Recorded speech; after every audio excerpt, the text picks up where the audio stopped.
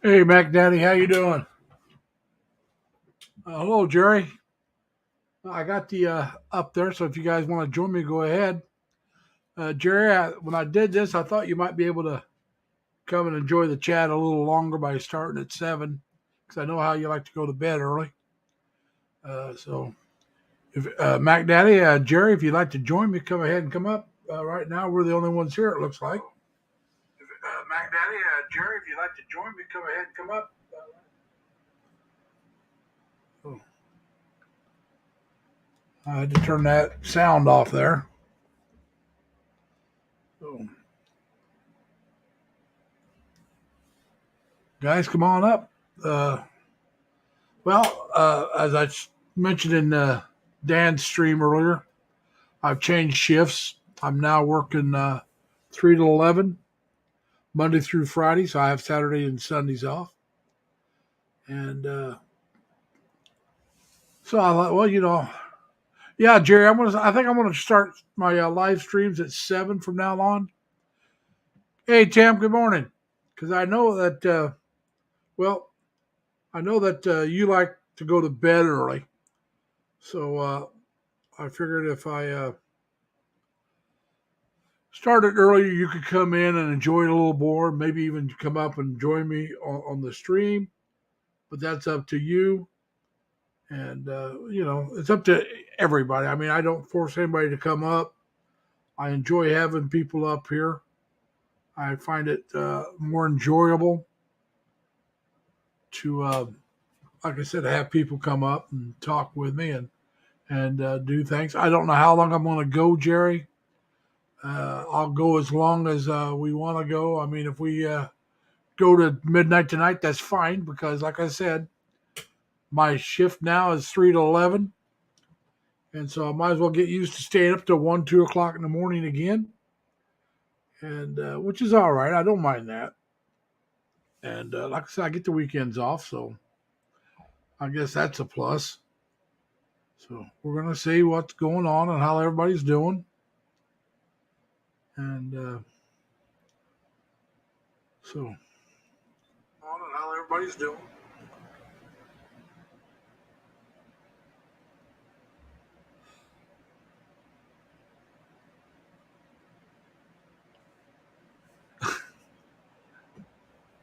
That's all right, Tim. I know it's only going on 7 in the morning there. On my days off, I'm usually in bed still at this time. When I was working day shift, I would get up between 7:30 and 8 o'clock in the morning. Hey Ben, how you doing, sir? Come on up if you like. We're just trying to see what's going on, and like I said, I'm starting early. I'm gonna at least do it for a few times.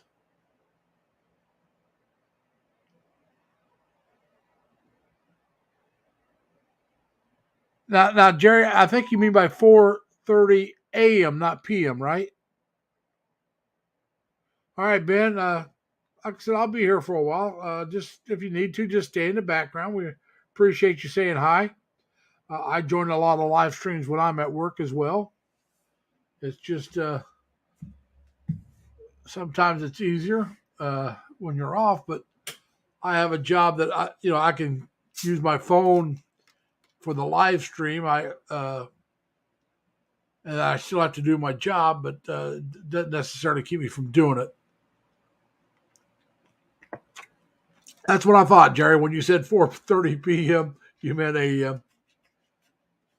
Yeah, that's why, Jerry. That's why I said that's why I started it earlier. I know you like to go to bed early, so this way you can come in and say hi. Now, Dan, I don't expect to be here at about 8.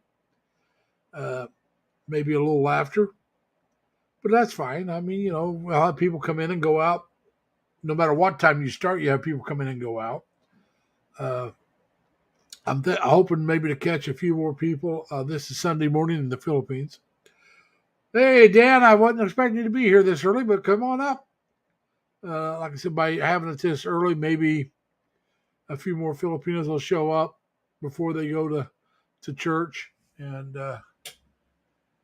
so, anyway, we'll see what's going on. Like I said, I wanted to give it a try. Hey, Tobias, How's everything in Chicago, land? I know you're not in Chicago, but you're over by there. Come on up if you like. But so, like I said, we're just going to do this early for a few weeks, see how it works out. If it doesn't, we can always go back to 8 o'clock. But I thought I'd give it a try because this is the time when I first started doing live streams. This is when I did it.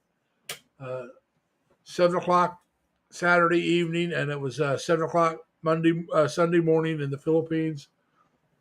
And then I started working the 3 to 7. I mean, 7 to 7. Excuse me, 7 to 7 there at the other job I had. So I started doing it at 8 because it'd make it easier to still do my live stream on Saturday. I still wanted to do it. Well, we got some rain today, Tobias, but we didn't get anything serious today. We were lucky that we've had some serious storms, but that's been a couple days ago. So right now it rained, but it wasn't real bad. I did go out in it. I wore a different hat than this one because this one doesn't protect you from the rain at all. I wore a ball cap, keep my glasses dry. I had to go out and do a little shopping because I didn't have anything to cook for supper. So I went out and bought a few things. I got my supper. I just bought a big old ham steak, fried that up, and that was my supper tonight. I bought something for lunch tomorrow, and I'm trying to decide if I want to cook again tomorrow night or order something from the pizza place. But I'm thinking about fixing something because I've had something from the pizza place a couple times this week. So maybe cut back on it. Finally stopped raining there, huh? That's good, Tim. But so, like I said, it was just something to do. And I wanted to get out because I'd been in the house all day. And so even though it was raining, like I said, it wasn't super bad. So I got out in it and did that. Now I'm going to have to, I think I'm going to go to the hospital tomorrow, not for myself. A friend of mine, she had low blood pressure, the one I was rabbit setting for. Her and her family's home, and she wasn't feeling well, so she went to the emergency care or whatever you want to call it, and got checked out. And so anyway, turned out she had low blood pressure, so they put her in the hospital. Today I didn't go by. She just went in last night at 5 something, so I figured she probably needed to rest. I'll go by tomorrow and see her, and if she's still in the hospital, we'll find out tomorrow. And go visit her for a little bit. And Jerry, I guess I'm going to have to be a little prejudiced. I'm going to have to say New York style because I've never had Filipino style. Chicago's a little too bready for me. I mean, the deep dish Chicago pizza, that's a lot more bread than I want because, like I said, I am diabetic. So the more bread, the worse it is for me. I do like bread, but I'll take the New York style. You have to fold it in half pretty much if they cut it properly to eat it. But, what the heck? It can be done. And I do eat that stuff. Man, that's bad, Tim. It's rained about 7 days in a row for about 18 to 20 hours per day. Man, that's some bad rain. Now, that's due to that, what do you guys call them over there? Typhoon, right? Hurricanes over here, typhoons over there, if I remember right. So hopefully that clears and things. I know it's the rainy season, but that's a lot of rain, even for the rainy season.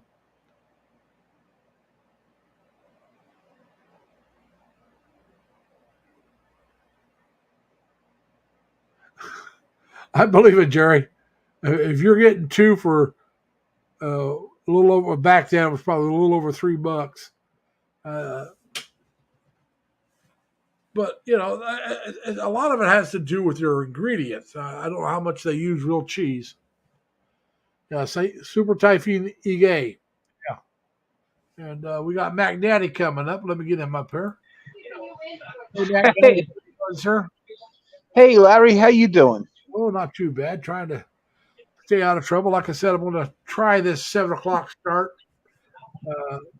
we'll see how it works out. We'll do it for a few weeks because people's got to get used to it. I know Jerry will like it because he can come in early and say hi to people, then bounce out early and feel like he stayed for a while. That's all good. Well, Jerry likes to go to bed early. Like he said, he's wide awake by 4:30 in the Well, morning. I'm usually up by 3. Some people have a different schedule, you know.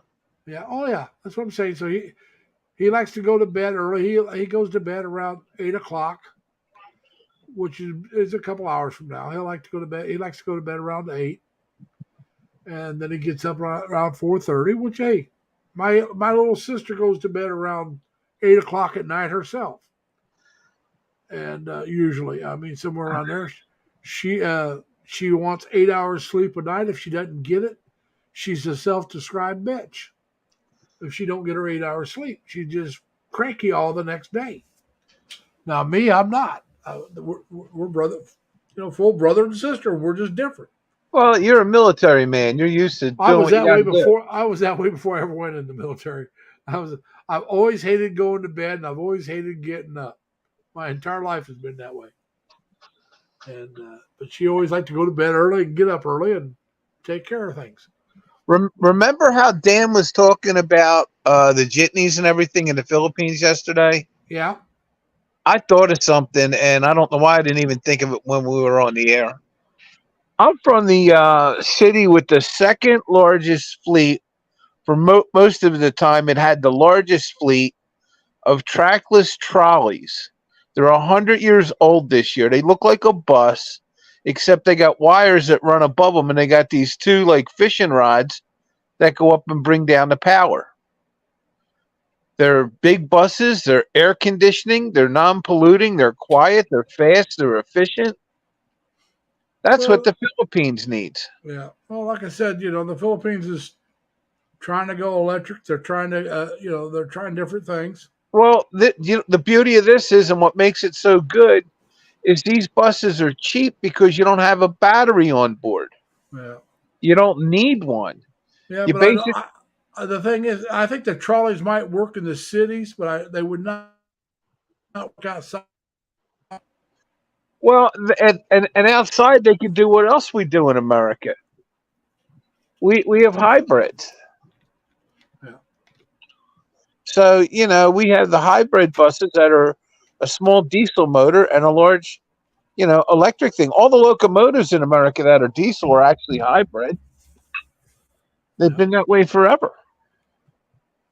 But I like I said, I don't know how. I worry about the trolley in some ways in areas that are prone to earthquakes.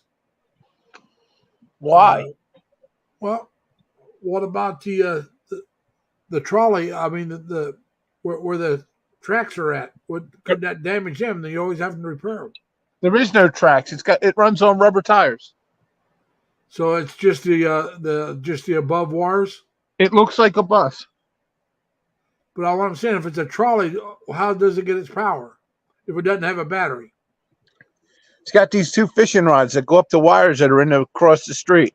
Okay, like I said, that would be. And it runs on them, and it can turn and go in and out of traffic because the fishing rods can just pivot and go back and forth. Okay. They're hooked. You can see it at SEPTA.org. The other city that has them is Singapore. But Philadelphia's had them since day one. They've had them for 100 years. Just a thought. Like I said, I know for years we ran on trolleys.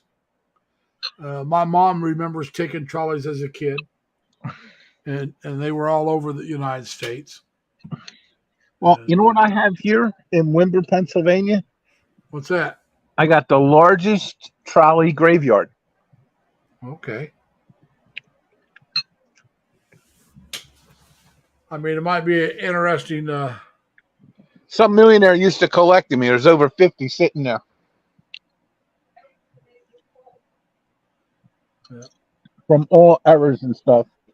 Here's one from Chicago. Like I said, if they have different styles of them,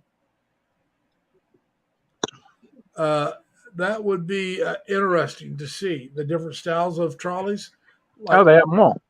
that's what I'm saying. A lot of them have been vandalized over the years, though, with like graffiti and stuff.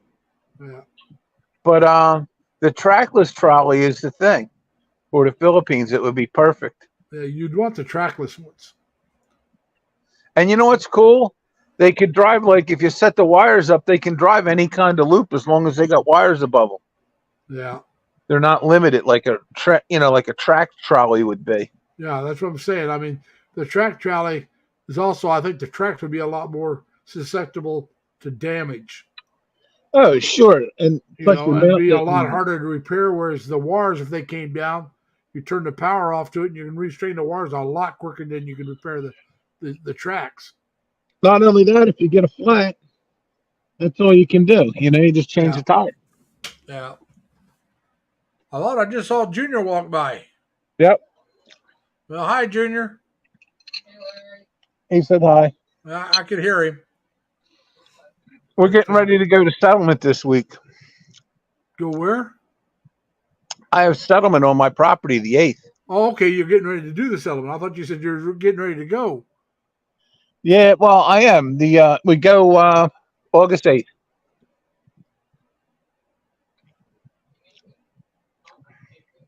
All right, Dan, I hope you get better. I know you were talking about having a cold on your stream. And so I understand if you're not coming up because of the cold. It's not good for your voice to do a lot of talking. But that's fine. You can always chime in through the chat. And we'll try to cover whatever you want. And has anybody? Yeah, that's probably true. MacDaddy Tim says the Philippines doesn't provide enough electricity for the residents and local businesses, so it'd be kind of hard to provide it for the trolleys. They'd have to really improve their infrastructure for electrical. A lot of places are always shutting the electricity down for brown. Sometimes a whole day. Yeah, sometimes it's a whole day. So that'd be kind of hard to run your trolleys on that. But certain areas, I kind of liked what you were saying there before about the propane, which would be better. Well, propane and diesel go together real nice. Actually, it'd be natural gas, but yeah. Yeah. But yeah, like I said, a lot less pollutant, and at least I think it's a lot less pollutant. Doesn't pollute near as bad. It is, but it is not as much less as you'd think. Well, but it's definitely cleaner. That's what I meant. It's cleaner. What about biodiesel? Well, biodiesel, you would need a source for the bio. Yeah, but I mean, you look. They fry a lot of stuff. Take that used grease and turn it. That's what they do here in the States. Yeah, but I don't know if there's enough of it. I'm just saying, that'd be something to consider. When you make biodiesel, there's a pentavane, as they call it, which is like octane in diesel. Well, like I said, they say it smells like French fries when it burns. I've made biodiesel, and we used to have to add some unleaded gas to it to get it to have enough crack to run good. Just a thought. Yeah. But all you do is you basically take the oil and cook it with acid so the glycerin drops out and you wind up with biodiesel. Okay. Like I said, I know they make it. I just didn't know how. Yeah, it's not very complicated. But electric with, these electric trolleys and buses, as long as they're running off the grid, they don't use as much electric as you would think. Yeah. It doesn't take that much. Yeah, but like I said, they barely make it. There's days they can't get through providing for the homes and the businesses. I'll guarantee you the residents would not like it if that caused more brownouts. They would not like it at all. Well, they're working on a new thing called hydrogen fusion, and that'll probably solve their electric problem in a few years when they get to that, Well, hopefully. because they got plenty of seawater. Oh, yes, they do. That's a fact. But there's a lot of things. Hydrogen would be another alternative. Now, I got to bring something up. Now, Jerry, y'all remember the well-educated man that was well-versed on getting rid of the jeepneys? He says, according to a well-educated man, all the old jeepneys were supposed to be gone by 2020. The guy from everybody busted on from Chris and Sabu, in case you're not catching who I'm talking about. We will not mention the unmentionable man's name. And Tobias, you're making me jealous. Tobias says he's got his plane tickets for September 15th. And Tobias, the day after that is my 70th birthday. Wow. I turned 70 on September 16th. So, well, I got to send for my passport. My passport's going to take 4 months to get. Even if you expedite it, it's only like 3 or 4 weeks quicker. Yeah. They're so backed up. Yeah. And Ben, I agree with you. I think driverless vehicles should be banned.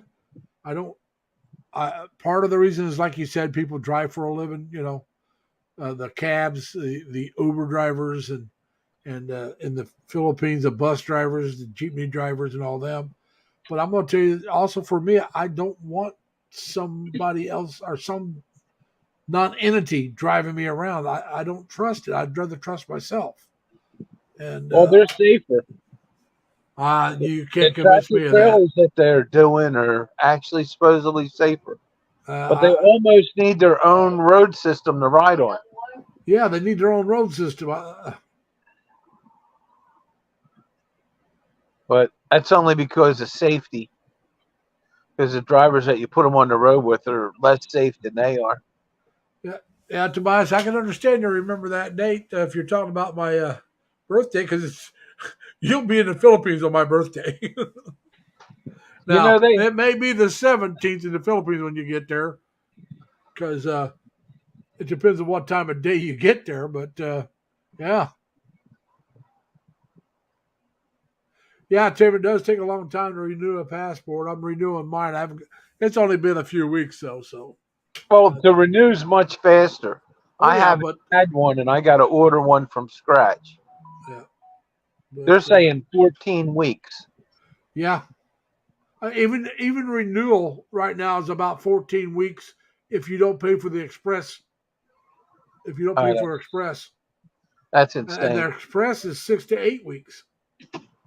And costs you $60 more. Yeah, to buy a 21-hour flight. Do you have a layover anywhere, though? And what time of day you're leaving? Because remember now, if you leave in the morning on the 15th, it'll be the evening on the 15th in the Philippines. But if you leave the evening of the 15th in the States, it'll be the 16th already in the Philippines. You're flying out of Chicago, so that's 13 hours difference. Oh, that's the Middle East layover, supposedly, I think, isn't it? I don't know. I don't know. Tobias, you're flying right to LAX, and then from there to where? Manila. I mean, you got it. Where's your layover, or are you just changing flights, or you don't have a layover? Let's see. When I flew to China, I flew to Detroit, Michigan, and took a direct flight to Beijing. There was no stop anywhere. See, if I fly out of New York, there's a couple places I can lay over. They say the best place to lay over is Incheon, which is Korea. It costs less and it's nicer. Now Tobias saying he's leaving at midnight from Chicago with a 2-hour layover in Taiwan, then Cebu. That's not bad. That's a nice way to go. Yeah, that's not bad at all. I mean, now I've Taiwan been to costs a little Taiwan, but more there, a they say. 2 hour layover, you're not going to see much. I was been to Taiwan a couple times. I was down in the city of Kaohsiung, How and much is his plane ticket, if we might ask? well, he mentioned that the other day. It was fairly good price. But it's up to him if he wants to say again. They're advertising right now between somewhere around 800. They hit you His for was somewhere. I want to say it was a 637, but little less than that, if I remember right. they tell you 637, but by the time you get into what you want, you're like 7 or 8. All right, now Tobias, you're saying you're arriving Cebu at 10:30 a.m. I'm assuming that's on the 16th, right? Or is that the 17th? Where's his final destination? Philippines. Cebu. He's flying into Cebu directly Is, from is Taiwan he? directly into Cebu. Yeah, but is he staying in Cebu or is he moving on? I have no clue. He may just be going over there, going to a few different places. He may See, stay. when You I know, go in, if I go over there for vacation, I might do that. Go to one place for a couple of weeks and somewhere else. Or then again, I might just say the heck with it. I'm going to spend the whole time in one place. I have, it's too far away no, for I'm me going to to worry fly about right into. now. I fly into Cebu, but then I'll take the ocean jet over to Bohol Right. Island. All right. Because where I want to wind up is in Onda, which is on Bohol. Okay. Now, Tobias says $780 is what it cost him for his. Yeah, say I was right in there. They're lowballing you, trying to get you on their website at 667 or 637. Now they've dropped it to, but Now, that's like the impossible ticket. Tobias is taking the what airline you're taking? Tobias is one of those new ones, and they got lower tickets because they want to get people to ride them.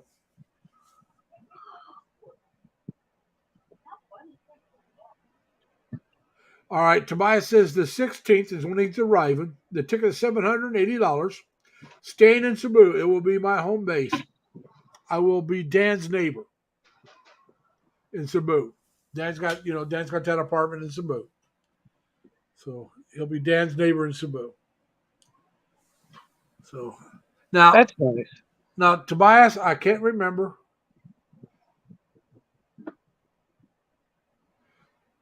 No, I switched to Eva Air. Okay, so you switched from the one airline you were talking about and went to Eva. All right. Now, I can't remember, Tobias. You're actually retired and moving there for good, correct? Am I correct on that one? Because I was thinking that's what's going on. That you retired. Now he's a little younger than I am. He's in his mid 60s. I want to say about 64, 65.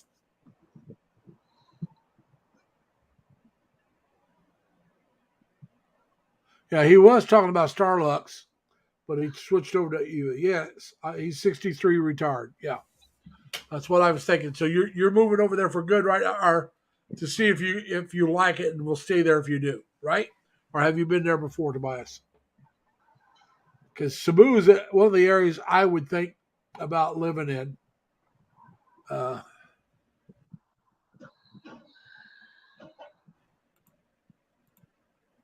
All right, I had a thing I want to get rid of. Cebu is one of the cities I would think about living in, and another place would be Iloilo, and then up around Manila somewhere. I wouldn't want to live in Manila, but that area. But like I said, you couldn't find a cheap Starlux flight, huh? Yeah, they were wanting to say they were cheap, but then they wanted to charge you more money, probably. I want, at least when I fly, I won't be able to fly the cheapest tickets because with that long of a flight, I want to be able to plug in my CPAP. And Singapore Air, Lar. Singapore Air, Eva, I think, has it. There's certain ones that but they cost more, so it'll cost me a little more. Either that or just sleep, set, lean back, and get some rest that way. I won't be as much sleep as I could get. It just depends on how if I'm going over for a vacation, I'll probably go cheaper What? and just kick back and recline in the seat and get whatever rest I can. Uh, and I might do that even if I'm going over for good. Save the money. Depends on how big of a difference there is between being able to plug my CPAP in and not being able to plug it in. Probably about $400 at today's rates. Yeah, there's a chance I may try to save that 400. I might regret it, but there's a chance I may do it. Well, the Singapore Air gives you it looks like a couch, and you get an airline seat and like this couch to lay on. It's nice. Now, Tobias, I'm going to agree with you. I was there in the Navy myself. I loved it. I also served with a lot of Filipino guys. I was a ship serviceman. It's a rate that no longer exists. They got rolled in with the storekeepers. I was a barber. I worked in the laundry. I ran the soda fountain. I filled up the candy machines. Worked in the Gita, Navy Exchange. I ran the gas station on shore duty. Mawa Judah, how you doing, Mawa? Welcome. Give me a second. Hey, C. Lexi, how you doing?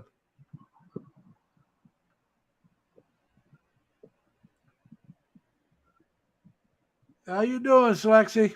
Yummy Mango, how you doing? I just noticed you guys come in. And I want to say hi. I'll add you, Moa and Yummy's first time I've noticed him here, so I just went ahead and gave him a blue jacket. And Yummy says, Larry, don't even think of using a scooter in the fills. You may end up like Captain Cruise Ship. Well, I used to ride a motorcycle. I'm going to tell you the truth. I would be scared to ride one in a major city like Manila or even Cebu. But on the roads outside of the cities and in a smaller town, I wouldn't be afraid of it. But right now, I want to live. If I do go to, let's say, Cebu, I know where Dan's at. I'd like to live around where Dan's at because it's close enough that I can actually walk to almost every place I want to go. And on a regular basis. And then some of the places that are not where I want to go on a regular basis, I can always take a bus, a jeepney, an Uber, or Grab, whatever they have. I know they only have one of them over there. I think it's Grab, but it could be Uber. And take that. Huh? They have Grab. You can get a trike too, Larry. Don't forget a trike. Well, yeah. It depends. Some areas they don't allow trikes on the roads. You go to certain parts of Manila, you cannot take a trike. They can't go in there. I've not seen trikes in Cebu, so they may not be allowed there. You see, jeepneys and everything, but I've not seen a trike in Cebu. Now they do have what they call what do they call it? Where you ride on the back of it's a motorcycle taxi but it's just you're right on the back. There is no sidecar. The tuk-tuk. Huh? Tuk-tuk. It's called a tuk-tuk. Well, a tuk-tuk is a type of if you go to the I'll tell you in a minute. The Thailand, tuk-tuk is a type of vehicle similar to a trike, but it's not quite a trike. Right. So, and Tobias says his girl's 31, lives in the province of San Fernando, no mom or family, no kids, and never married, of course. She's so excited to experience sleeping in an aircon and and having a refrigerator. Well, I can understand that. I mean, if you it's always nice to experience new things. And well, that's what I was trying to tell Marifel. Hubble, that's it. They call the ride on the back of a motorcycle where you pay the guy to take you. It's a hubble. That's what they call the motorcycle taxi, a hubble hubble. My friend is the same deal. She lives out in the province. They don't have a lot of electricity. They have no refrigerator. I told her when her and her kids come to America, it's going to be like Back to the Future to them. Yeah. Oh You yeah. know, Well, it's if you watch some of the Filipinos that come to the United States and have a vlog, uh, there was a couple I used to follow that was in the Philippines. He was an Aussie. They went back to Australia because, well, things they were having financial trouble, not due to their how shall I say it, their mismanagement, but they're trusting somebody else to manage something. And so they had to straighten that out, and then they went back to Australia so they could make some more money and get everything set back up.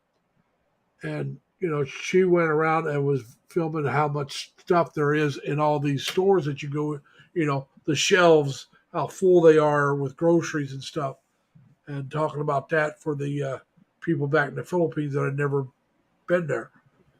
And well, I hope the Filipina P does something similar to that. She went to St. Augustine from New York City, which I don't know how many people know that St. Augustine is the oldest city in the United States. it's also the capital of Florida, isn't it? No, I don't think so, but it's the oldest. It's a tourist place, but it's the oldest city. And she went to the fort there, and that fort had never fallen and was handed over to the United States peacefully. But the fort was never defeated. Well, you know what else Florida has, don't you? Alligators. Well, they got but they got the Sentinel Indians. The Sentinel Indians have never signed a peace treaty with the United States. Technically, they're still at war. Hello, every man repeats a story.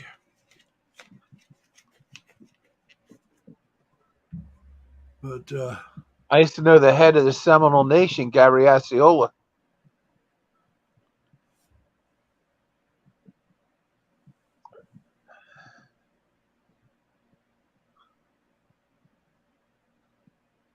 Did you freeze, Larry? no, I'm just checking something out here real quick. Somebody made a comment, and I'm wondering why they made the comment. Well, every man, I don't know why you're telling Yummy to stuff it. I don't see what she said that's wrong. She was talking about don't think about using a scooter. Unless you think she's taking a shot at you with that one comment. Maybe you had a wreck. I don't know. Well, you know what makes it hard to ride a motorcycle or scooter in the Philippines? All that sand on the streets. Now, Tobias, did you watch the P's video on St. Augustine? If you did, you noticed in the part they had this T-shirt there that said something about the drama, and I'm trying to remember what else. She goes, "Oh, does that remind anybody of someone?" She was referring directly to Paul. She's talking about wanting to get away from the drama and something else. And there was a T-shirt that was for sale in one of the shops there in St. Augustine, and she pointed it out and says, "Huh, who does that remind me of?" So I think she was taking a shot at Paul. So I don't know if she wants to go see Paul or not. I think she's upset with him like everybody else is. So I don't think she's going there myself. But that's me. I mean, you could what you could be right. Just the way she's talking, she's going to stay on the East Coast. So maybe he's coming to see her. But well, I'm sorry to hear that, Mark. I had a bad wreck on my motorcycle years back, cut my chest open.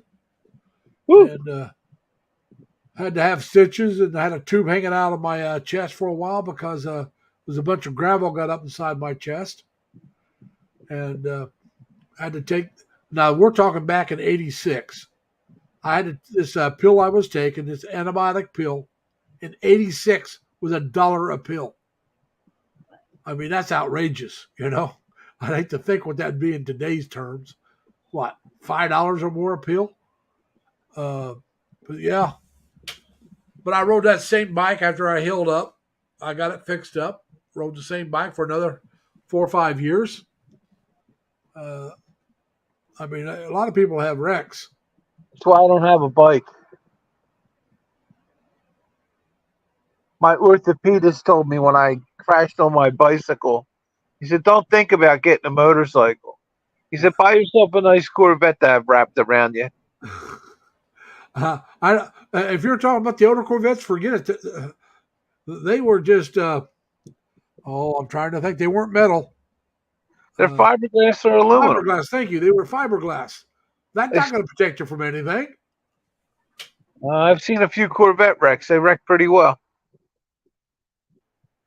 That's you can keep that fiberglass.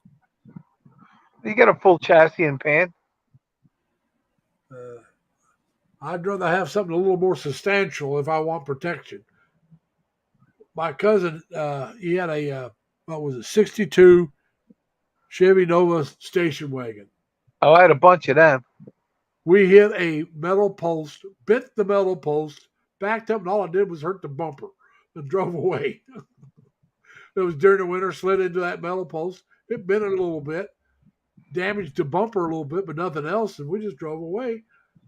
My friend took one of them and cut 20 inches out of the middle, made the 4-door a 2-door.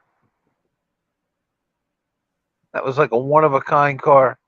Yes, Dad, I know what you think. And you could be correct. They could have. But that doesn't mean she couldn't have be really ticked off at it because he kept the secret from her, too. What's the big secret? Paul from World Zoom had been convicted of fraud. Oh. Yeah. In the States. And served some time in jail. And he was claiming to be all kinds of stuff there. And so it came out. Somebody found out who it was, and they posted a thing on him. And I guess at one time now this where they didn't have anything to prove this, but somebody tried to claim that he was claiming false valor. Now, there was nothing on that. Nothing showed that. And when I watched him, he never talked about being a SIL or anything like that. He never claimed any of that stuff. But somebody claimed that he did. But like I said, they didn't show proof. Of the fraud they did, there was newspaper stories out that you could go check. And so, and it came out, and he, I guess, didn't like the fact that some of the people were upset with him.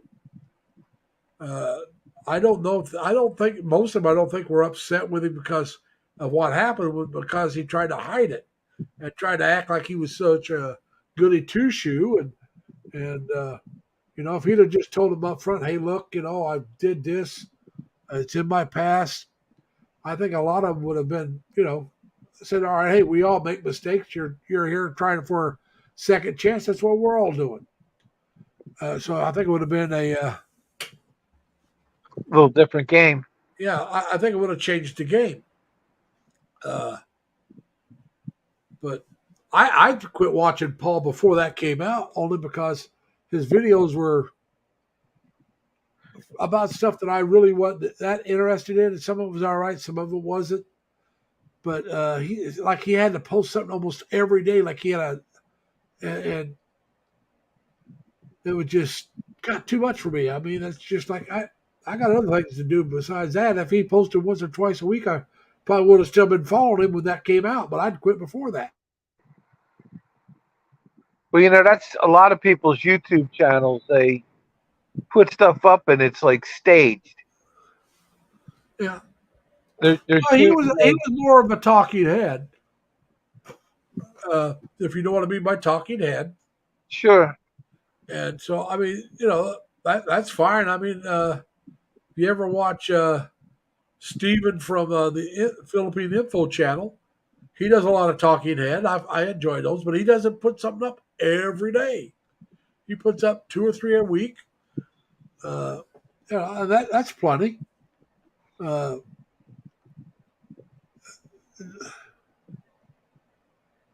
yeah, Some Dan. people, Like I said, yeah, he was a drama. And like I said, the T-shirt that she pointed out said something about the drama and wanted to get away from the drama. Like I said, it was in the window, and she goes, "Huh? I wonder who that reminds me of." So, like I said, she was referring to Paul. I'm not saying she was just saying that to throw people off the scent, as we would say here in the states. And well, I'm going to tell you something, Dan. He seemed like a very impressive person. He really knew how to talk, really knew how to present himself. Like I said, I only quit following him not because of what happened, because I quit following him before that. But I was impressed with the way he presented himself, the way he talked. So, has anybody seen Retro lately? Retro was in Jack's Hobson's live stream last night while I was at work. It was after, or was I at home already? I might have been at home already. Yeah, I was at home already. Uh, Probably around midnight, our time. No, it was midnight their time, so it had to been yesterday before I went to work. But anyway, he was in Jack's uh, stream last night for a little bit. I stopped by Jack's and Jack was nodding out, so I went ahead and jumped out. And yeah, Tobias, that's what I'm saying. He came off very smooth, very well articulated. Uh, so yeah, he's a true con man, and but a true con man can get you to trust him. He can get you to do he knows how to present himself and how to make himself look really good in other people's eyes, and that's what he was doing. And when everybody found out, that's when he started doing Scorched Earth. Like Dad said, he said Jean was a child bride, uh, and so like I said, Mark for not yeah Mike Philippine Retirement retaliated against him because the way he was talking about the older younger uh, age gap relationships, and he went off because he said, we tried to be friends with him, and invited him over, and he just thought he was above everybody. But they never said anything until, like I said, until he started to go scorch earth and started throwing, And if you know Mike's Philippine Retirement, him and Janet are getting married. There's a age difference there, but they seem to be happy. What the heck,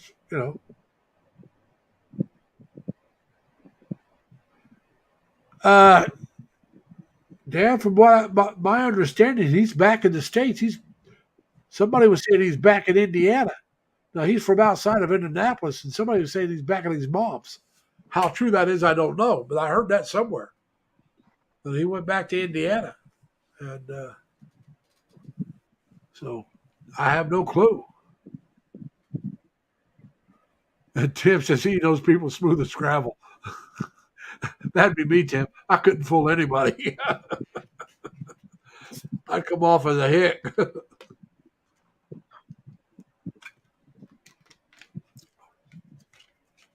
Yeah, you're right, Tim. They're very common in the Philippines.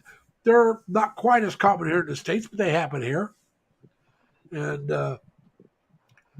now, Mia, if you want to come up, if you can come up, if you want to come up with my channel and talk, just hit the link up there at the top.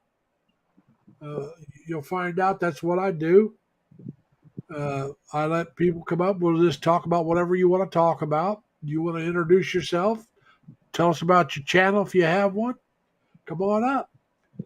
I just do one. I do a live stream almost every Saturday, unless something's going on.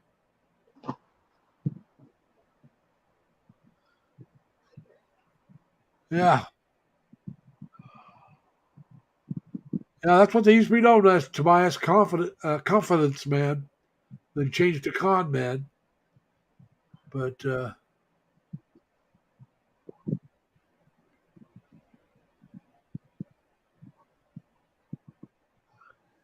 yeah, Jerry, it's the same thing here. Usually, the older guy is either he's famous or he's rich, and the young girls is attracted to that fame or that money. Same thing with older women with younger guys. Now you don't see quite the age difference there, but you do see an age difference. Now the women are called cougars here in the states. If, if they go with a lot younger women.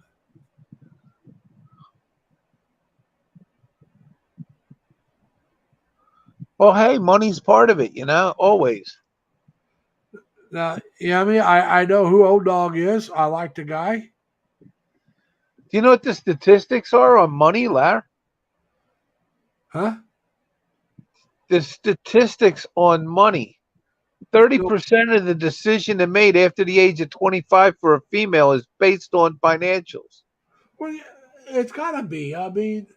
Uh, let's put it just to you this way: if you're now, there are women now that it's not quite as common today as it used to be, but it used to be the man was the main breadwinner. All right. Now, so if you wanted a comfortable life and you're dating two guys and you like both of them, you normally go with the one you think is going to make the most money and make you happiest. Uh, and that only makes sense. And wait a minute, now the guys, let's be honest about it here, we're visual animals. We got two girls. We like both girls, but one's better looking. Who do we normally pick? Well, there's a statistic too for that. Yeah, that's what I'm saying. 45% of the women today are the principal breadwinner in their household. That's a big number. Yeah. Nothing wrong with that.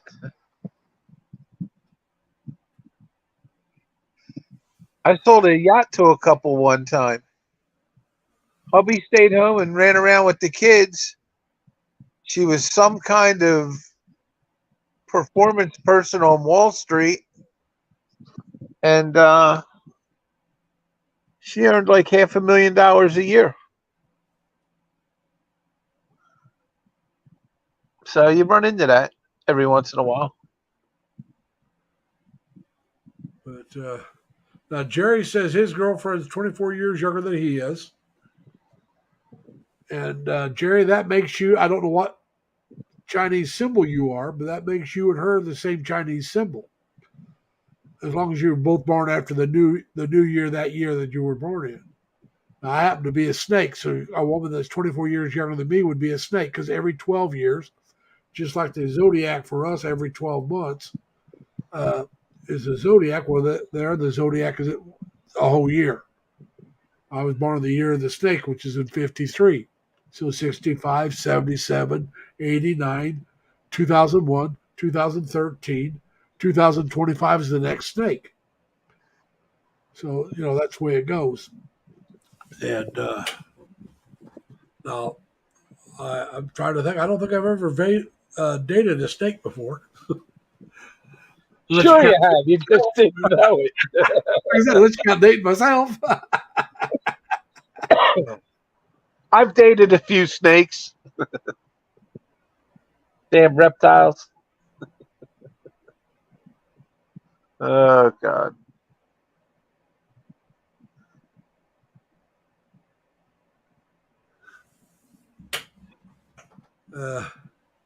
Well, it depends on what kind of reptiles you're talking about.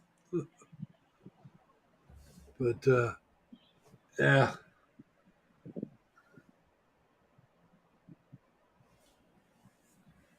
And then you got the proverbial lot lizard. Never dated any of them. Don't plan on it.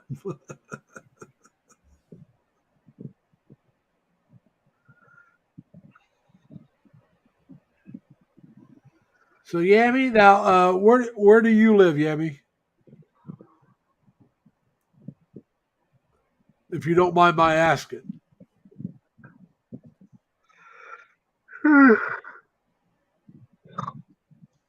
Jerry, I say be careful of all women. And I got nothing against them, but you got to make sure you got a good one. Because if you get the bad one, you're in a world of hurt. Japan, I've been to Japan many years ago when I was in the Navy. I was in Yokosuka twice. I also was on the island of Okinawa. I can't remember the name of the city there. It's where the Navy and Marine Corps base is at. You may know. I don't. Too many years ago. That was in 74. And that was a long time ago. But yeah, the one thing that always disappointed me about Japan was not the country. It was the time of year. I always went during the winter. And Japan is like the States. It gets cold. It gets snow. And I don't get as much snow, I don't think, as we do. But it does get snow. And it does get cold. I always wanted to go in the spring to see the cherry blossoms in bloom. And never did get to see that. So you know Yokosuka. Yeah. Well, that's one thing I'll miss about my property. The cherry blossoms in bloom. I got huge cherry trees on my land. Yeah. I've been to Yokosuka twice. I was there and I got there in November of 72 the first time, and I left in, what was it? February or March of 73. And the next time I got there was in December of 74 and left around February, once again, about February or March of 75. And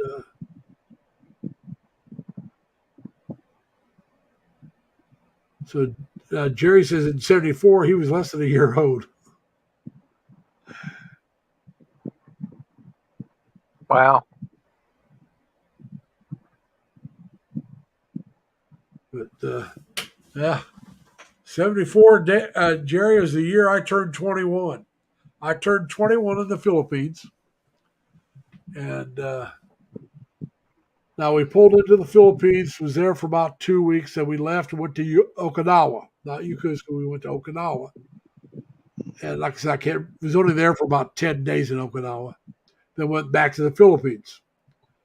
And then I turned 21 in the Philippines. And anyway, what happened was in the Philippines, 21 meant nothing. I could drink all I wanted before that. You know, I was in the military. I think drinking age may have been 18 if they had a drinking age, because I had a buddy that was 17 and we went out drinking all the time. And they never carded him. So it might have just been the fact that we were military, so they didn't care. And so on my 21st birthday, just to do something different besides go drinking, me and three of my good friends, we went horseback riding on base. They had a stable there, and they had trails that you could ride horses. You weren't tethered, and nobody had to lead you. You just went out riding. And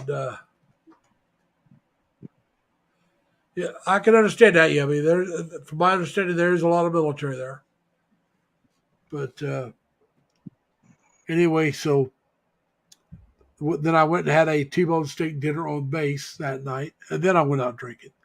That's just so my 21st birthday would stand out from every other day while I was in the Philippines, because I was out if I wasn't on duty, I was out every night drinking. It was just what we did in the military. And at least what we did when we were on ships, because when you pulled in, you were only in for a while. Now, I was lucky enough that my ship would be there for a couple of months before we go anywhere. Some ships would be in for a few days and back out, or they'd be in for a week or two and back out for a month and back in for a week or two. My first ship wasn't that way.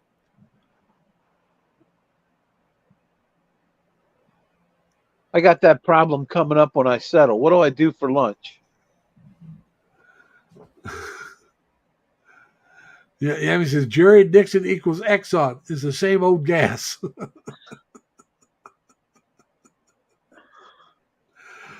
Yeah, well, I am not a crook. That was Nixon. You won't have me to kick around anymore. You were a cook in the Navy, huh? Yeah, I know the Constellation was a nuke. When I was in, I'm trying to remember. It was either the Constellation. I want to say it was the Constellation. Might have been the Enterprise. Was in dry docks up in uh, Bremerton, Washington. When I was up on the Long Beach, which is also a nuclear ship. That was my second ship. I was on three ships, and so anyway, the Long Beach was in dry dock up in Bremerton, Washington. And when I was stationed on her, that's where I picked her up at. And I can't remember. It was either the Constellation or the Enterprise. Uh, they were home ported in San Diego, and because they were in dry dock, and usually when a nuclear ship goes into dry dock, they're in there for a few months. So the ship would had their planes would fly down the crew on the weekends if they had the weekend off, and they could go down see their families and party and all that stuff. And then back on Sunday they'd fly back up to Seattle, which is right across the Sound from Bremerton, and then they had a bus back to the base. And I was out, and was being transferred up there, and I ran into a guy that was on the aircraft carrier that had the free flights. He says, "Hey, meet up with us tomorrow. We'll get you on. We'll get you up there." And that's what they did. They got me up there, got me on base, and I reported to my ship on time, and didn't cost me anything. I think you might have heard me say earlier, I was a barber. I ran the Navy GDUNC on ship. I filled up the vending machines, ran the storerooms for the ship servicemen. I worked in the ship store, the Navy Exchange store on ship and on shore duty. On shore duty, I ran a gas station. I worked in the laundry, like I said. So I did a lot of, when I was on shore duty, I did 4 different jobs every day. I'd start off at the Navy Exchange, and I would help restock the shelves. All right. Then I'd go from that job, I'd go to the vending machines. I'd go fill up all the vending machines on base. Then from there, I would go to the gas station, open up the gas station for, I'm trying to remember, I want to say an hour, it might have been an hour and a half. You got to remember this was back in 78, so it's been a while. And then from the gas station, I would go to the barber shop and finish the day off at the barber shop. That was my daily routine every day that I worked. And no, the Long Beach was named after the Long Beach, California, was the ship I was on. It was named after California, Long Beach. And she was a nuclear cruiser. CGN 9 was her number. Now, my first ship was a tender, destroyer tender, AD 14. My third ship was a LST 1184, and I won't say what I called it, but it rhymed with 4. Like I think I've told you guys before, the guy that invented the term rock and roll had a sixth sense of humor and watched an LST tied up at the dock on a calm day because she has a flat bottom and she didn't stop moving. Yeah, I mean, it is. It's a very common name. Now, my hometown is a very uncommon name for a town, but a lot of towns have. You can go anywhere, like Albany, New York. There's an Albany, Indiana. There's New Albany, Indiana. There's all kinds of Albanys. My hometown is Terre Haute.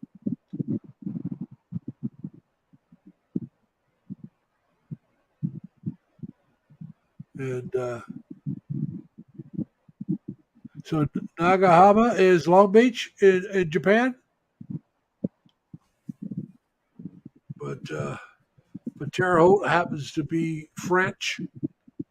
Terre means land, Haute means high. The French say it backwards compared to the English.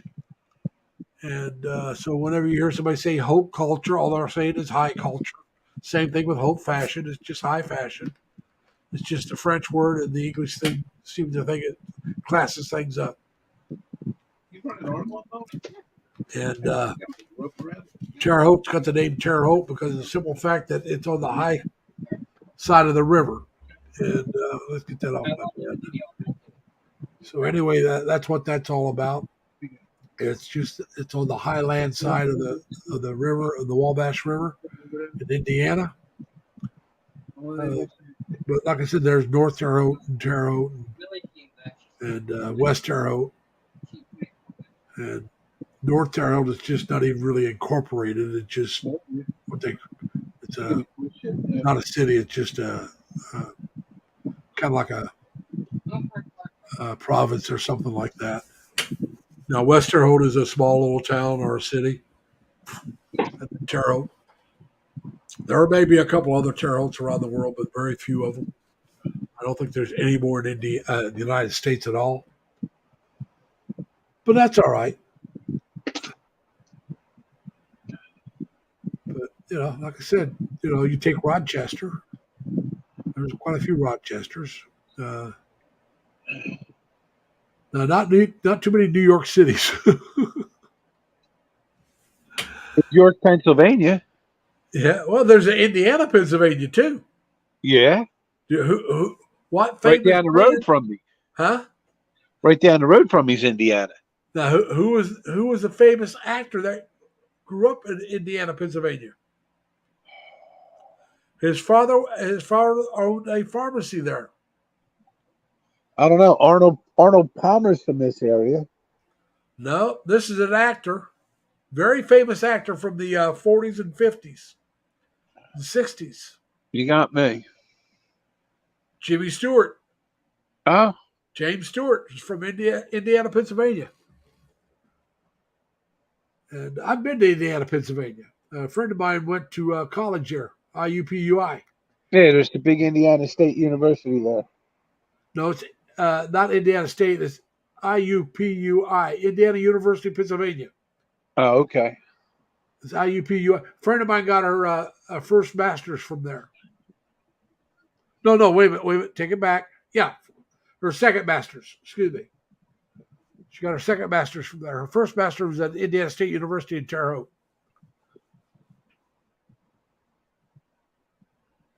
Yeah, it's a big college town. Their specialty is education. They put out a lot of teachers. Now, all right, Tobias, you said you did a med and you did 2 Westpacks. I did 2 Westpacks. And I don't know about you, but I happen to be a polywog. And for those of you that don't know what I'm talking about, if you cross the equator by ship and go through the initiation, you become a shellback. If you don't, whether you never cross the equator, which I never crossed it, or if you cross it, don't go through the initiation, and you have to do it by ship. You can't fly. You have to go by ship. You're a polywog. Now, my older brother was a shellback. His very first trip, he went across the equator, go down to the Panama Canal, go through the canal, and come back into San Diego. And they landed in San Diego the day I graduated from boot camp. So he was at my graduation. And then he was on his way after that. They were there that whole weekend. Then they left that Monday to Pearl Harbor, Hawaii, which is where his ship was ported at. Now, I said something to my brother about putting in for brother duty. And because, I have to request it that he has to approve it. And then the Navy will, say, okay, you can go there. But you have to agree to stay there for a year. And my brother said, no, Larry, don't do that. He says, find out what kind of ship because I got great, duty station. But he said, we go out to sea a lot. He said, see what you get. And if you got something better, I'll put in for brother duty with you. If not, you have to do so long, then you can put in for brother duty with me. Well, I got San Diego, which is nowhere near as bad as some other places. It's a pretty nice place to be. And my ship didn't go out and play war games. So he put in for brother duty with me. And he got it. Like I said, you have to serve so long on your ship. So he had to wait till after I did my first Westpac. I came back. He had the time in that he needed to have in. He requested, I approved. He came on, and he was with me on my second Westpac. Oh, that's when they found out how sick he was and got sent back to the States. But so yeah, we served together for a while. So Tobias is a shellback. All right, Tobias. I'm just a little old pollywog, man. Sorry about that. Now I didn't do 20, but I've heard of uh, captains crossing the equator for the first time. The ship crossing the equator for the first time, and that would have been a trip.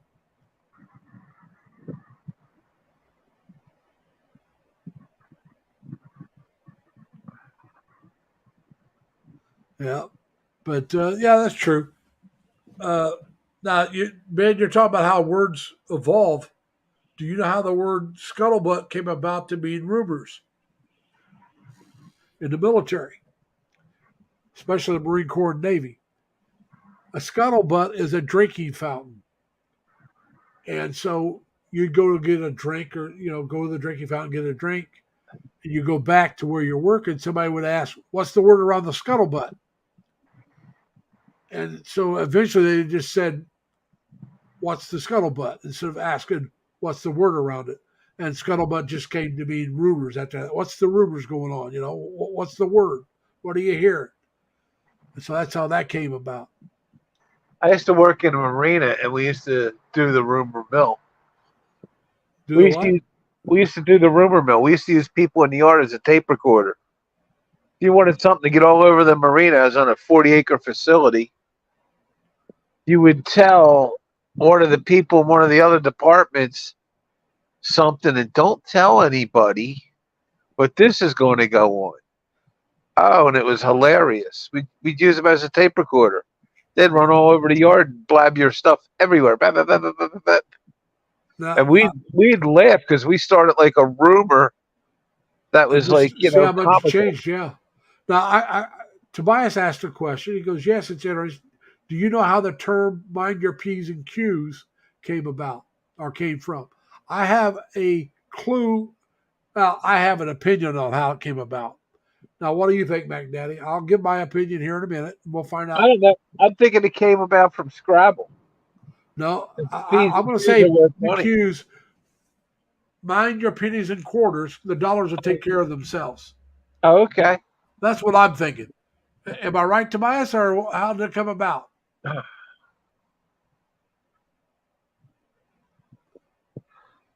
Or are you just asking? But that's what, because think about pennies and quarters. If you watch your pennies and quarters, the dollars take care of themselves. Well, if I watch my pennies, I got pennies that are 186 years old. Yeah. I got pennies from 1837. I can't say that, but I got a Mercury dime. They're cool. Yeah. I used to have a Walking Liberty silver dollar. I also used to have the couple silver certificate dollar bills. I gave them away as presents. I had somebody give me a silver quarter in my change at a bar like 2 years ago. They opened up a roll of quarters from the government, from the bank. Yeah. And when they put my change down, I heard it go ring. I looked up. I said, "Oh, you know what that is?" The bartender's like, "No, what? That's a silver quarter. The quarter you just gave me is worth $5." I've gotten change here recently since I moved down here, so within the last couple of years, of Kennedy half dollars, uh, and stuff like that. Because you rarely see a Kennedy half dollar. Nah, you don't see many of them. And then I started seeing Susan B. Anthony. They say if you buy $10,000 worth of rolled quarters from a bank Yeah. and they're not new stock, that you have the odds of getting 2 silver quarters out of them. Because the government doesn't have them graded in any way, and they just, when they disperse the money supply, there's some all silver coins that get out. I found that interesting. Yeah, I mean, I didn't even connect that until then. Yami says Ben and Jerry in the house. You're talking about Ben, Barry, and Jerry. I call South Texas home. Ben and Jerry. The ice cream. Ben and Jerry. Yeah, they're more like Neil and Bob, aren't they? Or is that Bob and Neil? uh, how about Abbott and Costello? Yeah, Yami probably doesn't know Abbott and Costello. With their famous thing, "Who's on first?" Oh yeah. Oh, it just cut loose here. It is raining the rain. It rained early, but like I said, it wasn't super hard. But It just opened up here. yeah, Junior's out cutting the lawn. I can hear somebody running some kind of motor, but I can't tell you what. Yeah, that was Junior out cutting the lawn, and now I got this rain. I got a fan blowing on me. Oh, here's the answer Tobias gave. Back in the olden days, there were pubs, and the English dudes would run a tab, and they served beer in pints and quarts. When they get drunk, they would buy beers, and the bartender said to them, "Mind your P's and Q's." That is where it came from. Well, I got one for you with that one if you want to talk about bars. What does the term "how much can you raise in a pinch" mean? I've never heard that one. How much you can raise in a pinch? Yeah, how much can you raise in a pinch? But I mean, I never heard where it came from. Yeah. Back in the gold panning days of California, a pinch of gold. A pinch of gold was a shot of whiskey. So they used to hire big burly bartenders with big thumbs. And the question they would ask you when they interviewed you is, how much can you raise in a pinch? Because your big thumb and your big pinch got more gold dust for the bar. Oh, yeah. That I thought was an interesting one. How much can you raise in a pinch? Oh, yeah, Jerry. Ben's wrong. Ben and Jerry, the cat and the mouse. No, that's Tom and Jerry. Ben and Jerry is an ice cream company. They're out of Vermont. I think so, yeah. Originally. I know it's the East Coast. They were two guys that opened up a ice cream store at a gas station. The one didn't have any taste buds, so he over-flavorized the ice cream. And because they bought a broken ice cream machine, it didn't inject a lot of air into the ice cream. So they made ice cream, and their ice cream became famous because it was more solid and very flavorful. Flavorful. Yes, flavorful. And they started producing and selling ice cream. Yeah. And they caught on. Do you know who owns Ben & Jerry's today? No. Ben & Jerry's sold the company, although they still get paid and still make public appearances. The same people that bought them bought Slim Fast the same week. They're owned by a French company called Reuben. Yeah. Reuben owns Ben & Jerry's, and the day after they bought Ben & Jerry's, they bought Slim Fast. They were going both ways.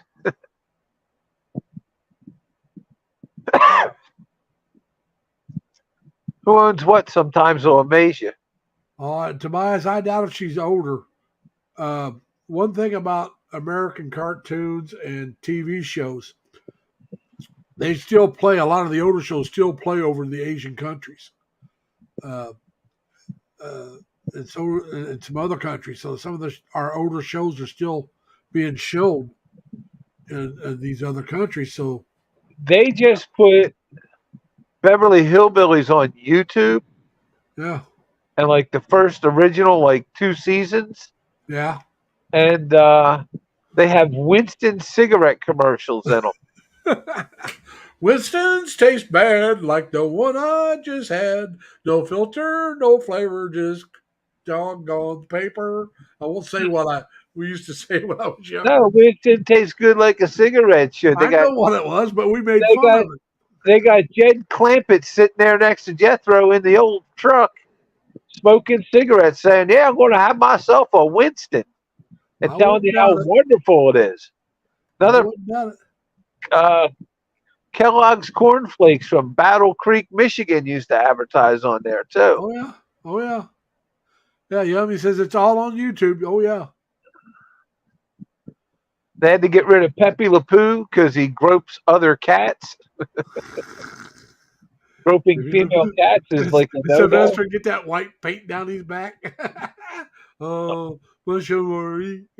Yeah, can't grope cats on for children no more. No, Uh, no. Coyote and the Roadrunners considered racist. Um, Bugs Bunny, they had to outlaw him. Elmer Fudd, Yeah. all the good ones. You remember Nick on TV, Nickelodeon? They used to play a lot of the old cartoons on there. Yeah. But You just got soaked.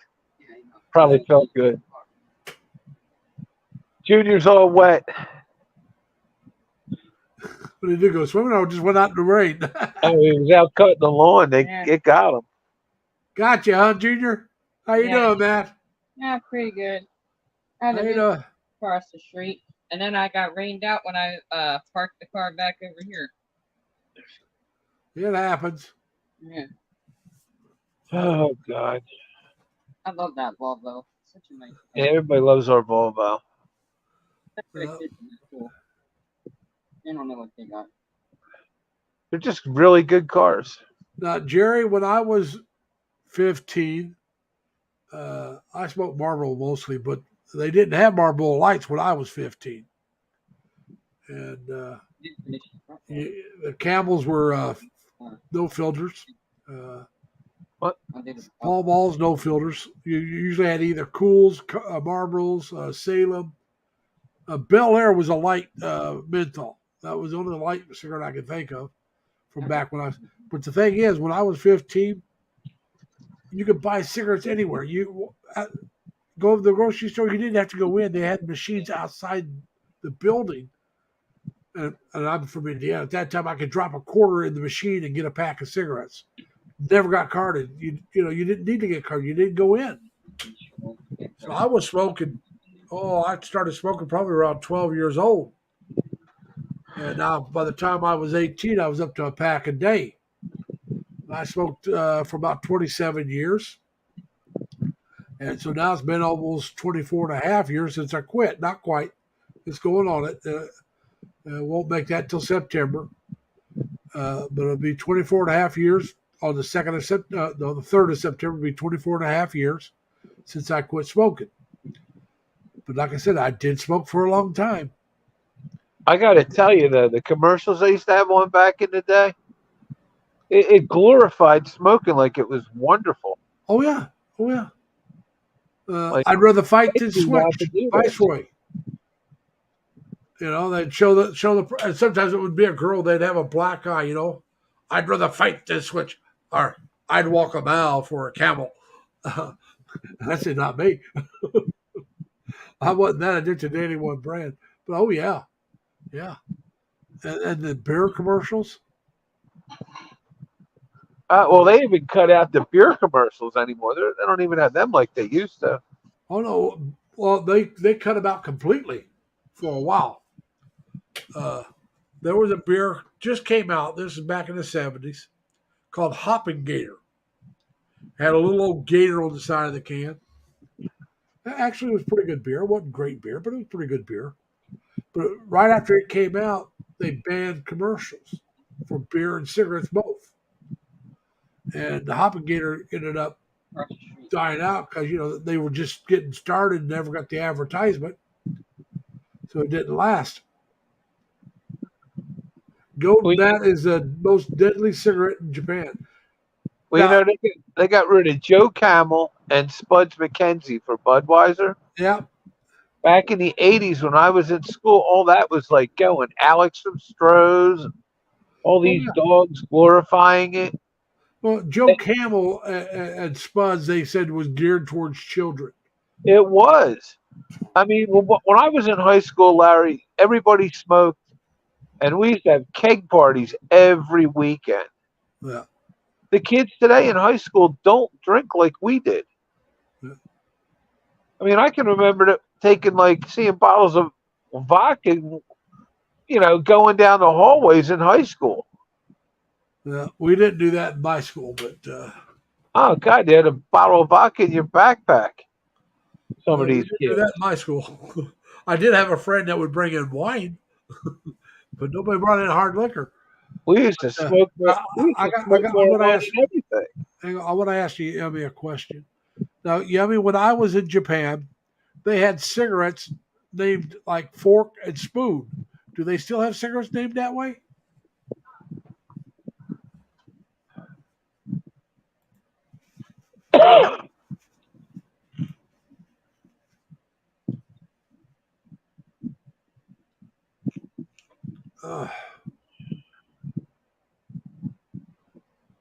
Uh, there was we bought them out of the machine on the streets, and they had a cigarette brand. I think it was called Forks, like the fork you eat with. So I just wondered if they are, finally got some different names.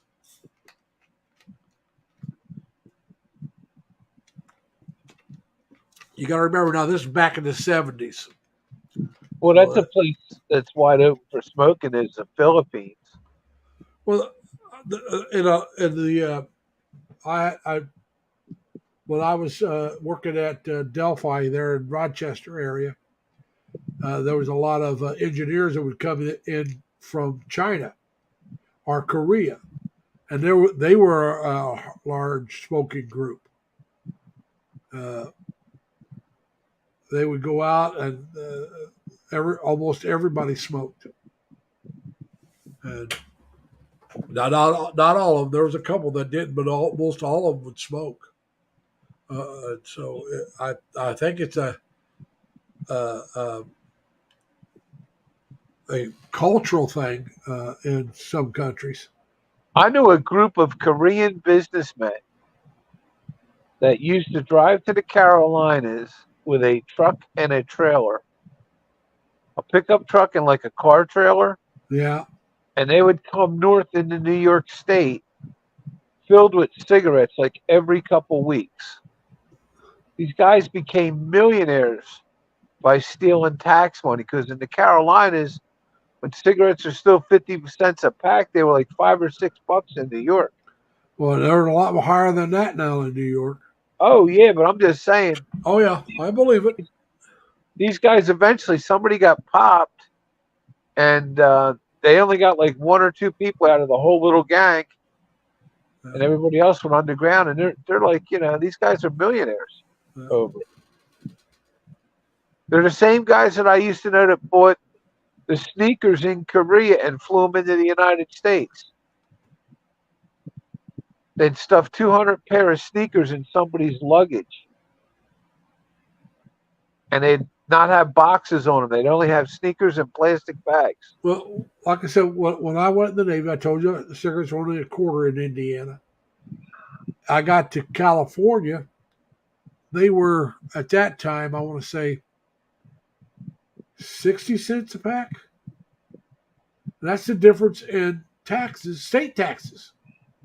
Oh, yeah. I used to buy cartons of cigarettes when I lived in Delaware and worked in Pennsylvania to take them back to Pennsylvania with me because they were like $20 a carton in Delaware and $40 a carton in Pennsylvania. Okay.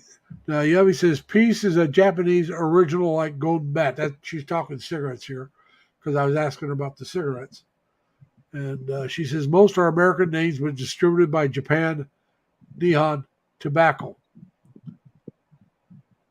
Yeah, that's because American cigarettes are popular all over the world.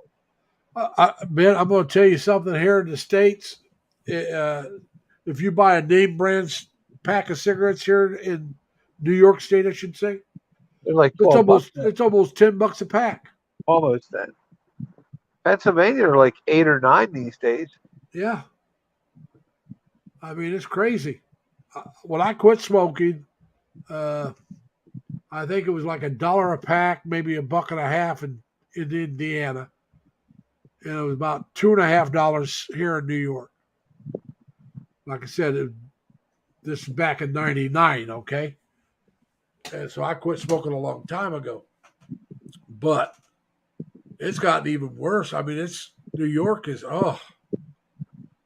Now you can go to the reservation. When I say reservation, I mean the Native American reservations. Yeah, we You had get your that. cigarettes a lot cheaper, but you're not. And they got their own brands, which is even cheaper.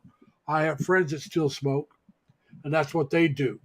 They go to the reservation every couple of weeks, buy their cigarettes for the time that they need, and then if they run out, they'll buy a couple packs or whatever, and then go to They the got reservation and get more later on.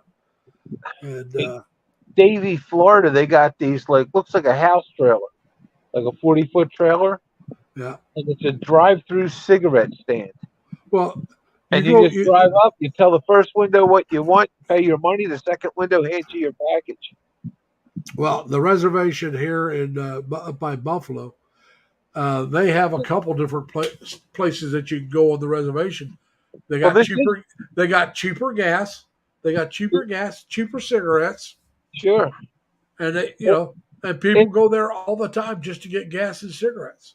in And if Florida, this is anybody, going to the reservation. You literally just pull off into this parking lot, drive through like the drive-through, and when you get back on, you're exiting the reservation of the Seminole Indians. yeah, but well, see, 90, US 90, the throughway here in New York, up Right. around Buffalo. It goes right through the Indian reservation. They have to pay the reservation, the native tribe. They have to pay them so much money every year because that's their land. Part of that goes through. That's the treaty. And they tried to break it one time a few years back, and the Native Americans went out there and set up roadblocks and burned tires on the road. It's like, this is our land. You're not using it unless you pay us. That's the agreement. Well, the reservations all got gambling because of the Sentinel Indians in Florida in 1974 used to have these bingos and these giant bingo halls that would cause traffic jams of all the old Florida seniors trying to get there. And the state of Florida kept shutting them down, and the federal government came in and shut them down, and they sued and went through the Supreme Court. Once that was established, they turned their bingo halls into casinos. And they still got a couple bingo halls, but then they also opened up the Hard Rock Cafe in Davie, Florida. That's owned by the Sentinel Indian tribe. Yeah. Well, they got a few casinos here in New York. There's one not too far from me. Canandaigua. I want to say it's in Canandaigua, but then they got a couple up around Niagara Falls, Buffalo area. How far are you from Governor or Edwards? Who's that? How far are you from Governor, New York, or Edwards? I don't know where either one of them's at. My friend's going to see his father. He's somewhere in upstate New York. They got reservations up there because they always go to the reservation and go to the casino and have, the buffet and everything. It could be a small area close to Buffalo because Buffalo's got a couple casinos up in that area. And it could be close to Canandaigua. But it's a smaller town, so I don't know the town. Yeah. You got to remember, I'm not from New York, so unless Sure. I go to that area, I really don't know it. I got you. Well, New York's a big state too, Oh yeah, but I mean, like Pennsylvania. well, I'm sorry, I'm from Indiana, and I don't know every town in Indiana either. drive I north grew to up south. there. Drive north to south in Pennsylvania, it only takes you like a few hours. Drive east to west, it takes you all day. Well, for us, north and south is the longest. East and west is the shortest in Sure. Indiana. We're longer than we are wide. We're only 150 some miles wide, about 157. That's it. And then we're longer than that, though. I passed through Indiana a couple times. I was going to Oshkosh, the big air show. Oshkosh, by gosh. The big air show. Yeah, I'm just saying, Oshkosh, by gosh. Yeah, they had them out there.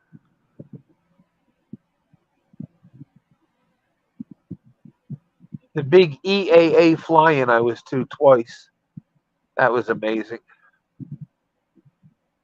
Yeah, I can believe that, Yummy. Yummy says Oppenheimer will not be released in Japan until after August. And she asked, "Can anyone guess why?" And Ben says, "After the anniversary, Yummy." If you're talking about the Hiroshima, You know, and that movie is so slanted. I People are would. watching it It's as not a a movie I would. I'm documentary. sorry, it's not a movie I'd watch. I haven't seen it, but right now the movies that are out that I would watch. One is The Sound of Freedom, which you don't hear much about, and then there's oh, the action movie. I'm trying to think of the name of it. Uh, oh, I can't think of the name of it right now.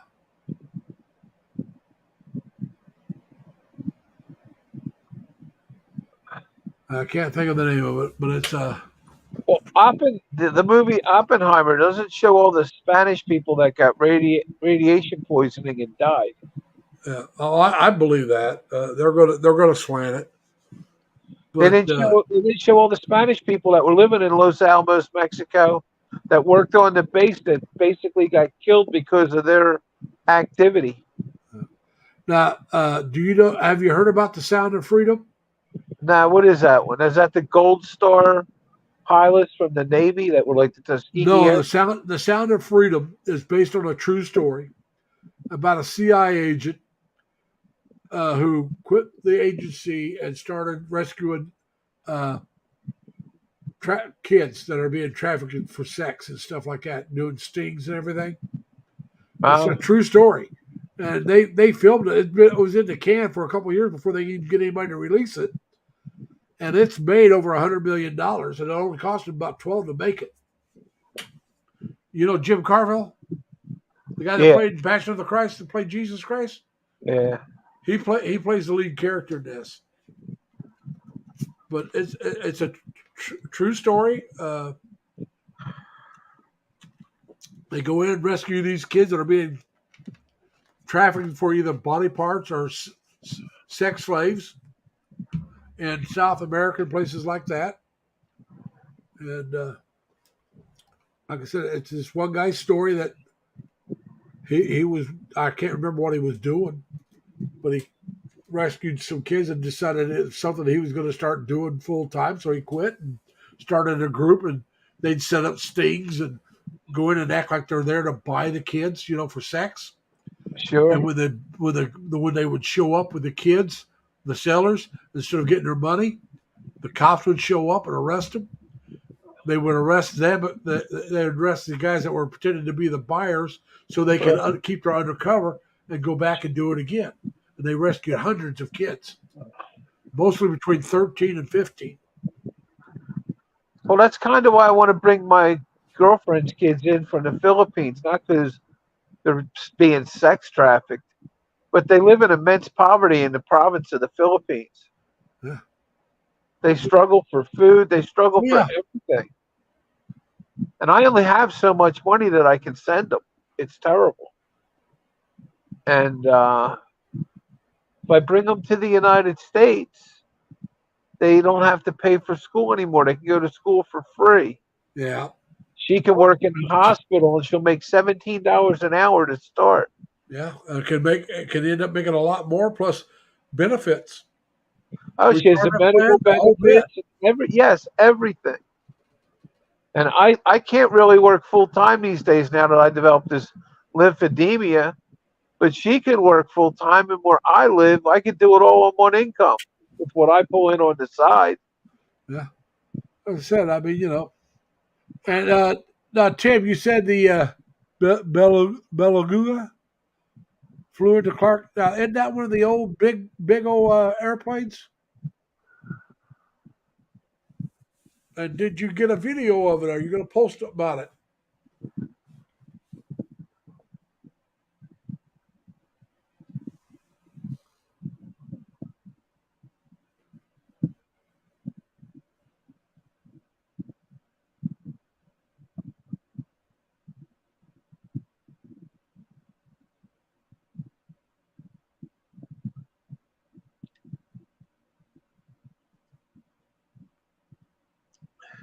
You ever see how many people tune into Dan's channel for a couple hundred pesos? Oh yeah. Uh, hey, I don't blame them. If, Oh, to them, that's real money. It's the difference of oh having yes. money for dinner Oh or yeah. not. Oh yeah. I The agree bag with of you. rice for them. Yeah. That's a I week can worth see of. that. That's about a week's worth of rice. Okay, Tim, you didn't get the video, but you did see it. Hey, Dan, I don't know. I have to look, but I couldn't blame her if she did.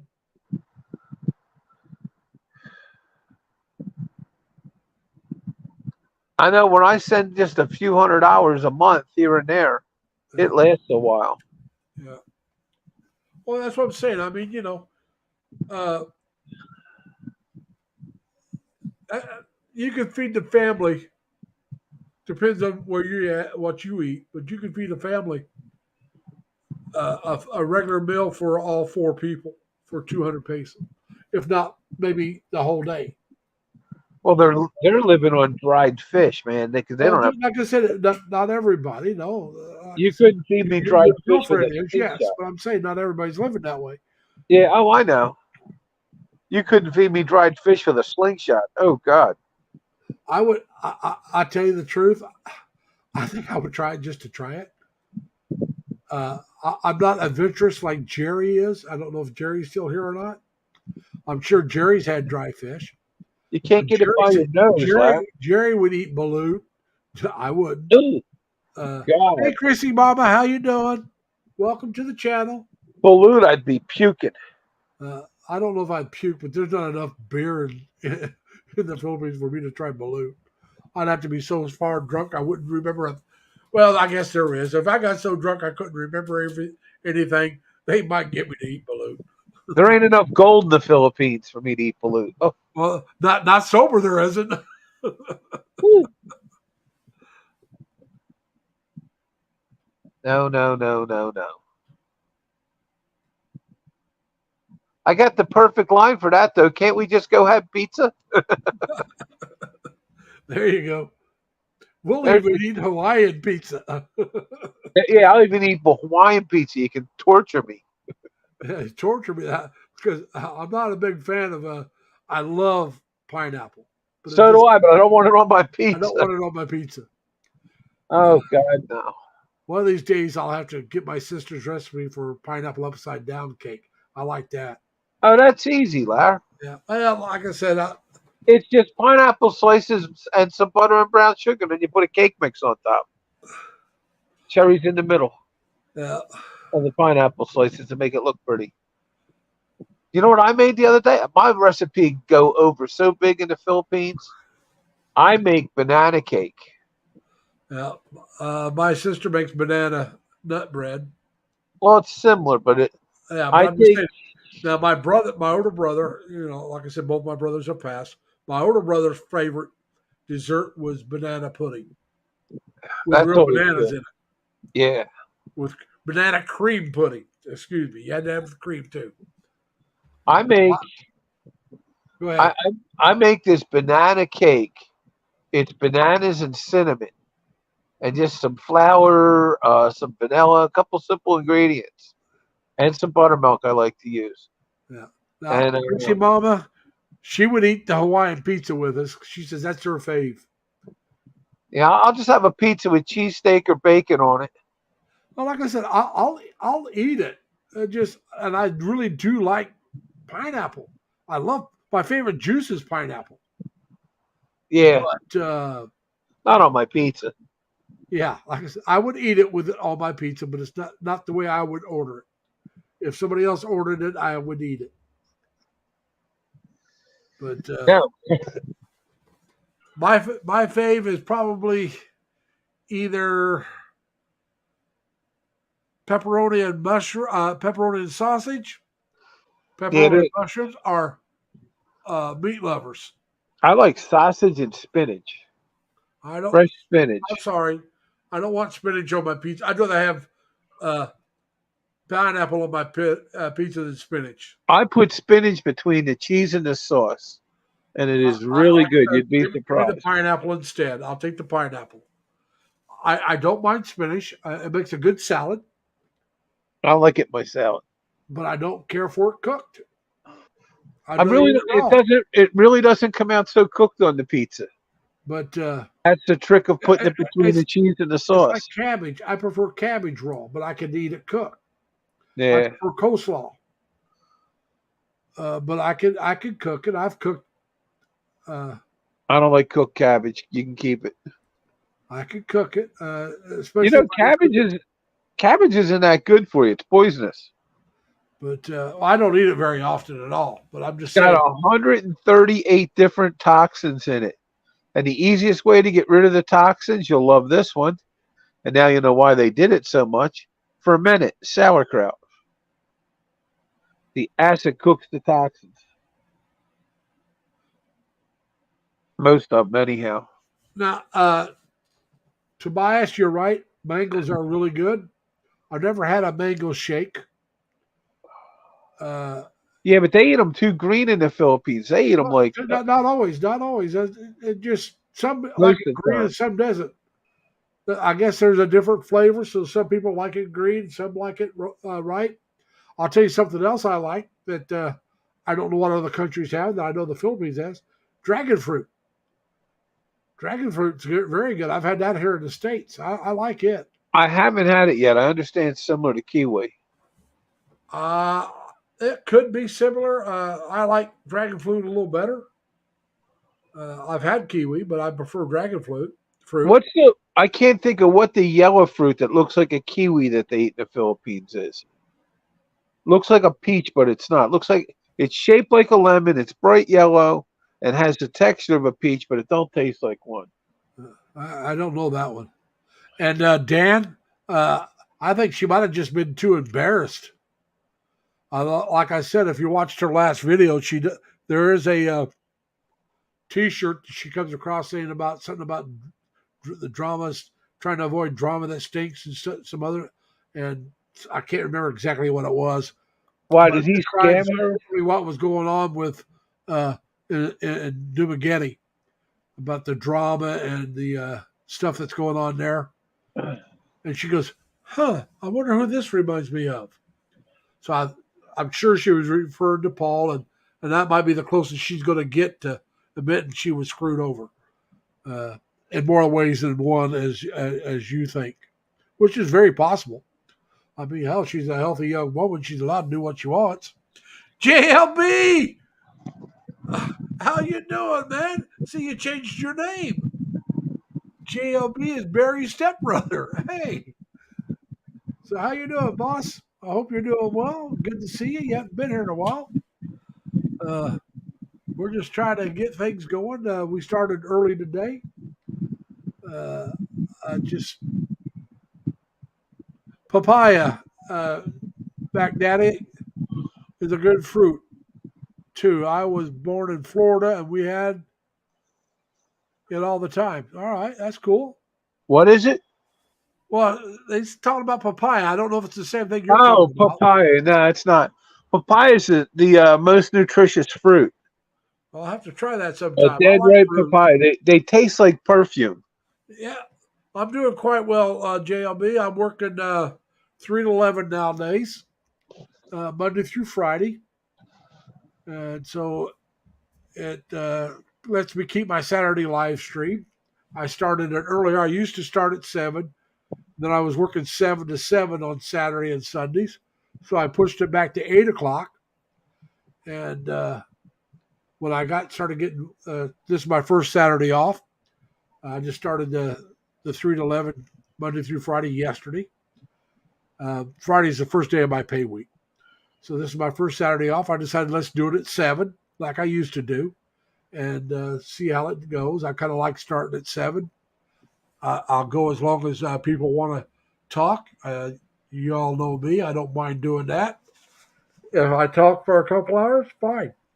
If I talk for an hour, fine. If we go 4 or 5 hours, that's fine too. We'll do whatever people want to do.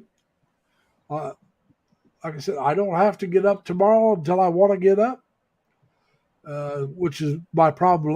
Was before was, well, yeah, I was willing to stay, but I had to get up at 5 in the morning and get ready to be at work by 7. Well, that's no longer the case, so we can stay as long as we want, which is what I enjoy.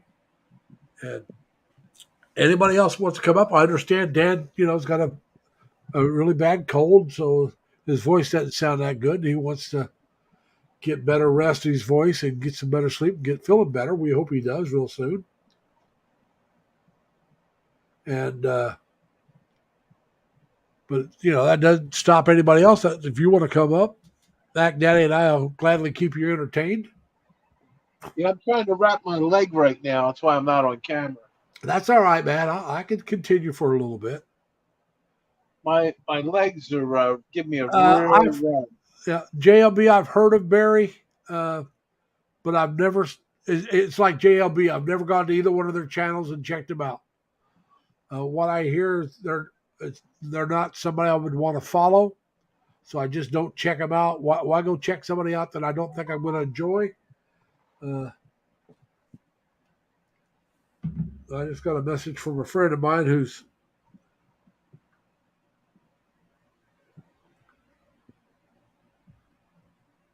I got to answer this. A friend of mine just told me her blood pressure is back to normal.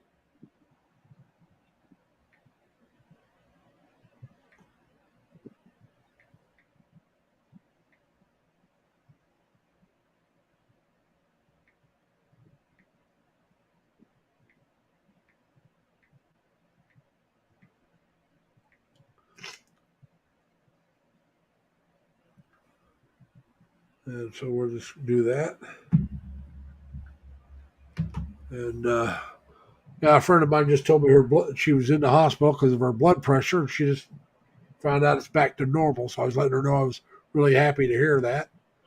I don't know if they probably will keep her overnight and let her go in the morning. So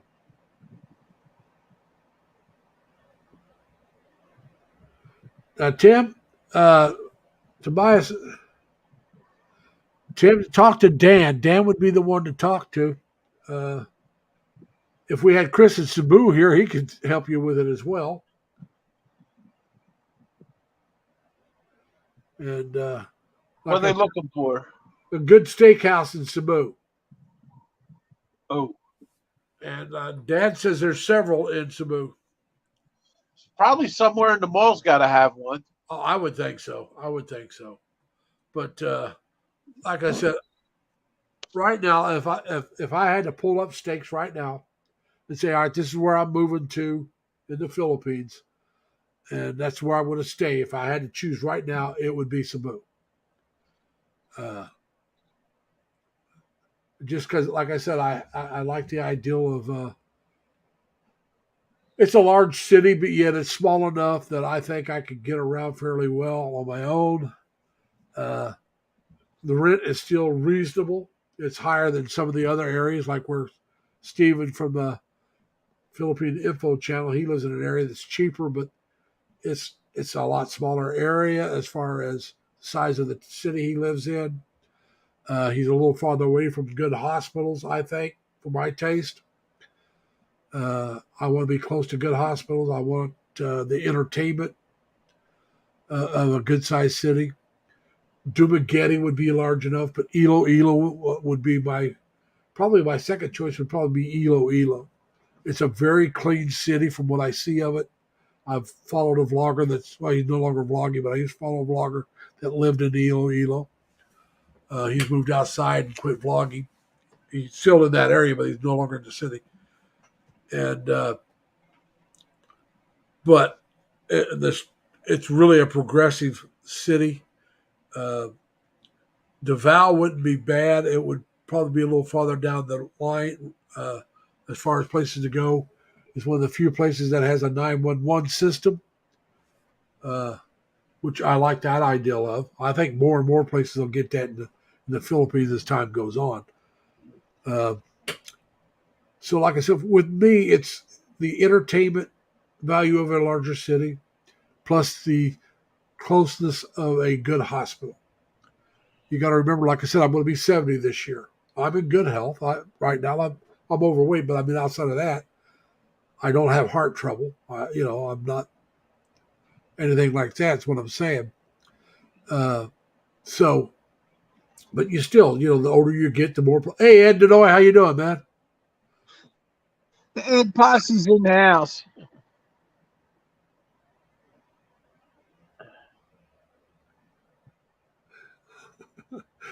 Ed says my blood pressure always spikes when on hold for Social Security, listening to the same recordings forever.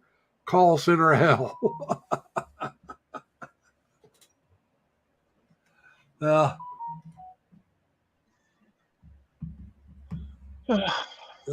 my friends get me again. Whoops, that's the wrong thing.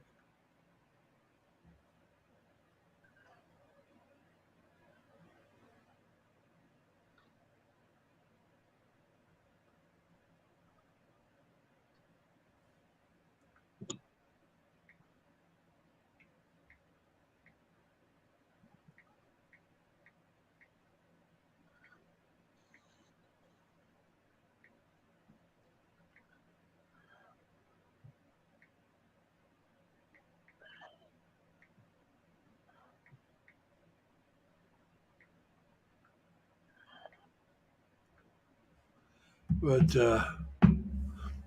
anyway, hey, Tobias, when I type, sometimes I get autocorrect, and I hate that.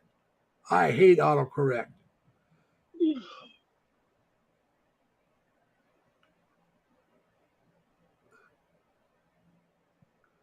Dan says Agnes, Dan's, and Cebu. Really, look it up. 5 stars. That sounds good. Agnes Dan is your new name, Dan from Glasgow. And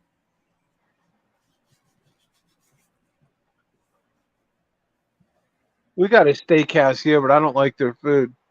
well, yeah, I mean, not every steakhouse is a good steakhouse. Let's be honest about it. Texas Roadhouse. They're a big franchise chain. I've never had a bad steak. We got Haas Steakhouse, but their stuff just reminds me of diner food with a steak. They got a very nice salad bar. Yeah, I like Texas Roadhouse. Yeah, I don't know where one's near me. They may have one around here somewhere. But I got a good trick for them too. Every Texas Roadhouse has a Willie's Corner. what? Every Texas Roadhouse has Willie's Corner. It's Willie Nelson's corner.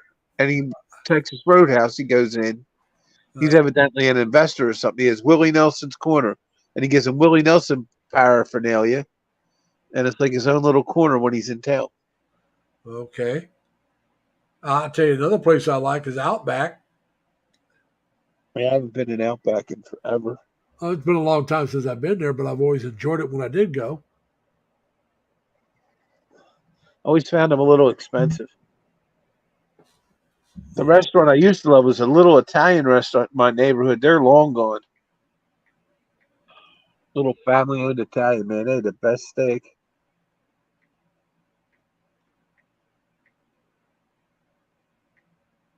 The restaurant business has a lot of problems these days in the United States.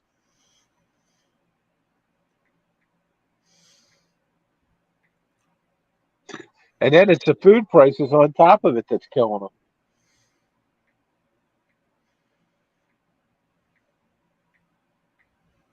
Did you know that baking products, corn syrup, sugar, and flour are up like 22% this year?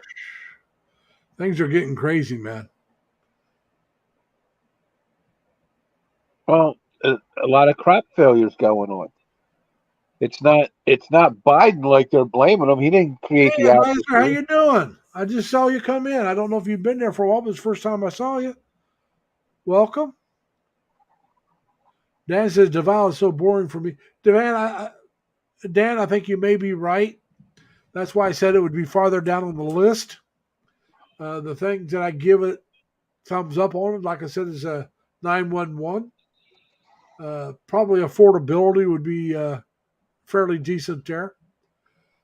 But everything's a lot more spread out, I think, in Deval. So I think getting around would be a little harder, which is a negative for me. because, like I said, I really don't want to have to buy a vehicle of some type. I will if I need to, but I really don't want to. If I do, I only want a bike. I don't want a car. So the Val would probably be better for a bike than some of the other places.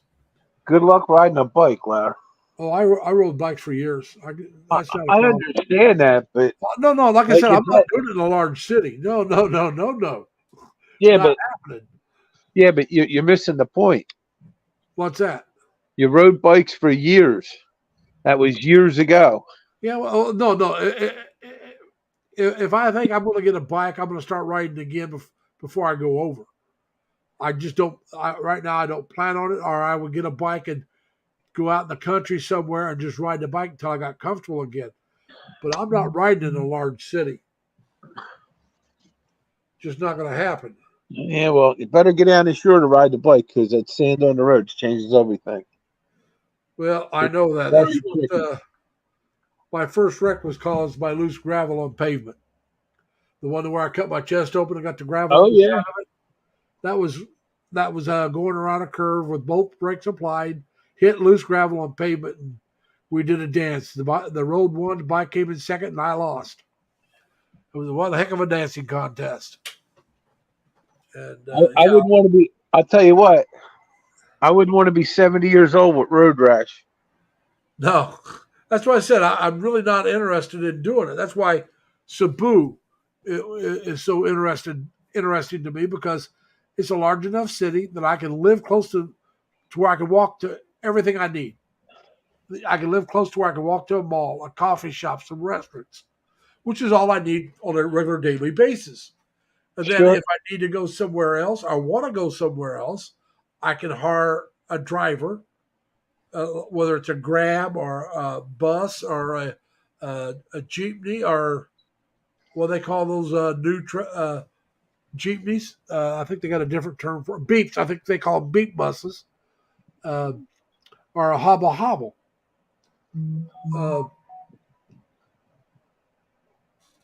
What the heck noise was that? And I don't mean anything by it, but I was like looking at motorcycles today online, and I'm saying to myself, they're giving Harleys away right now, and I always wanted one. I would not buy a Harley. I'm sorry. And I certainly ain't going to buy one. No, I'm not buying a Harley. I would buy. Like I said, I used to ride a 750. All right, and I still love the big bikes. I really do. I love the looks of them.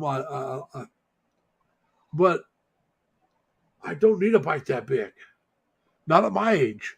Well, at the Philippines, they don't even have them like that. I'm talking about if I got a bike here in the States. I'm not getting a bike I can't take on the road. I'm sorry. Not doing it. I won't go below probably a 500. But if I was going to go bigger, I would probably go with the Can-Am. That's the two wheels in the front and one in the back. Oh, I don't want to deal with that either. I would rather, that's less chance of wrecking that than there is the just the two wheels. Oh yeah, it rides like a snowmobile, But I'm just saying, though. I mean, if I'm going to go much bigger than a 500, I would go with a Can-Am. But they're not cheap. Oh no, they're not. And I'm a poor boy.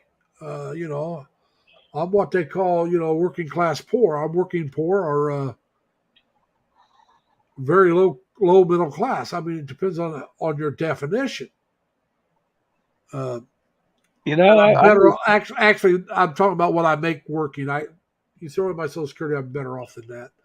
But when I finally quit working, I won't be.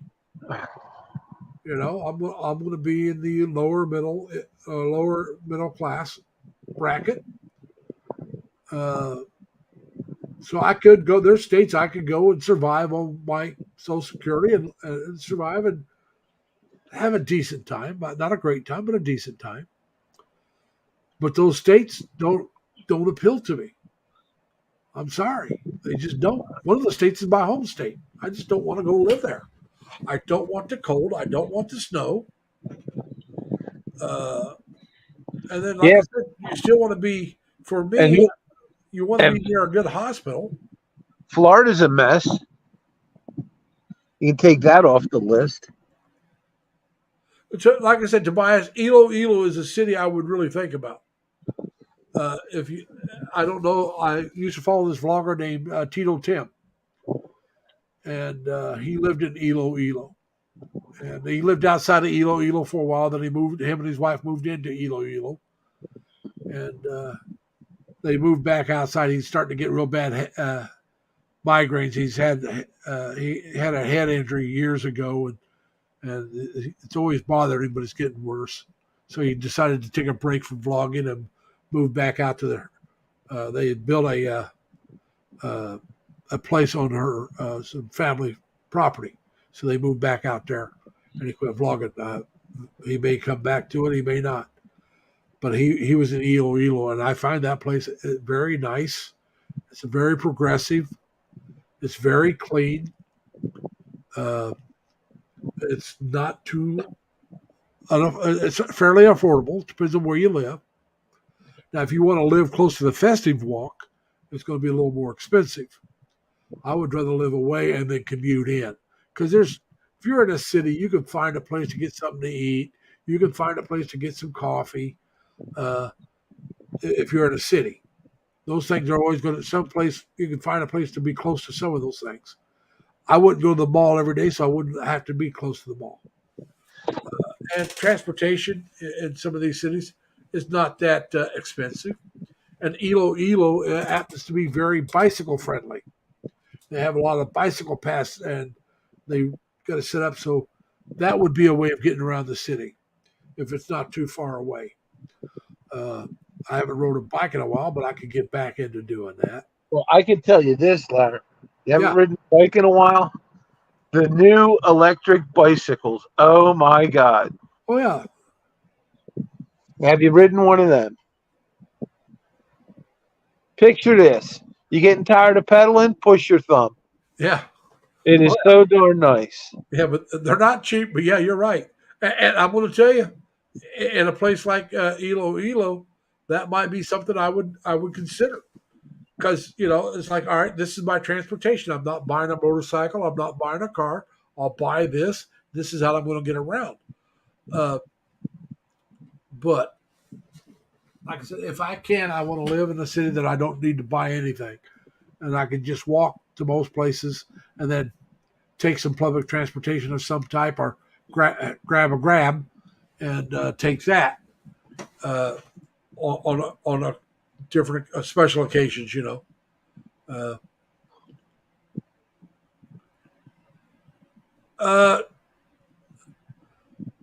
I'm not sure what they consider middle class now, Tim. I'd have to Google it, and I'm just not going to do that right now. Now, Deval Don is in the house. Welcome, Deval. Deval says a one-bedroom here, my apartment complex, is $1,900 a month. Two-bedroom is $2,200 a month.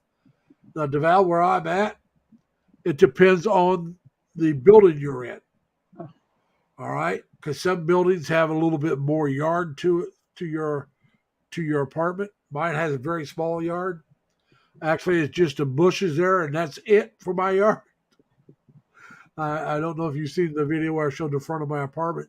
You can see I have no yard. My apartment is a little over 600. I'll be honest with you, 660 a month. Plus, I pay my electric, which is about 160 a month. That's right now. That's what it is averaging per month, and I pay every year. They redo it and see how much it is, and right now it's 159 a month. And so you throw that in there. So we're looking at a little over $800 a month for my apartment. I can live here on what I make from work. Now, I would not have much money after gas and paying my car and my insurance and all that. I wouldn't be driving a brand new car. Well, not brand new now. I bought a brand new one. I wouldn't be driving that if I was just working. But I could afford to live where I'm living. But yeah, I make more money working than I do on my Social Security.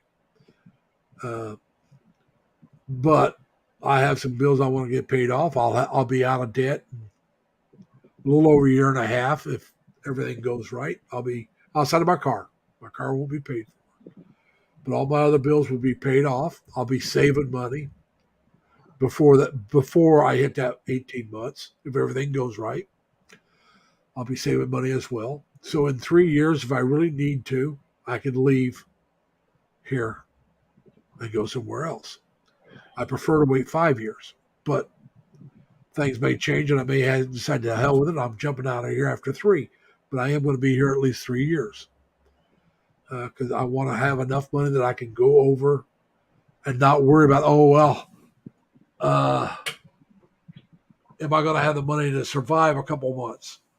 Am I going to have the money if I don't like where I'm at to move somewhere else or go back to the States? I want that money. I want that money. I don't. If I move, I plan to move back. But my health may change. I may get in a situation where for whatever reason, it's not feasible for me to stay. So I want to be able to jump without having to worry about the money. That's why I want to go at least 3 years, so I can do that. Because let's be honest, outside of your plane ticket over there, you still need a few thousand. Let's say 5,000 minimum, U.S. minimum 5,000 to set yourself up. So you better have 7 or 8, because unless you find a place right away, well, you got to have money to live until you find that place. Where Dan's at right now, if they have an opening when I go over, I would gladly jump on it. But I still need a few thousand to pay for my rent, my deposit. Some of these places want 2 months up plus a deposit. You still got to have money to buy your food. And if it's not furnished the way you want, you got to be able to buy the furniture you want. Crystal, hello, how you doing? Welcome. Crystal Ventures in the house, everybody. We're glad she's here. But Mac Daddy, Crystal saying hi to you. Hi, Crystal. It's welcome. I said hi to her earlier. Well, she just came in. No, she was online earlier. Okay, I didn't see her earlier. Little Chrissy Mama's here. I think it was Crystal that was here. Hi. Probably Chrissy Mama. You probably said hi to.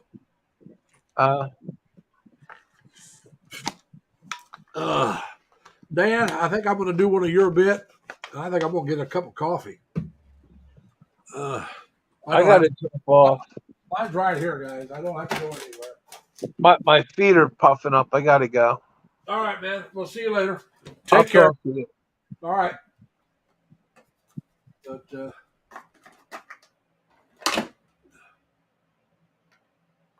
I'm just making a cup of coffee. That's all I'm making.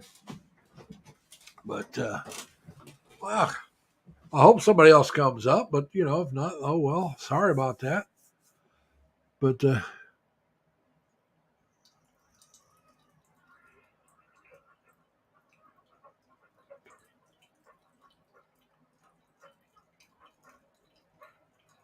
I believe that, Tobias. I have a Capital One card. No, I have a.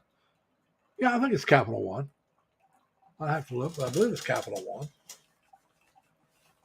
Let me look real quick. Yeah, that's what I thought. I have a Capital One. Now, Tobias, I don't know if you ever checked out any of my videos, but back in March, I had somebody scam me, and they got me. I was able to stop them from getting any money, but they did get my information. They got my Social Security number and some other stuff, enough that they could have really ripped me off bad. And they claimed they were from PayPal, and they had enough information I thought they actually were. And I'm driving, so I'm not as alert to what's going on the phone as I probably should have. Next time, if I get a call wanting to talk to me about something and anything financial, it's going to be like, hey, look, I'm driving. You're going to have to get a hold of me later, or I'll call you back, because I'm not doing it when I'm driving again. But anyway, they said, well, they wanted me to transfer some money.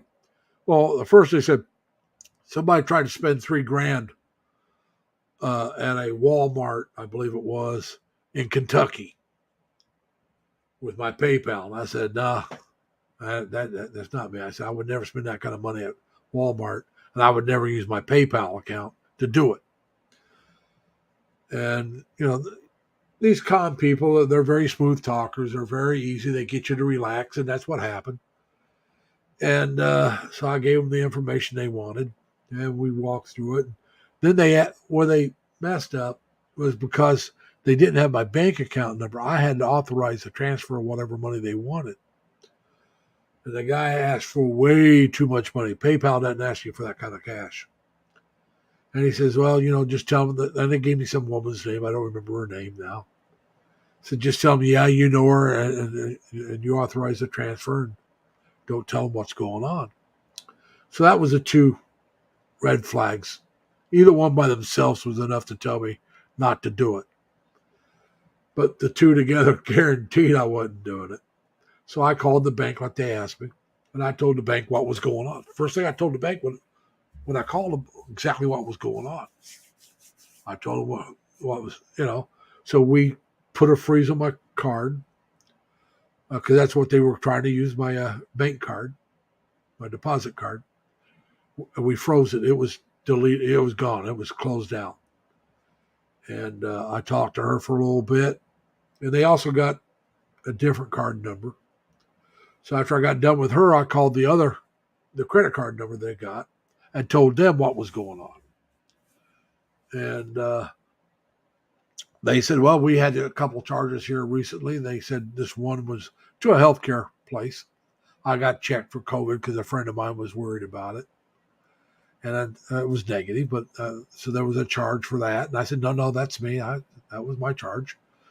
And then they said, well, they had two charges for one for Grubhub and what was the other one? DoorDash, both food delivery places. I said, no, that's not me. I said, I'd never pay somebody to deliver food to me. If I have to pay extra money, I'll go get it myself and save the cash. So those two, came to $60-some for the two things. And so, excuse me, here where I grab my coffee. So anyway, they said, no worries, we'll take care of it. I was willing to pay the $60-some because it was my mistake. They said, no, you called us right away. We caught it. That'll be taken care of. Won't cost you anything. And they said, we can give you another one, but it's going to be a couple of weeks before you get the card. And I said, that's fine. I said, as long as they can't get any of my money. And then about a month or so later, I get a letter from Social Security saying that someone had requested to change my bank deposit. They were taking it from the bank I was having to deposit it into to another bank I'd never heard of. And so somehow they took my information, got on Social Security, figured out my password or got it bypassed it somehow, and tried to change. Well, they did change. And the thing is, they changed it the day right after it had already been deposited, so it was going to be a month later. I just had it deposited the day before they tried to get it, had it changed. So I called Social Security. I looked the number up myself to make sure I wasn't being scammed again. And I told them what was going on. And so anyway, they put a freeze on it. They can no longer go in to the internet or go on the Social Security website and change anything. They can't ask for a Social Security card. They cannot ask for the change where my money goes to or anything like that. They can't do any of that.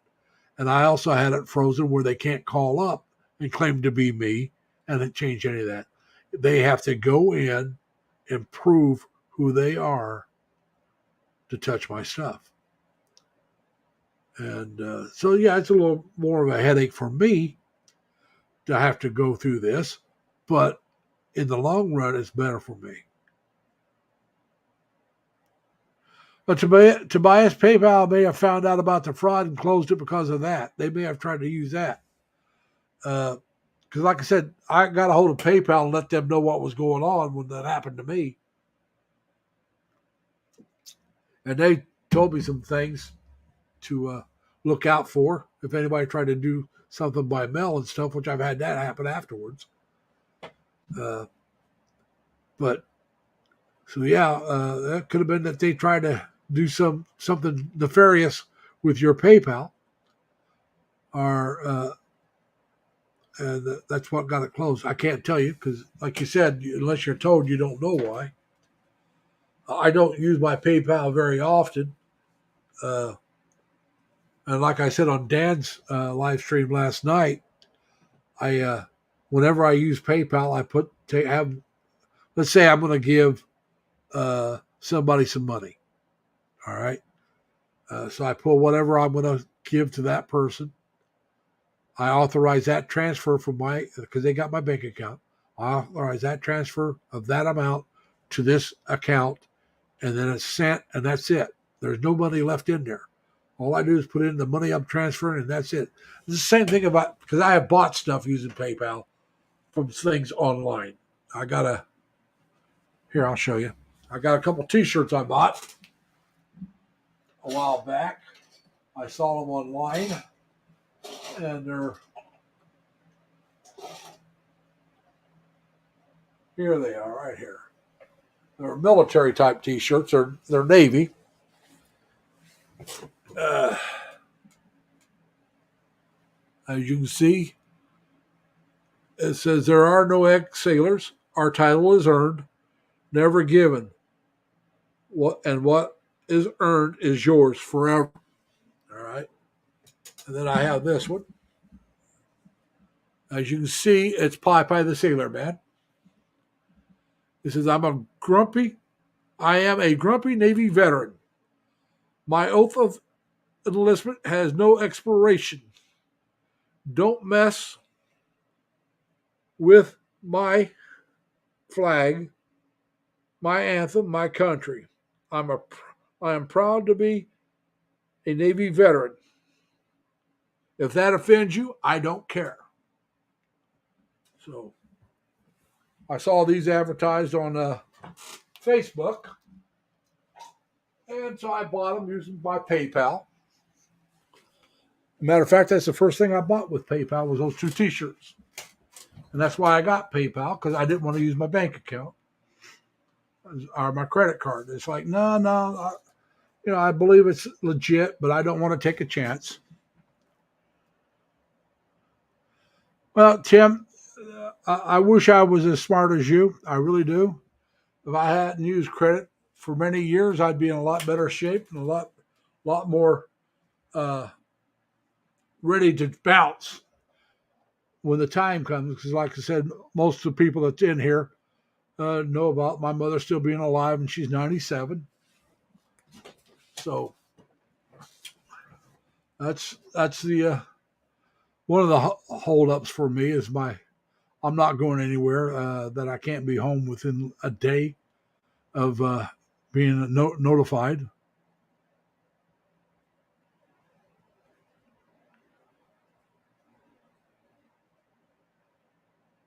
Yeah, Crystal, taking vitamins is good for you. I take a multi-day vitamin. Mine it says for men, over 50. They got regular multivitamins. That's for everybody. They got multivitamins for kids. They got multivitamins for women over 50, men over 50. I'm over 50, so I take the multivitamins for men over 50, what they call silver, I think, men's silver. And here's my favorite cup, people. I don't know if you can read it. It says, I have the vocabulary of a well-educated sailor. Yes, I'm former Navy and quite proud of it. I enjoyed my time in the Navy. If I was 18 and had to do it all over again, I'd gladly go right back in the Navy. I loved it. I had a great time. I'm the kind of person I like to travel. And when I was younger, it was the best way to do it. Uh,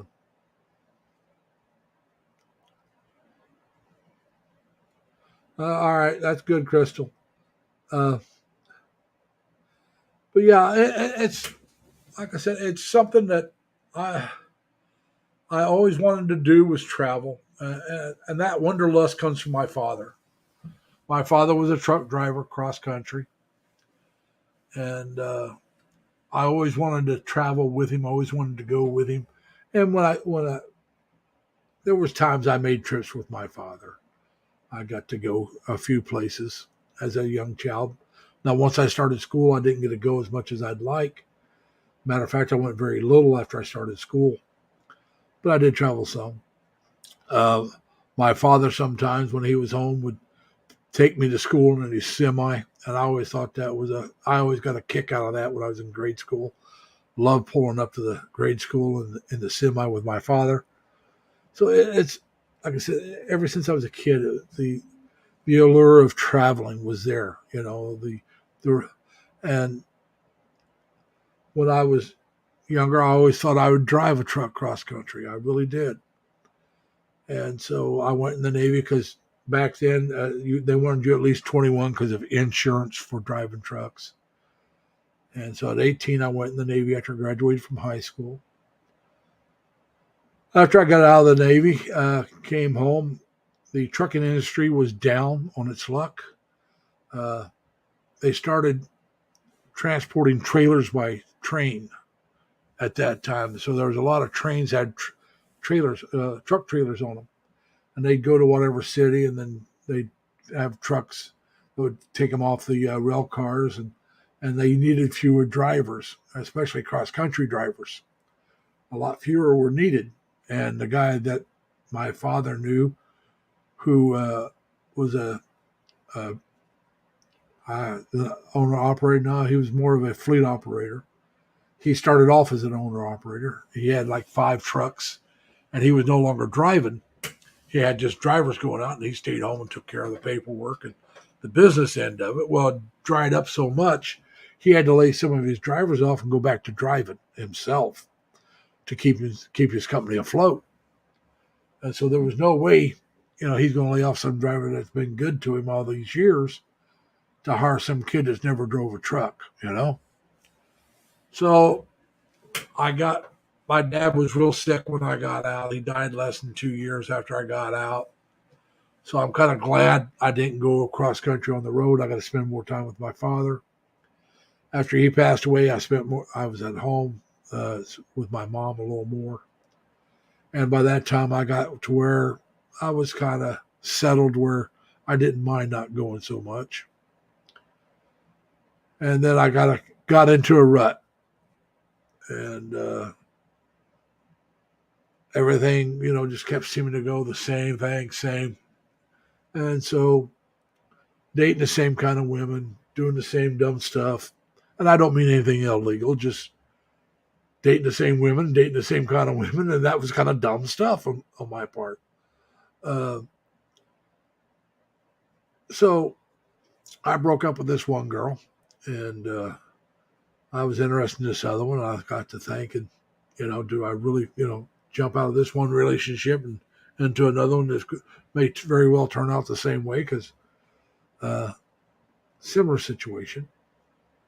And a friend of mine said, well, why don't you come out here to where her and her husband live and see if you can find something. So I decided to do that. Couldn't find anything where they were at. And my oldest sister said, well, come on over where I'm at and see what you can find over here. So that's how I ended up in New York State. I just getting away from repeating the same mistake.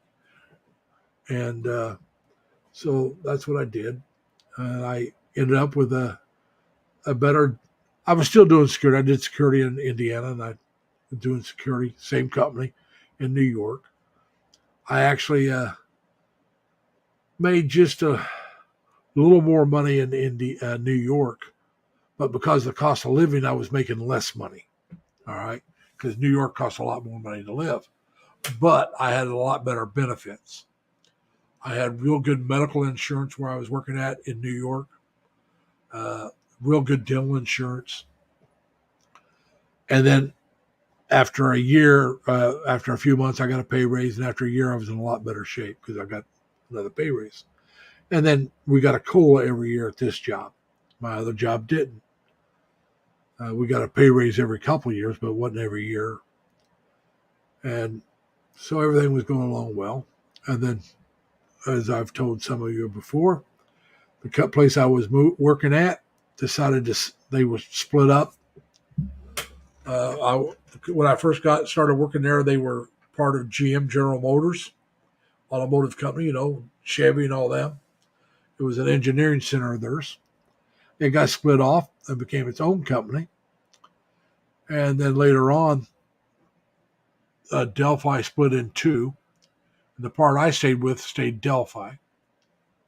And the part I stayed with a little later on sold itself off to somebody else. And the company that bought them kept some of the Delphis open, but not the one I worked at. The only ones they kept open is when you had a client right close, same vicinity as you. So if you were serving a certain client, they kept your site open and you continued to serve that client. Well, we didn't. Our clients were like in Korea and other places. We, I don't know how many of you know Daewoo and Hyundai. Those were our clients. And we had a few others, but those, but nothing local. So they decided to shut us down and they sold the building off. So my last year, I worked an average of 60, 70 hours a week, about probably 70, 72, close to what I was working every week for a year. I really got burned out on overtime. Made real good money, but I got burned out on overtime. But so when it shut down at the end of the year, in 2020, when they shut down in 2021, I moved down here in January. They shut down December 31st, 2020 is when they closed, when I no longer work at Delphi. I came down here, started working in January of 2021. I moved here where I'm at now in February of 2021. February 15th, the day after Valentine's Day, I moved into this apartment. I've been here ever since. I enjoy it. And Ben, 70 hours is too much, man. There was weeks, Ben, I worked over 100 hours in 1 week. Most of the time it was in 70 to 80 hours. Sometimes it was only in the 60s.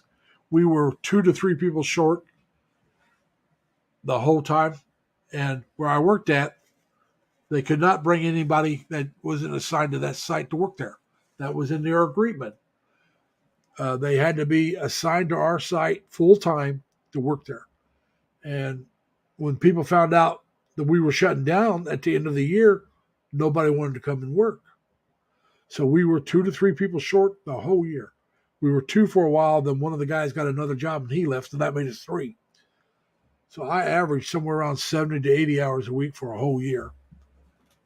I no longer care to work overtime. I used to love overtime.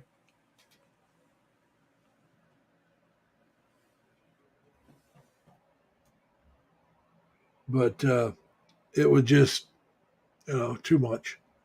So now I try to work my 40 and no more. I worked a little extra last week. Only about 2.5 hours. That was it. I will work over or, stay over or come in early if they really need me, but I'm not going anywhere else to work. I had a chance to work today at a different site for overtime. It's like, no, I'm not doing it. If you need me to help out at my site, I'll stay over and come in early, no problem. It's not what I want to do, but it doesn't happen a lot. I'll do it. And so, it just,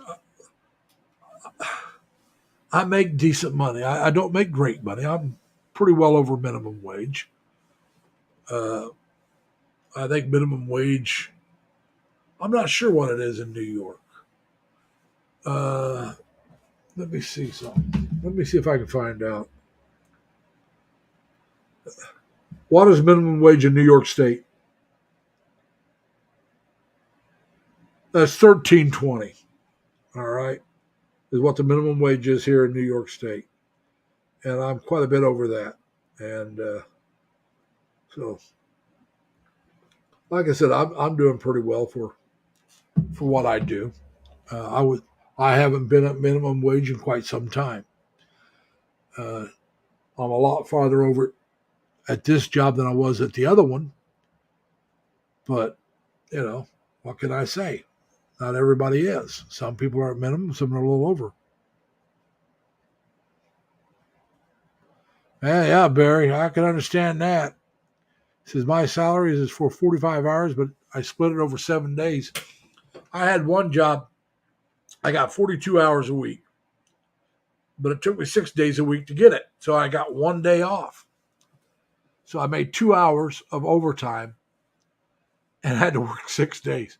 That stunk. Really, that did stink. And my 1 day off was payday. And I had to go into the site to get paid. So I was there 7 days a week. Like I said, the 1 day, because I was always broke by the time payday hit, because payday was Monday. So by the end of the weekend, I was out of money. I was in my 20s back then. So, late 20s, but still, I was 20, single, chasing, hitting the bars. I was a drinker back in those days. But yeah, it was definitely something else. But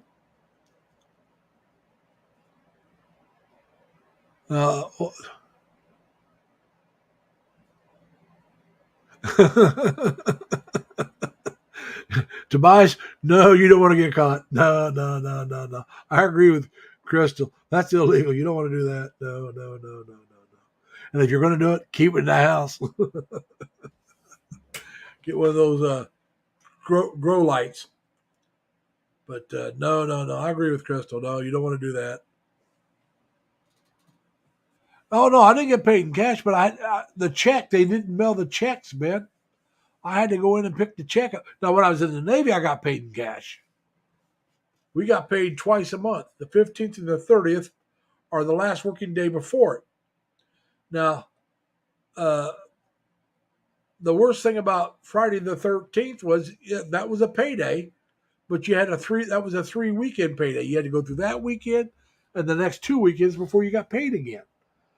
So that making it very tough. Now, we always called it the Eagle Screaming or the Eagle something else with an S on payday. It was time for the Eagle to scream. But like I said, we were paid in cash back in those days. And I never really understood it, and I regret my way of thinking back then. But a lot of the married guys, their wives would come to the ship to get the money, And I used to think, man, can't you wait till he gets off work?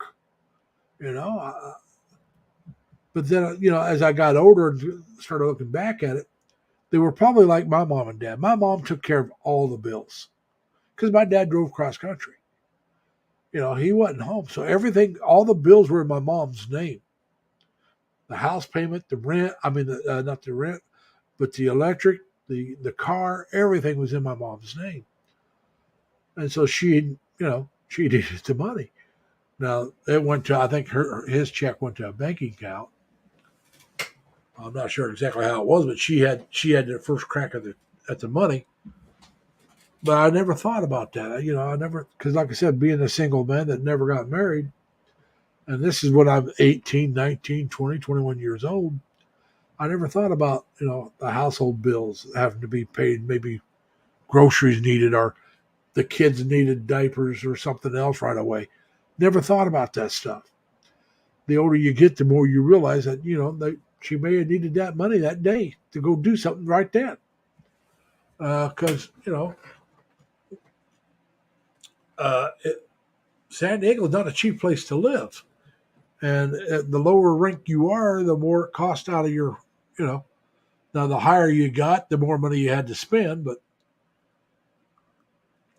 a lot of these guys were close to my age. They just happened to be married and had families. You know, uh, I wasn't one of those people. So I never thought about it that way. I just thought about it in my mindset, which was wrong. Like I said, when you look back, if you're an intelligent person, when you look back on things, you can see where you were wrong. Now, you may not be able to see it at the time, but as you look back, you can see, yeah, all right, I was wrong there. And that's one of the things I can look back on and say, yeah, I was wrong. They were doing it the right way. She probably had all the bills in her name. She was the one to respond for. I'm sure he got to keep some money to spend on ship for things he wanted or needed. But if you're a married couple, somebody's got to be the more responsible. At least in my opinion. If I get married, if I was to get married, all right, let's say I get married when I go to the Philippines. My wife better be good with money because I'm lousy at it. The same thing if I got married here in the States. My wife better be good with money because I'm lousy with it. I pay all my bills. Don't get me wrong. My bills always get paid. I've never once filed for bankruptcy. Never will. I've never had a debtor. Well, I've had debtors call on me, but that was taken care of fairly quickly.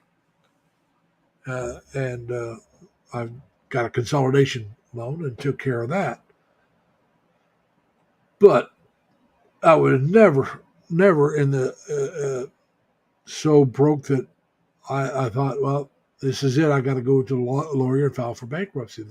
And in the Philippines, you may not understand what I'm talking about, but here, the people here in the States know exactly what I'm talking about. You can file for bankruptcy. They forgive all your bills or most of your bills, and then you're not entitled to file again for so many years, and your credit's going to be run for quite a while. No, Ed, I want somebody I can trust. And to tell you the truth, I don't think you'd make a good wife.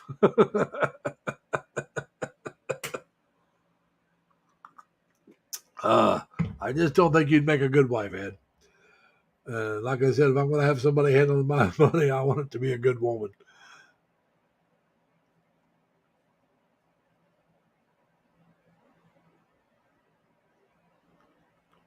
Yeah, Tobias, that happens a lot now, and it happens with other things as well.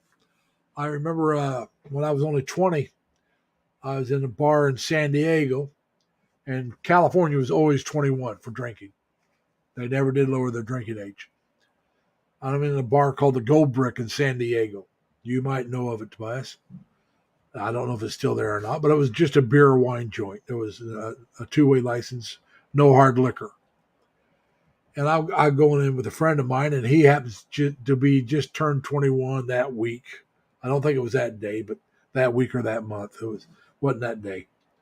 So we go in, sit down, order a beer, and she decides she wanted to look at his ID because, well, he looked younger than me. I mean, I looked 24, 25. Most people guess me that old when I have a beard and stuff, which I did.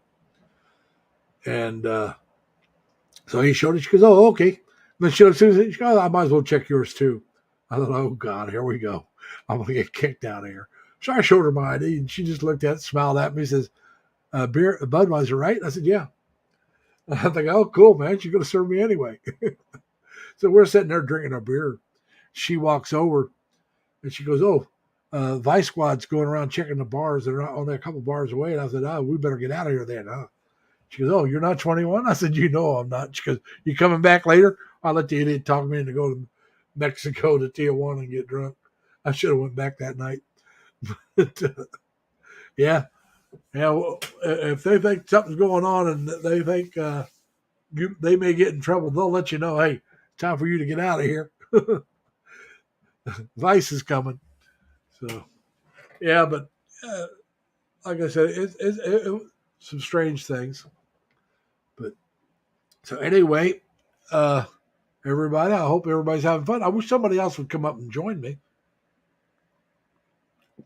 But yeah. Well, I see, as you can see, my shirts back here. There's Securitas's. These are my work shirts. Right here. Yeah. There we go. I happen to wear a polo instead of a regular shirt.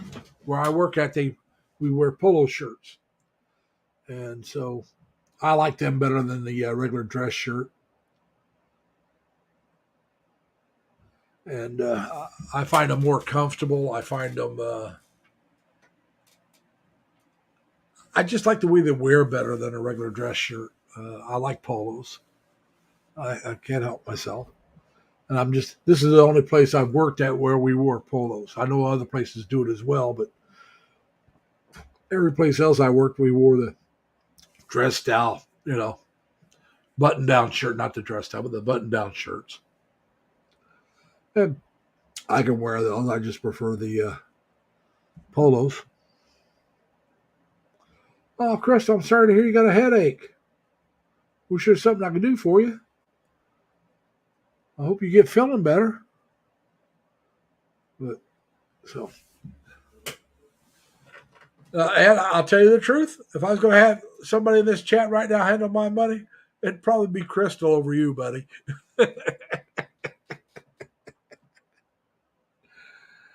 What can I say? But Tobias has got me jealous as all get out right now. He's going to the Philippines in September, planning on staying. But and he's going to the area I want to go to. I mean, like I said, that can always change, Like I said, Crystal lives in a nice area, but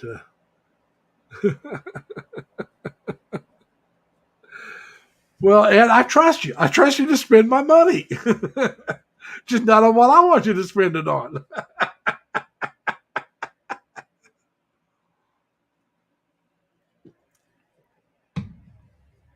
Yeah, Crystal. Tobias is going over. He's going to Cebu.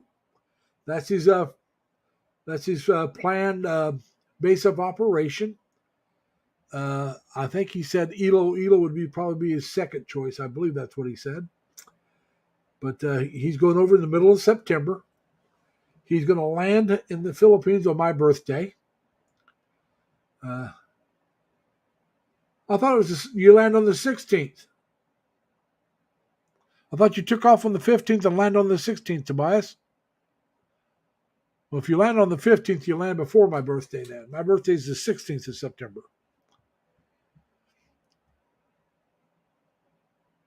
And I don't blame you. I don't blame you for being excited. That's something I would love to do. Like I said, right now, that's something I plan on doing. But that is subject to change due to health and finances. Right now, the finances says in 3 years I can go. But that also depends on my mother and my health. Right now, I'm healthy enough, I would go in a heartbeat. And that's what I thought, Tobias. You leave on the 15th and arrive on the 16th. And the 16th is my 70th birthday. Hey, it's a better 70 than 6 feet underground, buddy. I've outlived my father and both my brothers.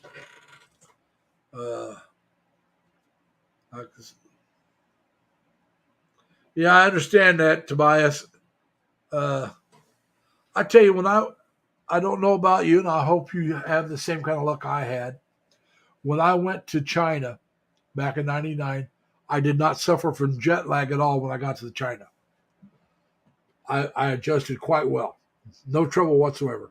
One day of rest and I was ready to go for the rest of the time. No problem. Where I suffered is when I came back to the States. Jet lag kicked my back end up and down the street, clear to all the way to hell and left me there. And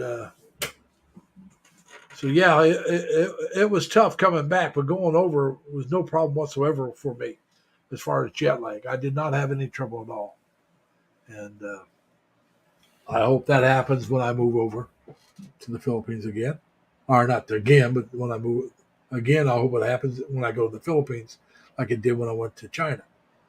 Uh, I have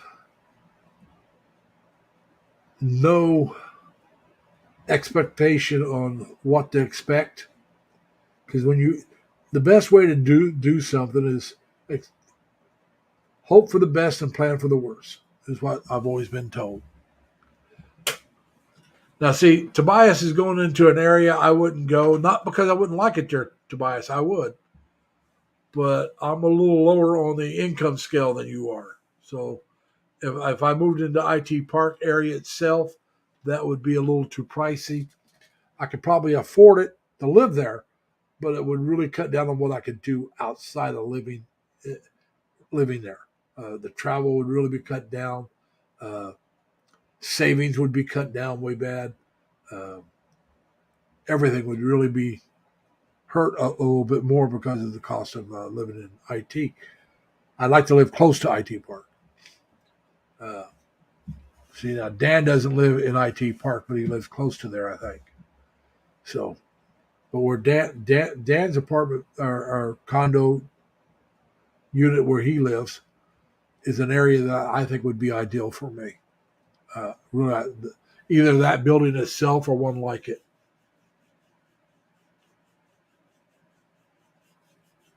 Now, I can believe you that back flight would be lousy, but yeah, I don't think back flights are very comfortable to begin with. It's a military flight, but yeah, I don't think they would be very comfortable at all.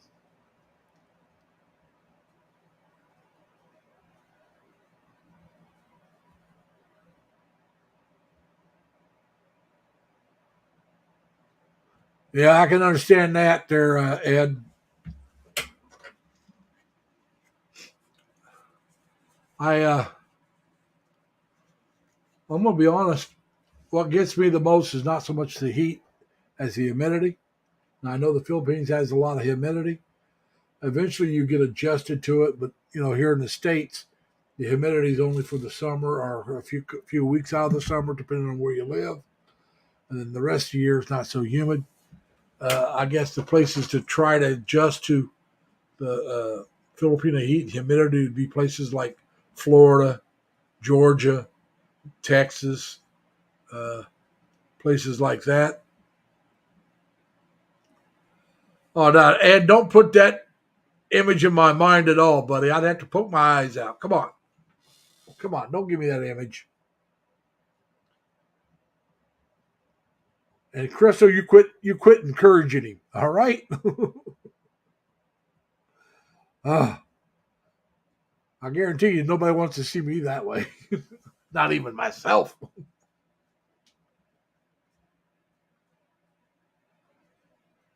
That's the thing about a lot of the condos. A lot of them, not all of them, a lot of them have at least enough of a generator to keep the common areas fairly good. Uh, I have a little electric generator that I have in my apartment, and it's powered by electricity. You charge it up, and then if the power goes out, it'll power some stuff for a few hours. And I got that because of I have sleep apnea, and I can sleep if it's a little warm or a little cool, as long as it doesn't get real cold or real hot. If I have my CPAP working, so that'll save me the money of going to a hotel, and so that's why I bought it. Now, lucky for me, since I bought it, because I've had to go to the hotels before because the power goes out for a day or two, and like I said, without my CPAP, I can't sleep. So lucky or unlucky, depends on how you want to look at it. Since the power has gone out, since I bought it, I haven't lost power. At least when I've been home and sleeping. I've had it cut out and come right back on. At least that's what I think happened. Some people say, well, look at your clocks. Well, until I get up and go into my kitchen, my alarm clocks and everything all have battery powered backup. So if the power goes off, or it can go off, 10, 15, 20 minutes, and I'll never know by my alarm clocks when it comes back on. But my microwave and my coffee pot, they'll set to 1200, midnight, and start flashing. So then you can tell they were off. You may not know how long they were off. You can tell how long they've been back on, but it won't tell you how long they went off.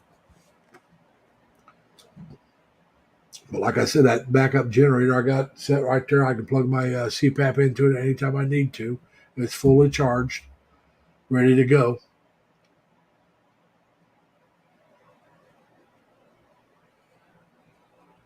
And no, I don't think you're sexy, and no, I don't want your body. So I'm going to let you know that right now. But anyway, so like I said, I understand what you're saying there, Tobias.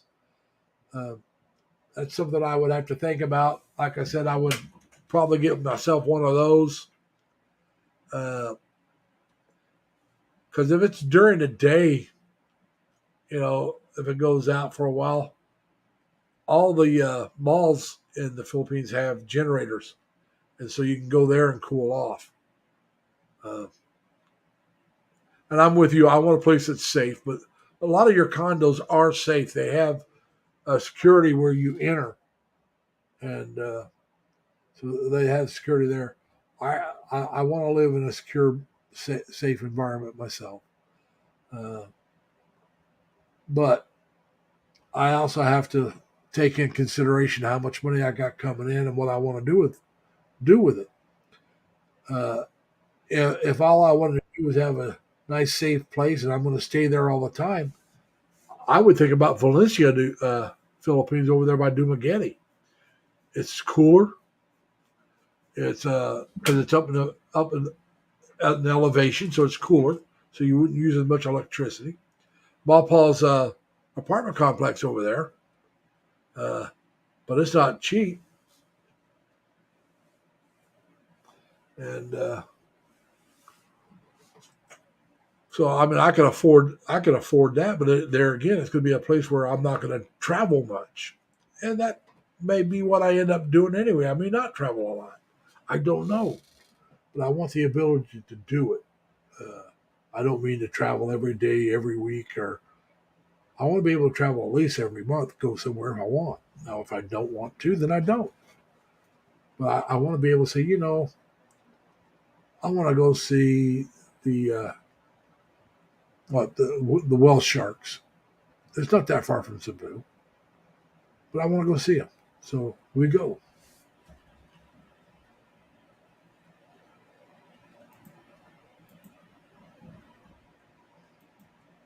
Huh. Big man Brady, but I don't. The device is not connected. Somebody tried to come up. I have no clue who he is. But it's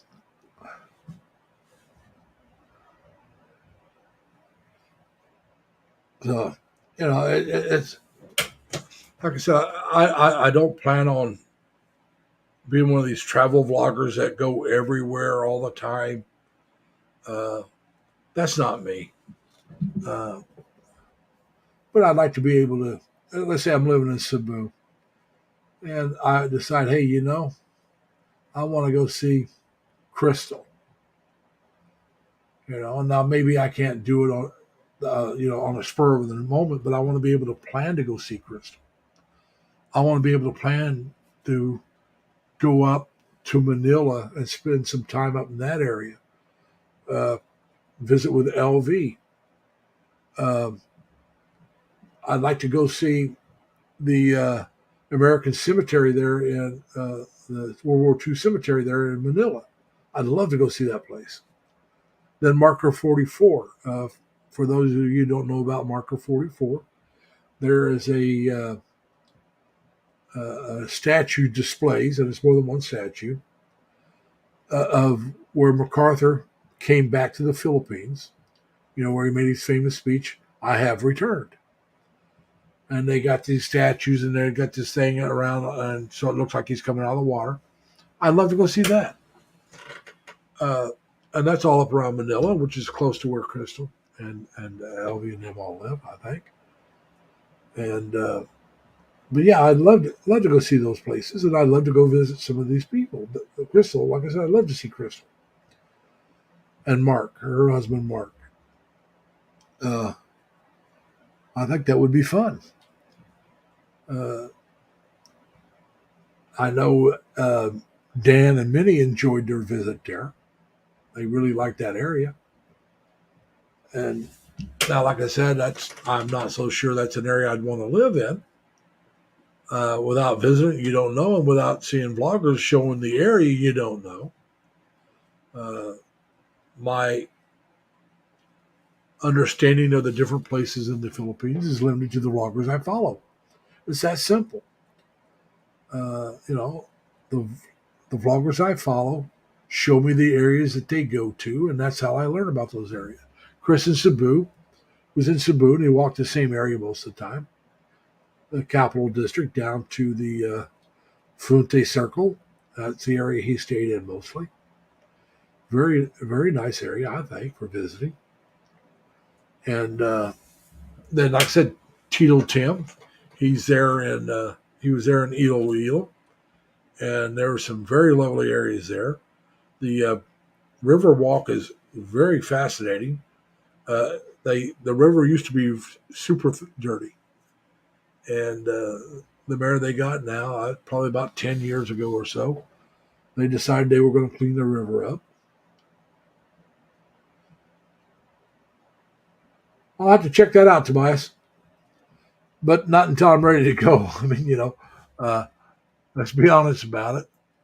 But like I said, then Stephen from the Philippine Info Channel, his area, Cavite, we got Ed and Janet from New Mexico. That's the area they live in, Cavite province.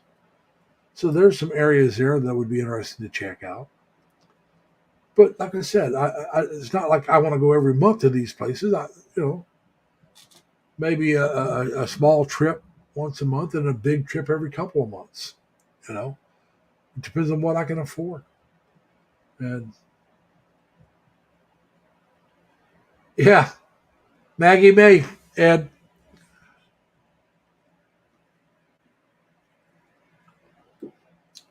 But yeah, so it all depends on what I can afford. Dodger, how you doing, man? Welcome. I start a little earlier now, Dodger. I go now till whenever somebody tells me to shut up. Everybody tells me to shut up and gets off the stream, then I'll shut it down. I don't know if I told you or not, but I now have weekends off. I'm working 3 to 11 Monday through Friday, and that just started Friday. And so I decided to start doing my streams at 7, which is 4 o'clock in California. And I'll go to whenever. 7 o'clock at Sunday morning in the Philippines. This is the time I used to start when I first started doing live streams. I started at 7 Eastern time. And then I went to working 7 to 7, so I decided to go back off on Saturdays. I decided to go back to starting at 7, and we'll see how it goes.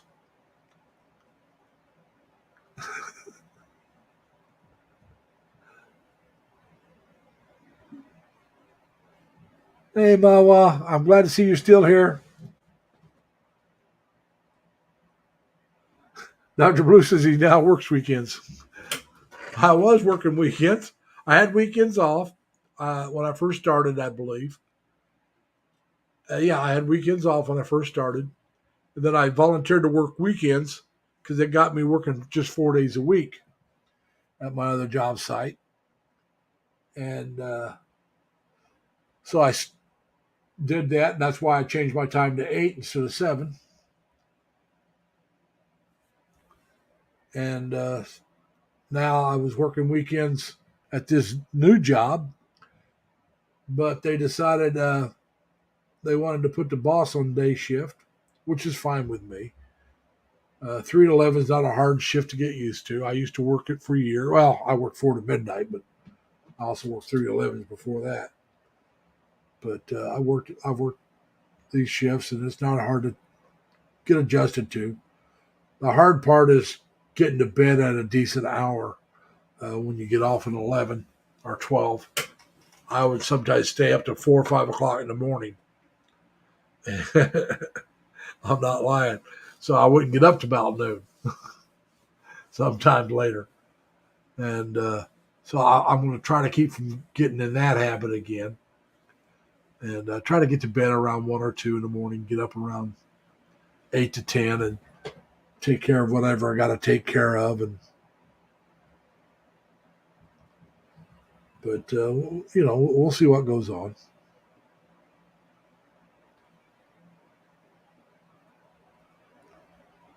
But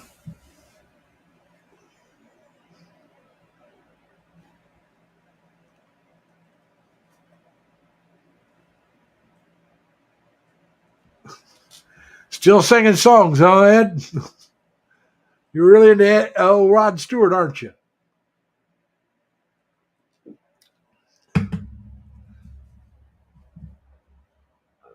We could go. I'm trying to think of his name now.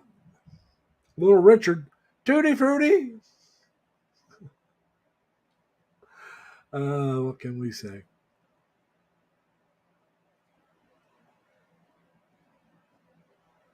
That Crystal's going Rod Stewart. I see how you are, Crystal. Hey, Abby, how you doing? Welcome. What's wrong with that? No wonder I'm having trouble there.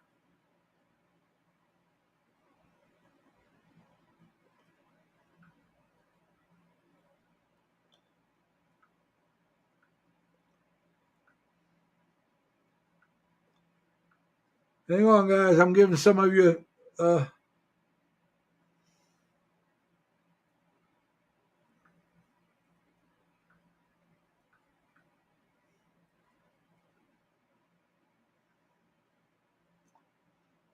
let's see.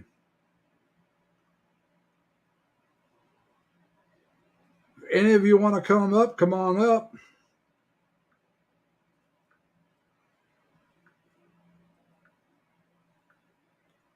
You're more than welcome to come up.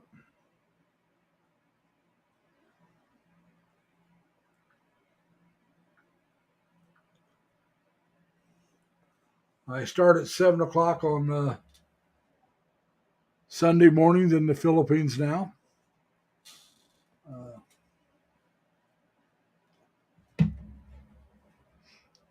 So I used to start, when I first started, it was 7 in the morning on Sundays. Then it went to 8 in the morning. I'm going back to Sunday, 7 in the morning. So I hope you all are having a good day. I hope church services went well for those of you that went to church. And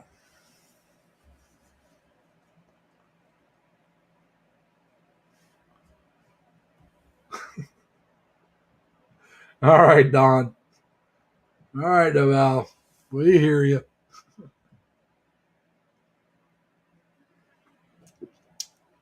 So D Square's in the house. But so yeah, we're just trying to relax and enjoy a little bit. Seems strange for me to be drinking a cup of coffee in the evening, but like I said, working this shift, it won't hurt me. When I was working day shift, I would never drink coffee this late at night. It just wouldn't do, because it would want to keep me awake. And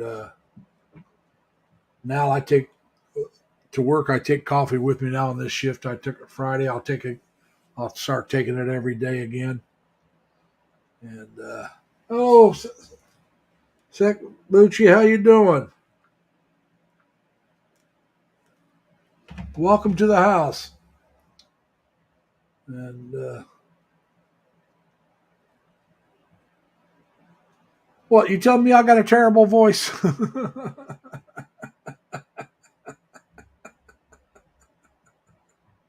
Everybody knows my voice is not made for singing. I'm awake but not woke. That's good to hear, Don. We don't want that woke stuff here. I mean, I don't care who you are or what you do. That's fine.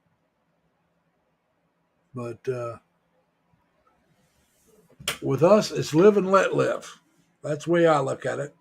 You be you and I'll be me. Charmaine, how you doing?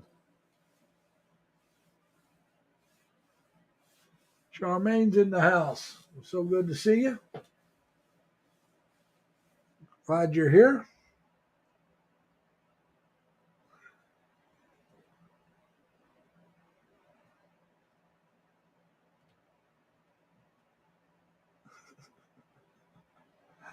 Nah. Christy, you got a lovely voice, at least compared to me. Come on. Like I said, my voice is made for solo singing. Solo, you can't hear me.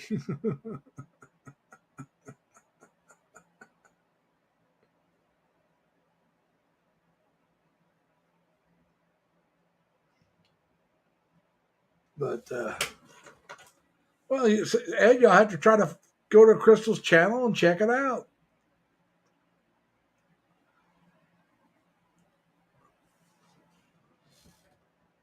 Or find out where she goes to sing. Hey, Deval, I got to agree with you. I do sound great in the shower, but that's because nobody else can hear me and it's just me. And I love the sound of my own voice.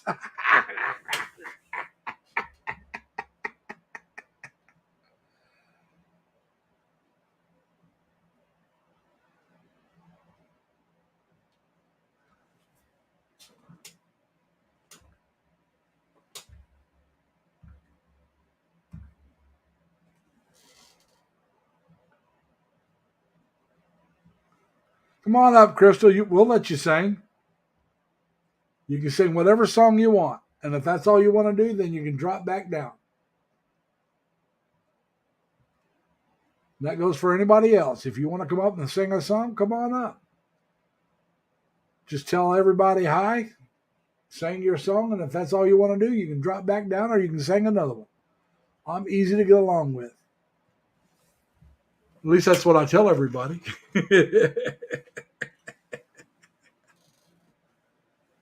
Come on, Chrissy, just one. Come on, Crystal. Annie, come on. Keep wanting to reach for my Coke, and it's empty. Come on, Crystal, you can come up and sing. We'll let you.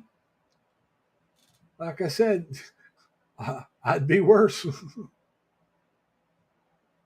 I'll mute my mic while you sing.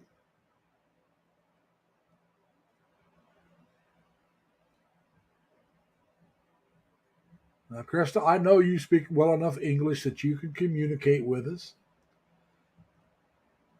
And if you want to, like I said, you can come up and sing. You don't even have to communicate. Just say, shut up, old man. I'm going to sing, and I'll let you sing.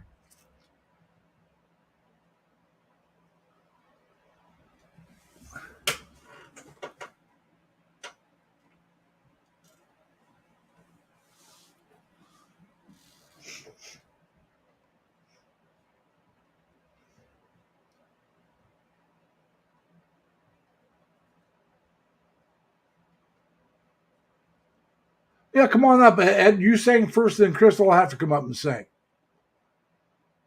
There, Ed. Come on.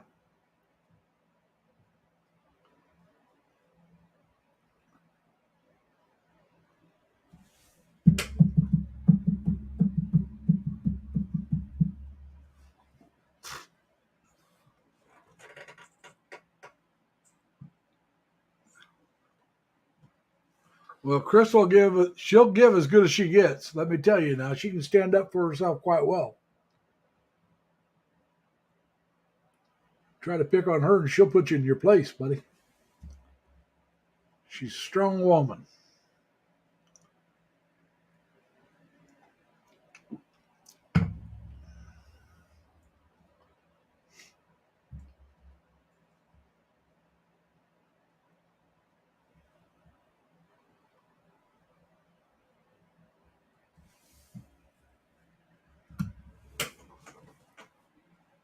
Come on, Ed, you come up and sing first, and then maybe we can get Crystal to come up and sing.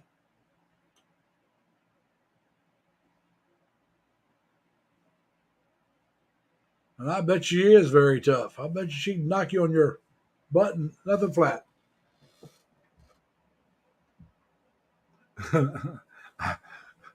Man, I'm not ashamed to tell her. I think she can whip my butt with one hand. And she's not a big woman. I just think she's a tough woman. She works hard, let me tell you. She does a lot of hard physical labor. She's a good, hard-working woman. So that keeps her in better shape than I am in. Well, just put a shirt on. Nobody else will see anything else, Ed. Come on. All you got to do is you can't tell if I got anything else on or not, besides my shirt and my hat. I do, but you can't tell it. As long as I don't stand up.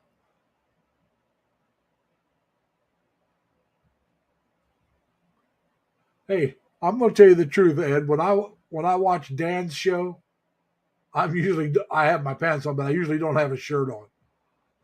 I'm not going to be in the panel. I'll sit because it's summertime. Sit around without the shirt.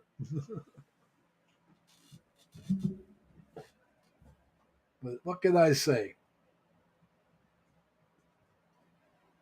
And like I said, quit putting that image in my head, Ed. Come on, man. I know I don't have to go to bed yet, but I got to go to bed sometime tonight. Be like, look at, oh, God, I almost put a worst image in my own head. Whew.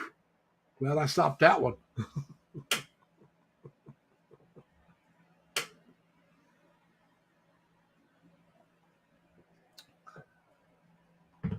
Now, who's Laddie?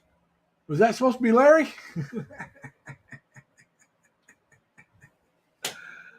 What can one say?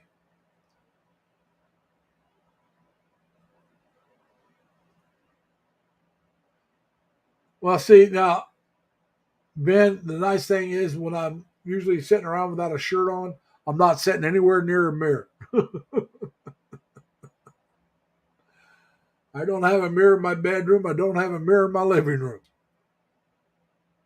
And I'm sorry, but I do have to see myself without a shirt in the bathroom because that's where I take my showers. And I'm not showering with a shirt on. Man, I tell you, talking about the shower, I had a heck of a mess to clean up. For some reason, my tub, the drain got clogged up. And so I had to go out and buy some drain cleaner. And then after I got that cleaned up, then I had to clean the tub itself up. And that wasn't super dirty, but you still got that dirt from the backup. But that thing's running well now. I'm so glad I did it. I could have called the landlord and had them do it, but who knows how long it would have took them.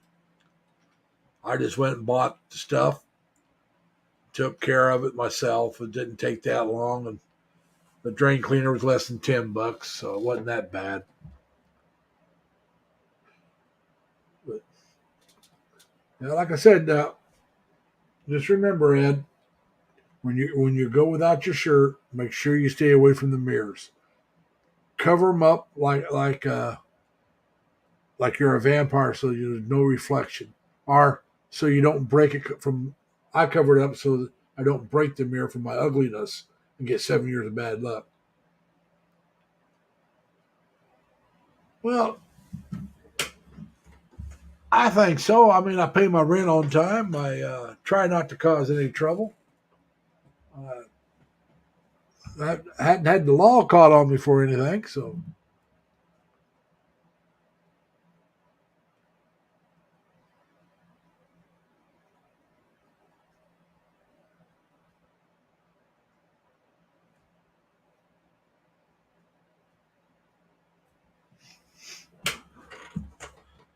you're gonna take your sink apart and unplug it, huh?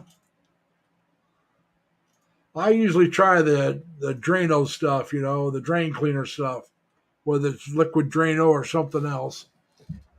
I usually try that. If that works, then I'm all right.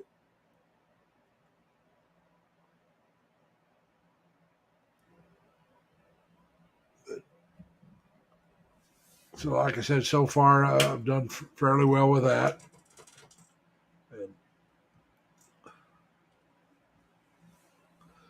And I hadn't seen JLB. Is he still in the house? I don't know if you saw him, Devaldon, but we had JLB as Barry's stepbrother in the house earlier. And Dodger Blue's in the house somewhere, or he was.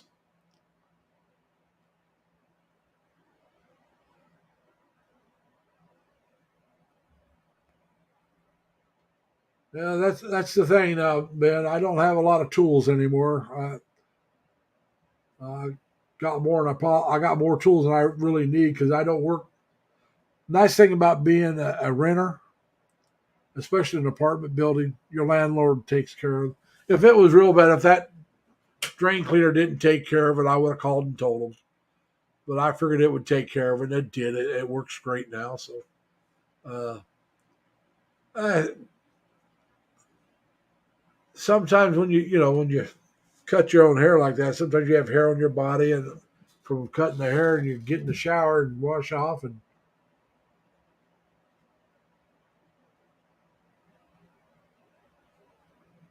yeah, that could be food particles down there.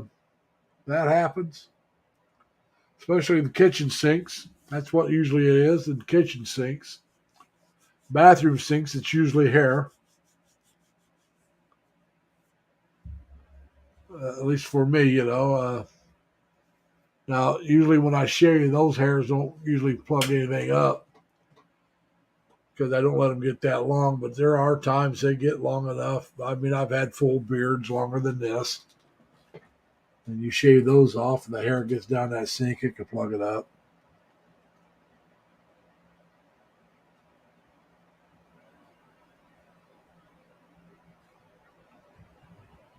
Uh, Now, Ben, my cousin George and I are the same ages. He was raised on a farm, and he likes to keep his place clean, taken care of. He doesn't farm anymore. He has only 5 acres. He did plant some corn before, but he's not even doing that anymore. He's retired. He was a construction worker, electrician, and so him and his wife and his youngest son still living with him. Uh, his youngest son's only in his. Well, you think it going on 70, his youngest son would be quite a bit older than what he is. He's not even 30 yet. He's in his 20s. He's got a decent job. He's a butcher. Uh,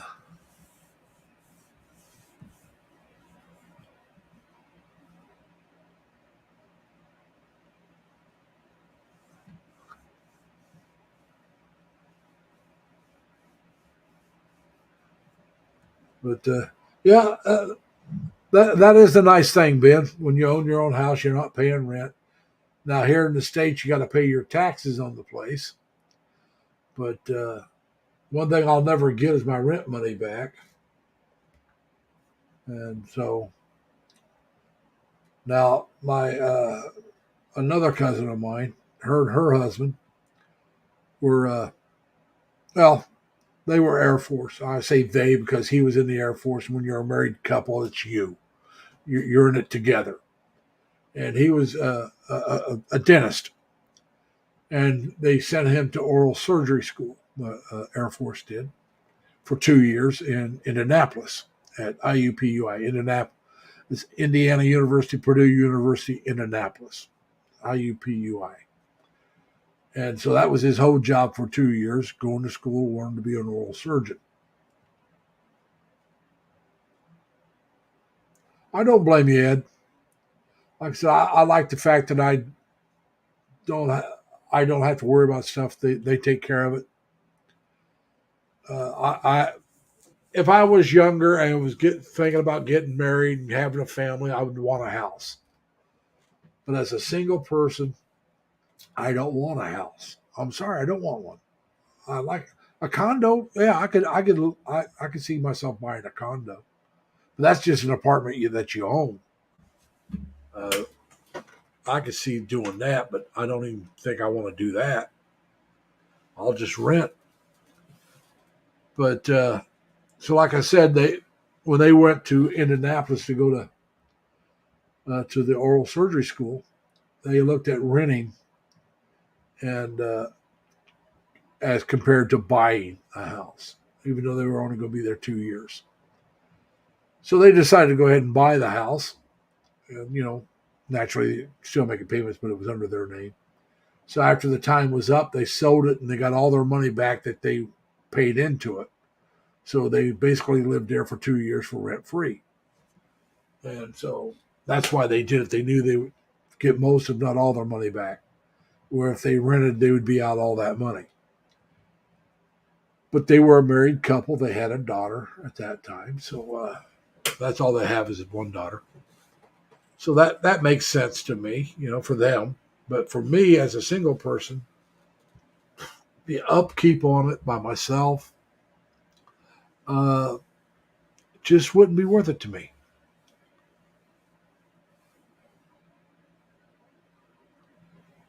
Yeah, that's true, Ben. It's not so much that you, as a farmer, you pretty much need the house pretty much comes with the farm. I mean,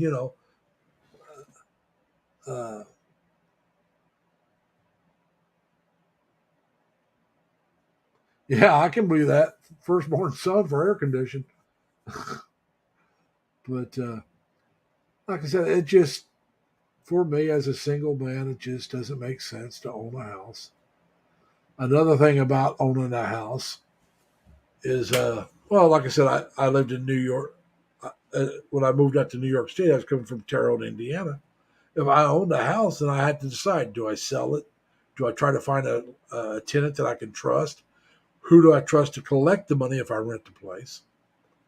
Or am I stuck there because I own the house? I could have been stuck. By not having a house, rent's up, you move. Now, where I was living at was month to month, so it was no problem leaving. I've lived in a couple places that was month to month. Now, where I'm at now, I signed a year's lease, so I got to stay for the year or pay a penalty. And a lot of times, the penalties you pay for that whatever's left of that year. That could be your penalty. So really not conducive to leave early when you have a lease. Now, if I want, I could have signed a 3-month lease instead of a year lease. But I don't plan on leaving here until I retire and I decide where I want to live. Now, that doesn't mean something will happen and I don't move, that it'll keep me from moving. I may have to move, but that's not my plan. My plan is to stay right here where I'm at until I decide I'm done and I'm ready to go somewhere else to live.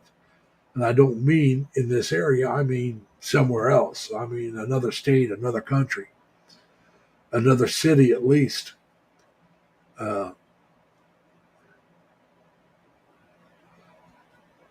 So, like I said, that's what I'm looking at. And I hope I'm able to do it, stay right here for the next 3 to 5 years. I hope it's only 3, but I have to allow myself that it could be 5. And let me rephrase that. I hope I'm able to move financially in 3. because I'm not hoping my mother dies in the next 3 years. I don't mean to come off sounding that way. I just hope that in 3 years I'll be financially set that if I can, I will move in 3 years. Now, it may take, like I said, it may take me 5 because I may decide to do a few things that will set me back and saving money. But if I do that, it's going to be because it's something I want to do. It's going to be enjoyable for me. It might be some travel. Or maybe I decide I want to go travel somewhere that is going to cost me a little money, so it sets me back a little bit. And funds. And if that's the case, that's the case. I will not begrudge myself that. But nothing's going to happen until I get those bills paid off unless I have to go. Like I said, if my mother passes away, I have to go. There's no ifs, ands, or buts. And I'll spend whatever money I have to spend. And matter of fact, I got to write up a check to send to one of my sisters to help pay for flowers. We had a cousin pass away. He'd been sick for a while. He to me, he's a young man, about 80 years old, maybe a little older, but he's around 80. Now he's married to a cousin. He's not blood related, but I've known this man since I was preteen. I wasn't even a teenager when him and my cousin started dating. So he's like family. He's like blood. So he was a good man. His kids are all good kids, and they are cousins.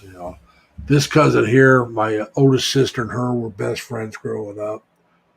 My oldest sister is 80. She already had her birthday, and they're about the same age. And her husband's just a little bit older than her. So, like I said, I want to say he's early 80s. And his oldest son's in his 50s. Him and his wife, and they've been helping their mom the last month or so because he'd been sick for quite a while. And so they've been helping out a lot. So that was really nice of them and really good of them to help their mom. And it's really sad. Like I said, Junior, we called him Junior. His name was Elmer.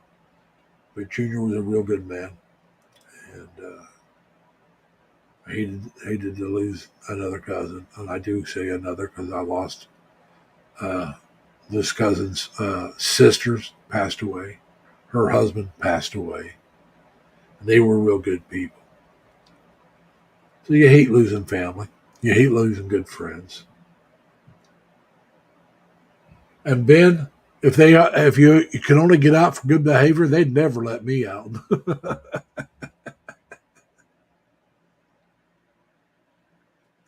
Let me turn this heater off. I got one of those hot plates for the coffee. But yeah, it's. I don't want to get on too sad of a subject. But like I said, I do look forward to the day that I can go visit the Philippines, if not move to the Philippines. Because even if I can't afford or for some reason can't move in the Philippines, if I'm healthy enough, I want to visit. I really prefer to move there. Right now, that is my end goal. That is what I'm working towards. That is my plan A. You got to have plans in life. You got to have a goal in life. My goal is to be, the roundabout goal is to enjoy my life, to have fun. But that is not a true goal. That is a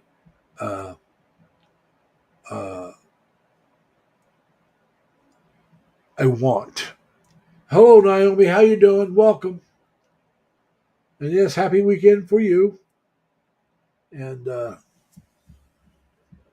it's how you achieve that happiness, how you achieve that is your goal. Your end result is to have a good life and be happy. That's it. That's an end goal. That's not the goal itself. It's not how you get. That's the end result you're looking for. So how do you get there?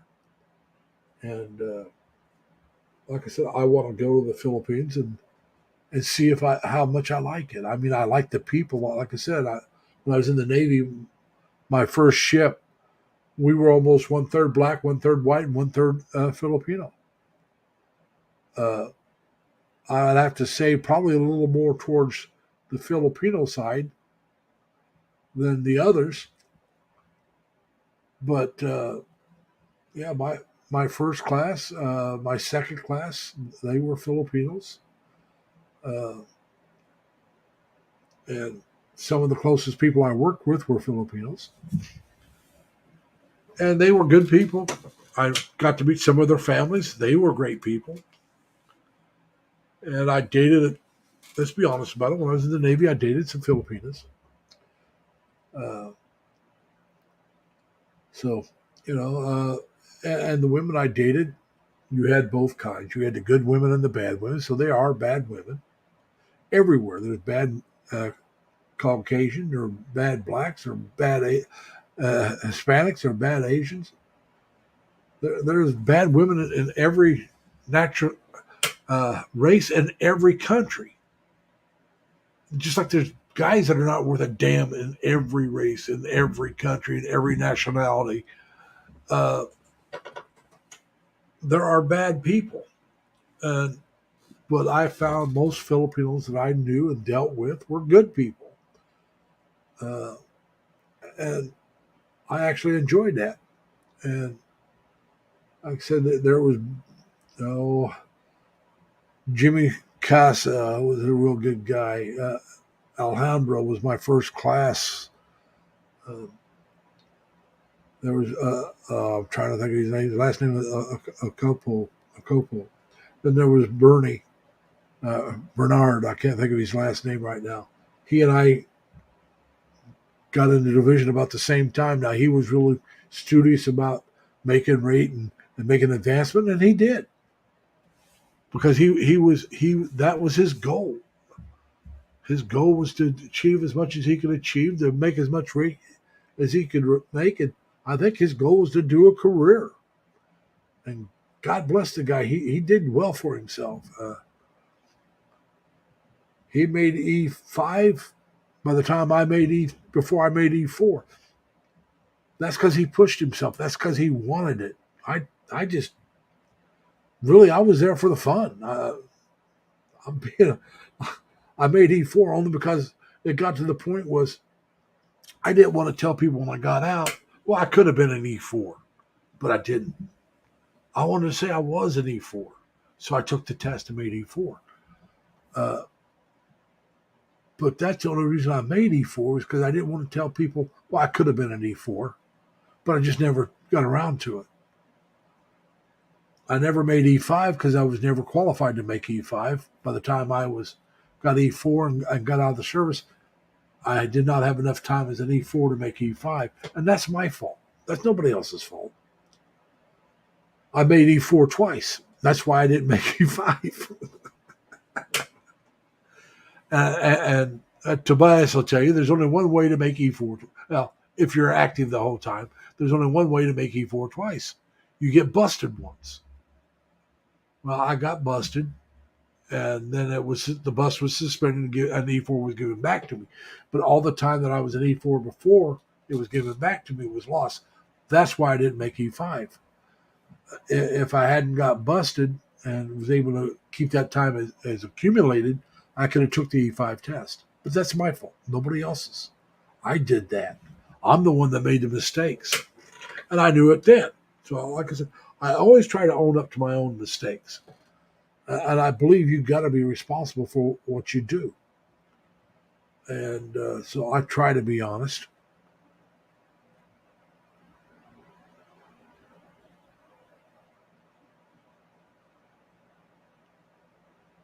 Whoa. Ed Denoy just said there was 2 different plane crashes, one in New Hampshire, one in Wisconsin. He said 2 different crashes at the same time. That makes you wonder, and I agree with you.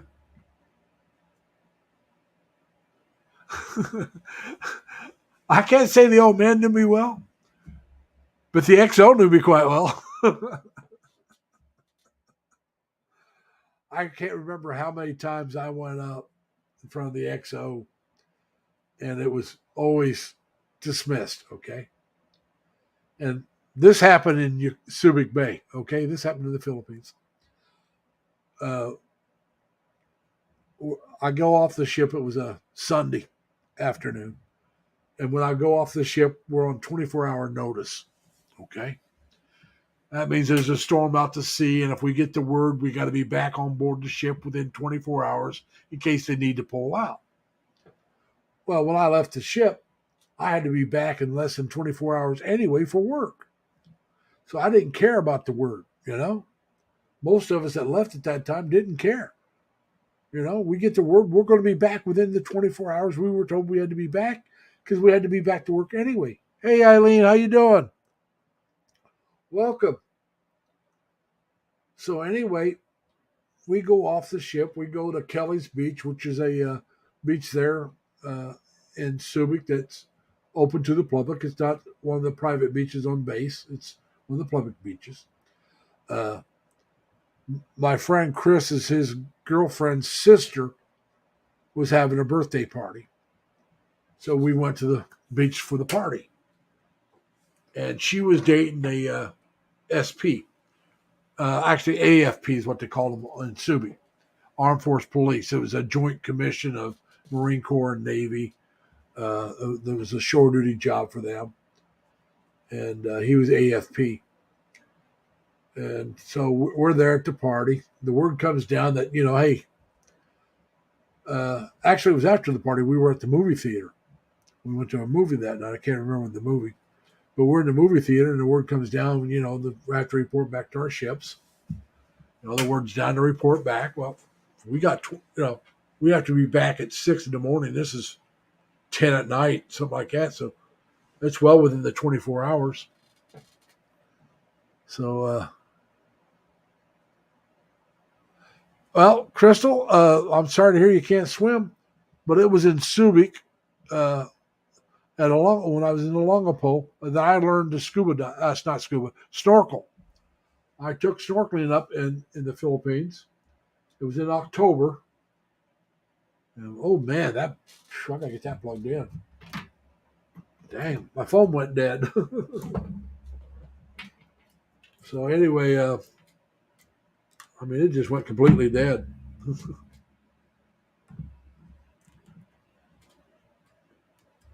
So anyway, like I said, we're in the movie theater, and they tell us that we have to leave.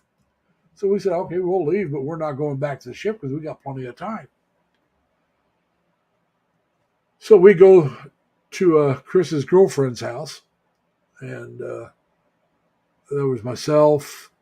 The other guy was off a different ship, so I didn't know his name. And Chris and his girlfriend, and Chris's girlfriend's sister. So it gets late, and we decide to go to this other guy's girlfriend's house. They got a spare room. I'll go there and sleep. And so we make it there. And the next morning, we're going back to the base to report on to our ship. Well, I get in a jeepney on base, a cab, and take it to the pier where my ship's supposed to be at. I get out, and now my ship is about the size of a cruise ship. Okay? Well, the older style cruise ship. And there's and Tobias will tell you, there's this little tin can. Now, a tin can is not very big compared to a tender or some of these ships. And so I'm standing there at the pier, and there's this tin can where my ship's supposed to be. So I look up at the quarterdeck, and I yell out, my ship has shrunk. And the guys on the quarterdeck just start laughing. So I walk up the gangplank, report to them, and ask them to make sure that I'm in their logbook as being there before I had to be there for my ship.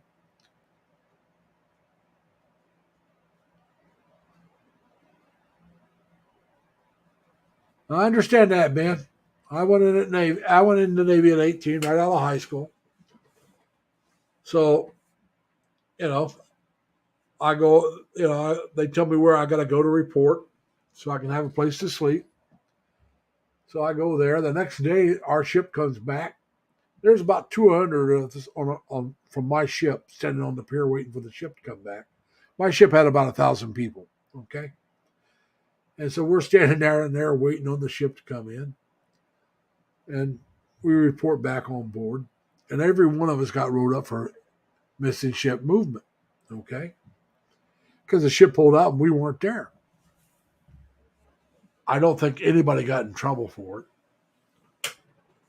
And I know I didn't, and everybody I know didn't. We went up, and the XO asked, "Well, why didn't you make it back?" Well, sir, when we left, we were told 24 hours. We got back within the 24 hours when we heard the report back. All right, dismissed, and that's all that happened to everyone I know of. That's all that happened to them. And the XO looked at me and he goes, have I seen you up here before? And yes, sir. You go, okay, dismissed. Let it go. But I don't know how many times I was up there before he ever asked me if he'd seen me before. But yeah. And I was told the captain got in trouble for pulling out when he pulled out because I guess the admiral was pissed that the ship took off and went out to sea. He didn't think it should have gone. So, what can I say? Oh, yeah, Ben, if I'd have stayed in, I'd have retired at 38 years old. And a month after you retire, you get a paycheck. At least when I was serving, this is what would happen. Tobias can tell you if it's still the same because he would have much later.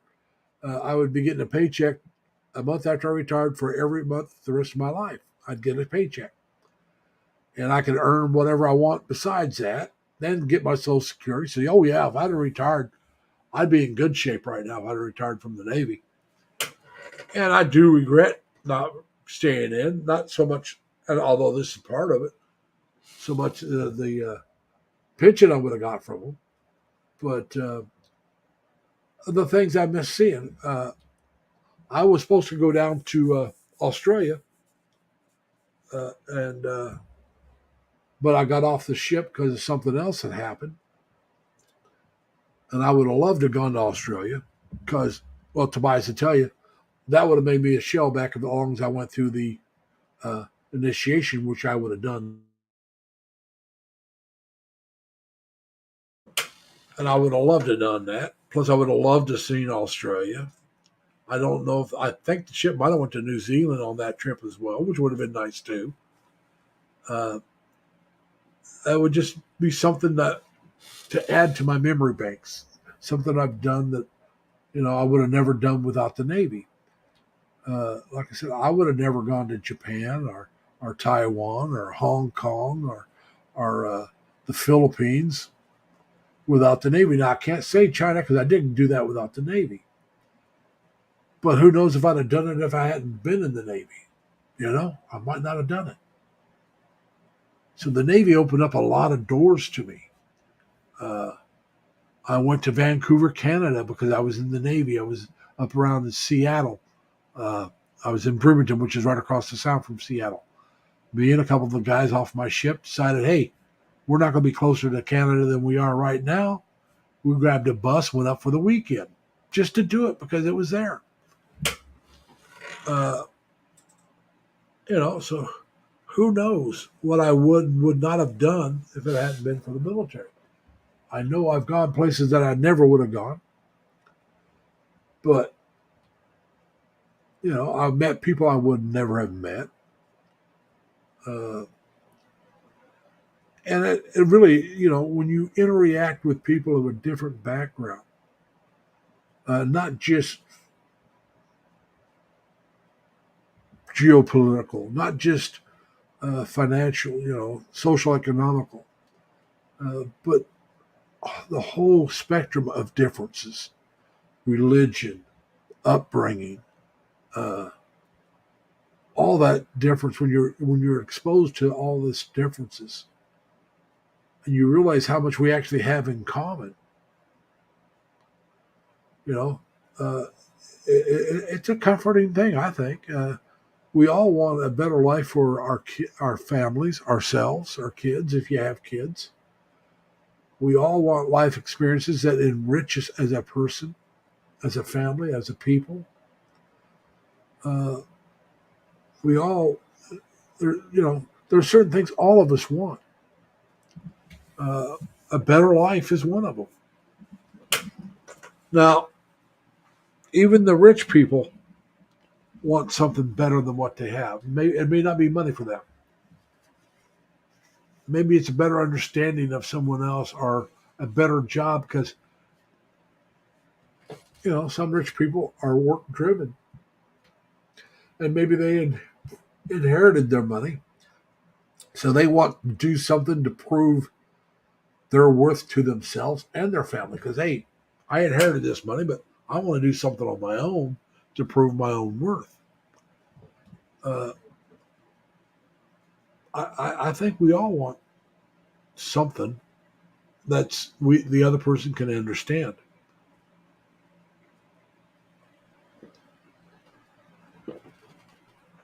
Oh, that was good. That's the least I've had a cup of coffee in a long time. But anyway, like I said, we all look to better ourselves, either financially, spiritually, uh, emotionally. There's something we all want to improve on. And so it's just, take Crystal. She works real hard to provide for her family. Her and Mark both. Why does she do that? She wants a better life for herself and her kids. Who can't understand that? I work because I want a better life for myself. If I had a wife and kids, I'd be doing it for them as much, if not more, for them than myself. Being burnt out on overtime, well, I'd still work overtime. I'd try to work as much as I could if I don't make enough money to provide for, or to provide what I want to provide for. That's what we do. If it wasn't for a roof over my head and eating on a regular basis, I'd retire now. But we need those things and we want those things. I mean, yeah, I could learn to live in a tent and go somewhere warm and live like people do it. I mean, but most of us don't want to live that way. And I don't want to live that way. That's why I say when I finally do retire, I want to go somewhere where I can make my money count the most. Whether it's to another state, another country. And my goal right now, like I said, my plan A is to go to the Philippines. That's my plan A. Plan B, we'll see. And I'm sorry, Ed. For an old fat man like me, food and shelter is not overrated. It's underrated.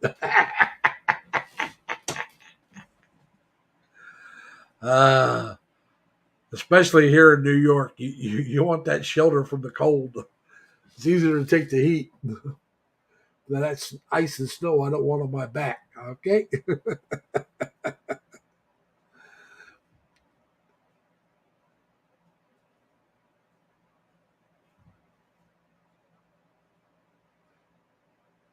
That's right, Crystal. Every day is a struggle. And there's people here in the States that have the same. I mean, yeah, they make more money, but here in the States, things cost more. So every day is a struggle. There are people living paycheck to paycheck here in the States. I used to be one of them. But that was my fault, a lot of it. But there's people that, struggle even more than I did. Ed Denoy, the alien from outer space, he don't even need oxygen. But like I said, my rent, for what I pay for rent here, you would have a real nice home in the Philippines. Super nice. And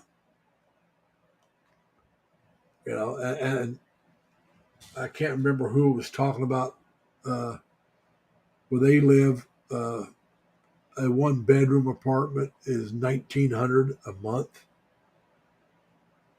Uh, in the Philippines, 1,900 a month, you're living really well.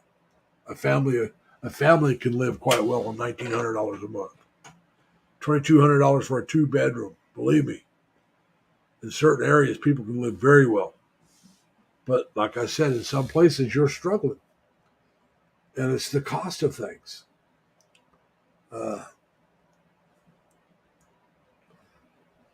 so, like I said, it just. But yeah, uh, like I said, the Filipino people really, really sometimes struggle, but they do what they have to do to survive. So many Americans are Westerners. They just turn to the government and they have it easy. And you got people. Well, I have more than that, Tobias. I have more than that in Social Security. I won't say a lot more, but I have more than that. And I don't even think you need 1,600 a month. I think you can do it on less, unless you're talking about putting money back for savings as well, which I think you need 1,500 or more so you can live decent and save some money. And it depends on where you live. It really does. But you're not going to survive on 1,600 a month in most places in the States without government assistance, if you can get it. Uh,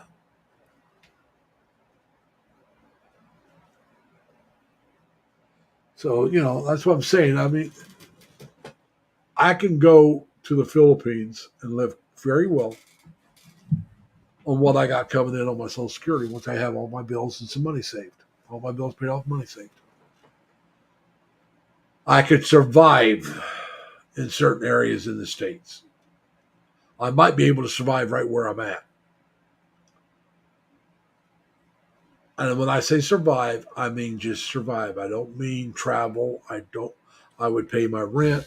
I would pay my car payment, my electric bills, and buy my food. And that would be it until my car's paid off. That would be it. I couldn't do anything. I couldn't travel at all. And because you got to remember my car payment, then you got your car insurance, and you got to buy the gas. I don't live close enough to walk to the grocery store, and I'm not during the winter. You don't want to walk to a bus stop because you're talking about a mile and a half, a mile and a half one way to the bus stop. And during the winter, that would be a real uncomfortable thing.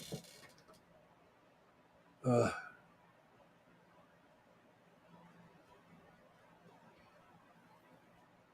so, yeah, it just like I said, I want to do more than just survive, and I can survive on what I got coming in, and I could probably, if a little government financial help, I can do okay. They have senior housing that would save me some money. Uh,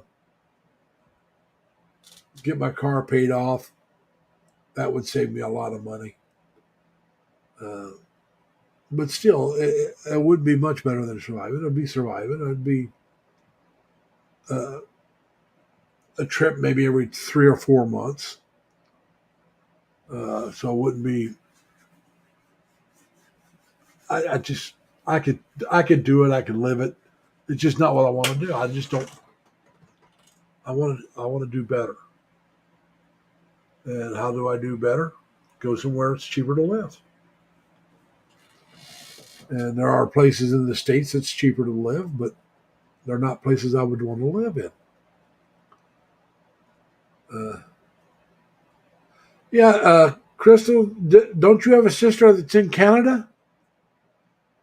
You got 3 sisters, okay. But don't you have one that lives in Canada?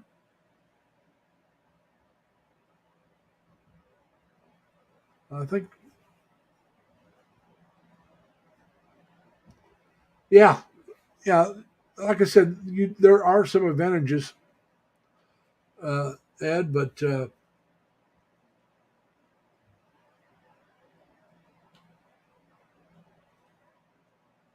yeah. Well, Crystal, do you have any brothers? Now, see, I have 4 sisters and I had 2 brothers.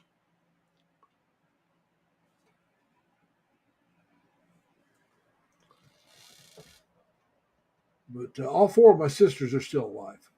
Now, 3 of them are older than I am, and one's younger. Uh, like I said, my oldest sister's just turned 80 this year. I'll be 70. My youngest sister just turned 62 this year. And so there's a big difference between them. Yeah, Ben, but there was 8 of us, but the one brother between me and my younger brother never made it home. I can't remember if he was stillborn or born shortly after or died shortly after he was born. I was too young to remember that. But so there would have been 4 and 4, 4 boys, 4 girls. Would have been 3 girls, 4 boys, then a girl. That's how it would have been. But my one brother never made it. So.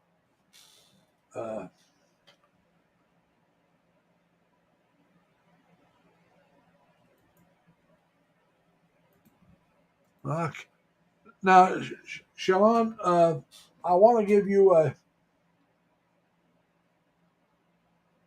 I don't know if I can do it on this one or not. Nope, can't do it there. My one phone died. I was going to give you a blue jacket just to let you know, but my phone died. Let's see if I can get it back up. I'll give you a blue jacket.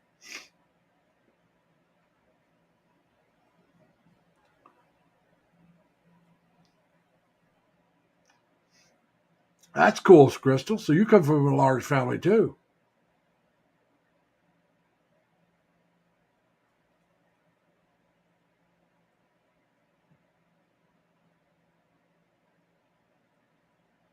Bring my ID. I'm waiting on my passport to come back. I'm renewing it.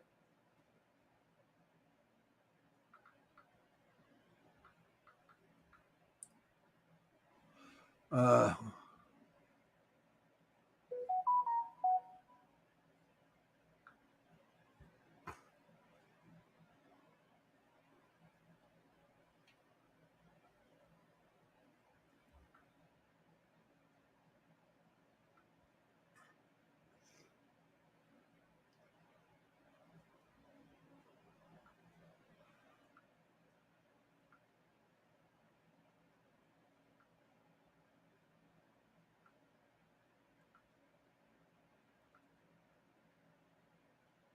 all right.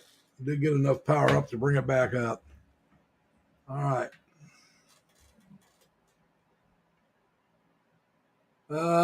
I have no desire to see the movie Barbie. It's just, I think that would be a good movie to take one of your daughters to if you have a daughter. Maybe a date movie. It wouldn't be my kind of date movie, but for me, I would, like I said, I would rather see that movie, Sound of Freedom. That would be much more my style.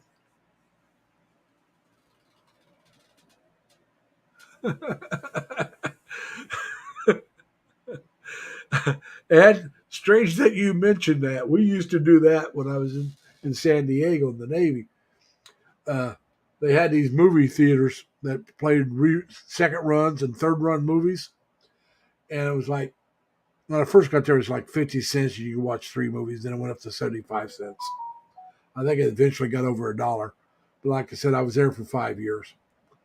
But what we would do is a group of us would go in and we'd pick what movie we wanted to watch. So you'd stay awake during that movie. The others would sleep.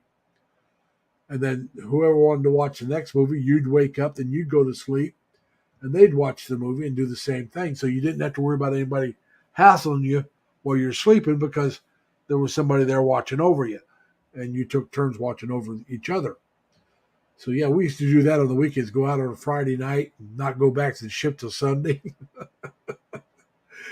Go into the movie theater and sleep all night. Oh, back when I could sleep in almost any position. Oh man, those were the days. Well, man, if my other brother had lived, I would be one of the middle childs. There would have been, well, not quite. There would I would have been the fifth of eight, so there was no real middle child. But my older brother was the middle child because of the way it was. Uh, I was the middle son. But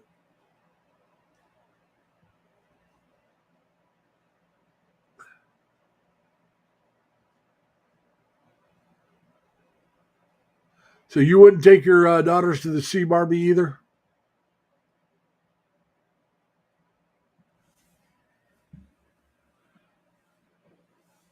I don't blame you. Like I said, it's just not.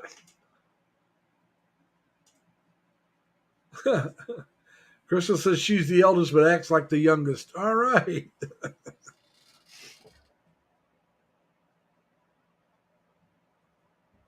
Oh yeah, like I said, that's the thing that's missing in the Western culture is traditional women.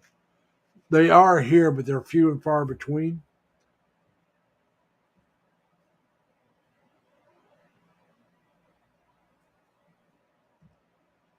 Uh, I still wouldn't want to go see that movie, Ed. I'd have to find something else to watch.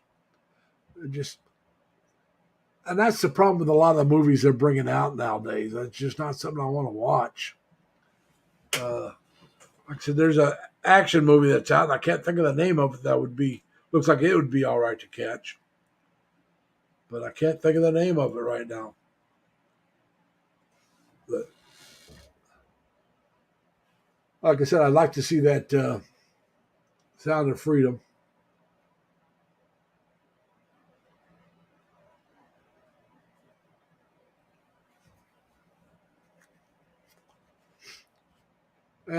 The thing I got against, for what I've been hearing about Barbie movie, is the way they have most of the male characters. They're either idiots or gay, or and I don't know if that's the case. I really wouldn't want to see it. I mean, the fact that they're gays in there is all right. That's real life, you know. You deal with real life, but not all the guys are idiots, you know. Fast and Furious 46, really? I don't think they got that many out yet, man.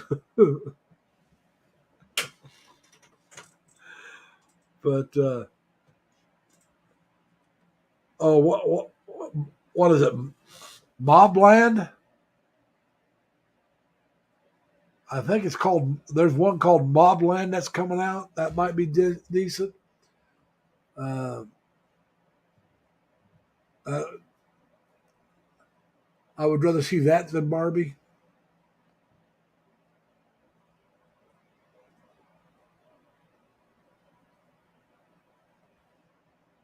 Yeah.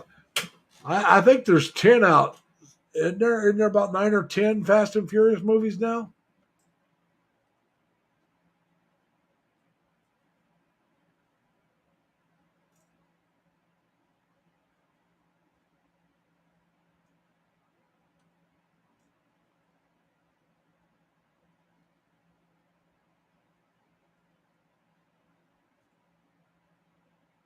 Bobby's a Barbie's a hooker, huh? Uh, like I said, I have nothing against Barbie, but that movie does not look like it's a good movie. It just doesn't look like it paints anybody really in a good light, and that's what's wrong with the Hollywood nowadays. They seem to really go off the rails and want to, it just. I don't mind a good strong woman. They got a TV show out called Lioness, and it's strong female leads, and it's a really good show. Zoe Salander, she's in it. If you know who she is, she's the one that. She's in. Uh, oh, sci-fi movie. Chris Pratt plays Star Lord. You got Rocket the Rabbit. I mean Raccoon. But she plays one of the alien girls in that. She's also plays in Star Trek. She's Uhura in the new Star Trek series. Real good actress. And so yeah, that's, CBS has got that. Paramount Plus has got that show on. It just started. It's new episodes on Sundays. I'm watching it. I'm enjoying it. But like I said, strong female leads is not nothing against that at all. I mean, because that happens in real life. But like I said, they're not putting down men to make her strong. You know, they have strong men and strong women, and that's the way the world is. You got men that can't do a damn thing, and I fall into that category. I'm not one of the toughest people out there. You got women that can't, and you got women that can kick ass, and you got men that can't. I wish I was one of the guys that could kick the world's behind, but I'm not. Guardians of the Universe. That's it. Guardians of the Universe. Thank you. And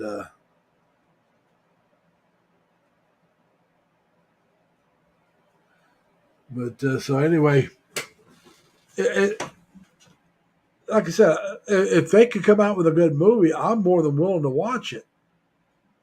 But they're putting out so much junk nowadays, and what really gets me is they remake some movies and they change everything about them, and I just can't see it. Write new movies. Don't redo. Oh, we're going to redo this movie and we're going to make it where it's, more politically correct or whatever, because it's not politically correct when it was first made. So we're going to now make so and so gay and this one's black and that one's Hispanic or this one. And they did a movie about these balloonists. Happened in real life.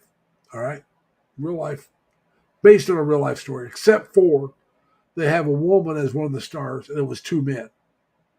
Now, if you were going to make up a movie and do it that way, that's fine. But when you're going to base it on real life, don't change a person's sex because you want to. Oh well, let's do this because we want to be inclusive.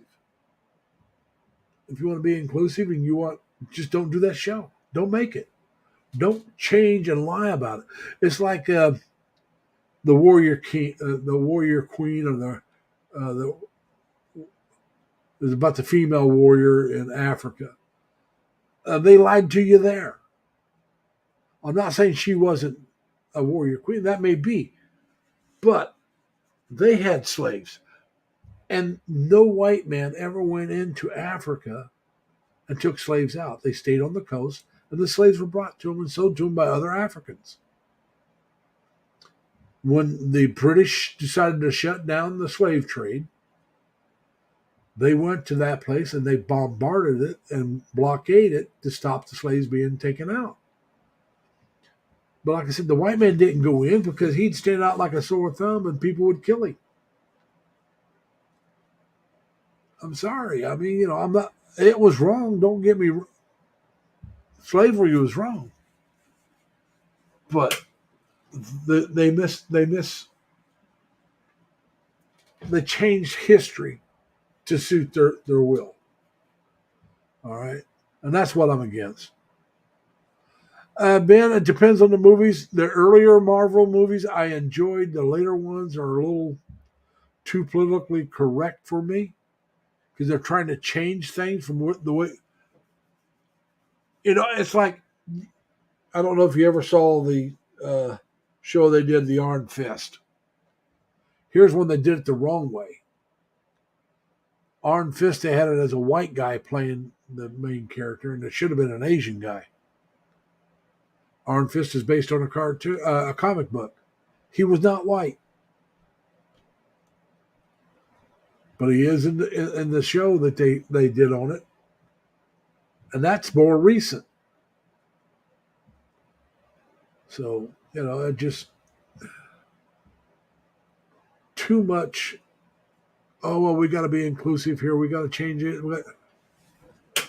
Oh come on, people! It just doesn't make sense to change things because you don't like it. History is meant to be learned from and hopefully not repeated. But if you go changing it, how are you learning anything? Because you're not learning the truth. You're learning a lie. That was a good movie. Seven?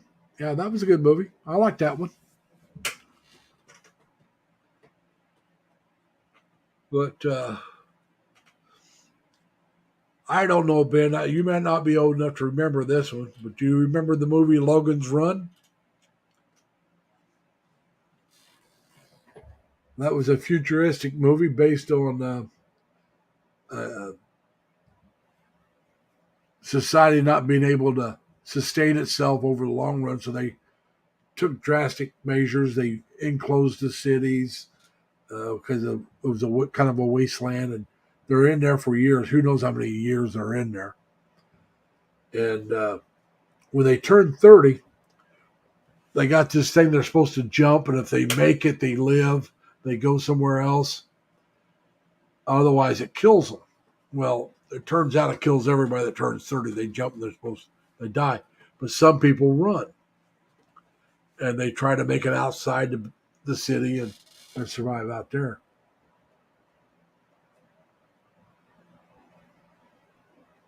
Ben said his mother wanted to call him Logan because of the movie, but Logan Berry is a fruit. Okay. Ed Denoy says he remembers. But anyway, so they upgrade his age so he would be more accepted into the group that may run. And that's when he finds out that, no, these people don't live. They're all killed. Nobody makes it past it. And so when they go to run, he finds out he's been aged and he's not going to get his age back, he decides to run with them.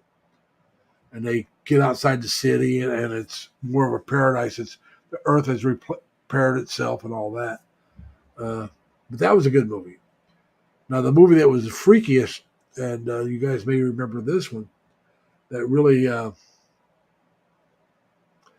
was Clockwork Orange, was it? Soylent Green, that's the one. That's where suicide is encouraged, made to be, it's encouraged for the sick and and that kind of stuff. But yeah, and it was a strange one. The dead people would be turned into food, Soylent Green, and that was a futuristic movie too. Now,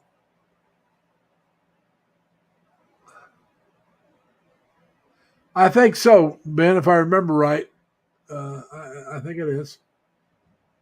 Now there were some.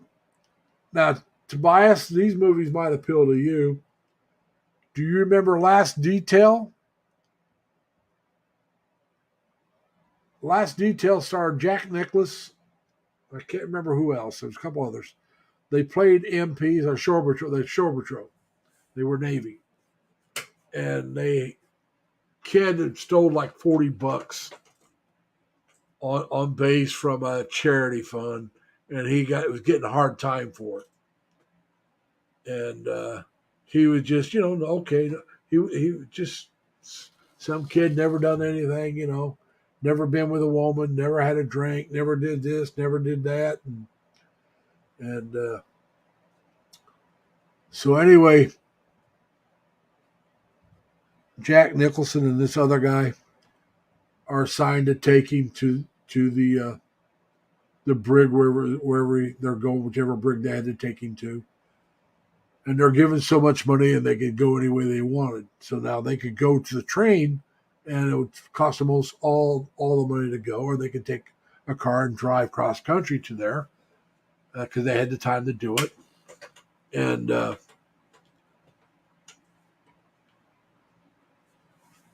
they decided to take the car and drive cross country and take the kid there that way. Then they started finding out about how sad this kid's life was, and they decided, well, he'd never been drunk. They'd take him out and get him drunk. He never had sex before.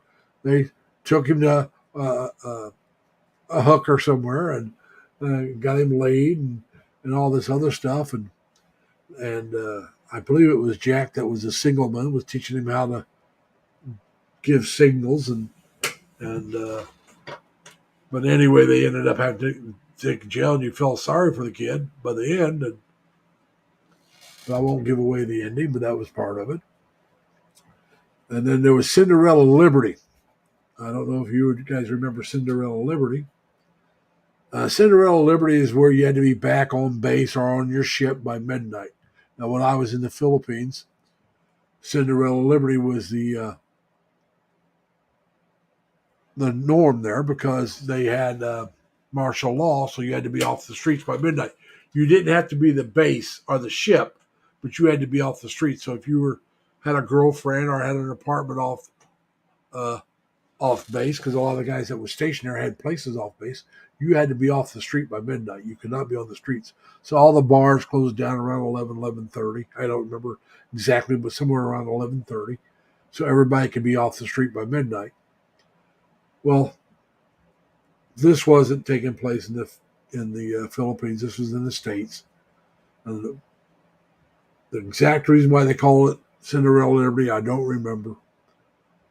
But it was decent. It was, this is back when before I was in. It was taking place back then because their IDs didn't have their pictures on them because they would have never got away with it otherwise. But it was about two guys. One was staying in, one was forced retirement, and they decided to switch places. I won't get to how they got there, but that was a decent movie. But, it's just, who knows? Yeah, Independence Day. That was a good movie, too. Randy Quaid was in that.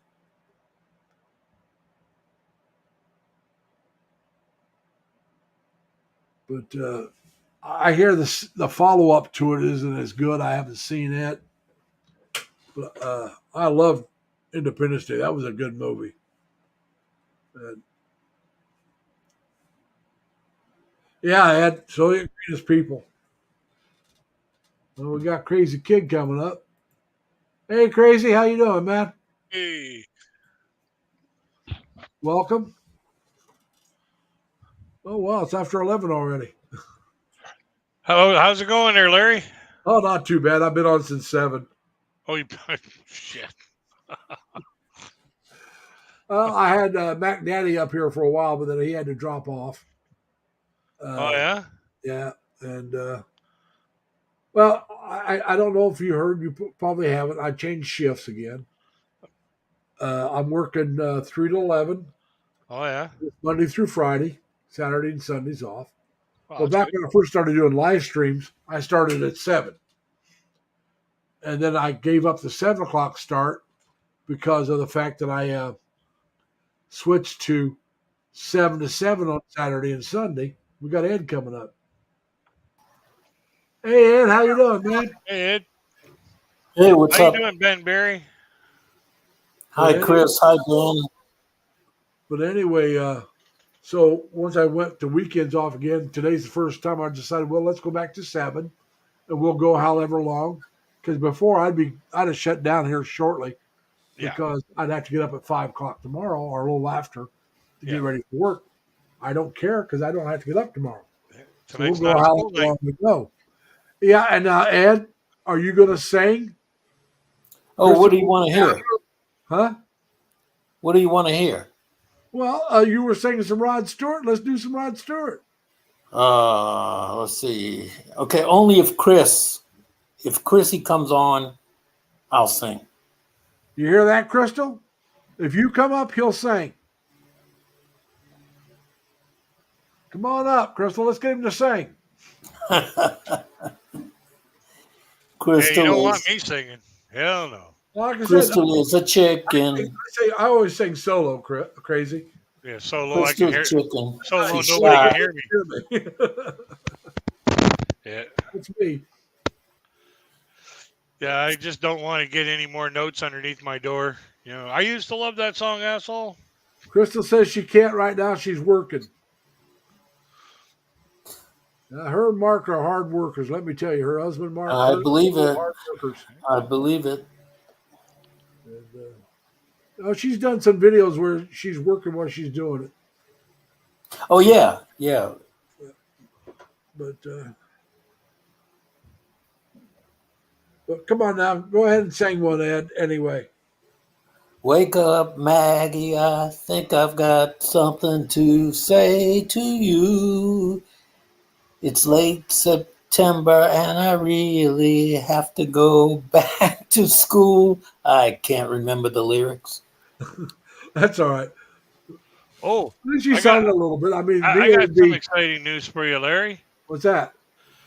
I just got yesterday. I just got my artist finished the cover design for my third cover.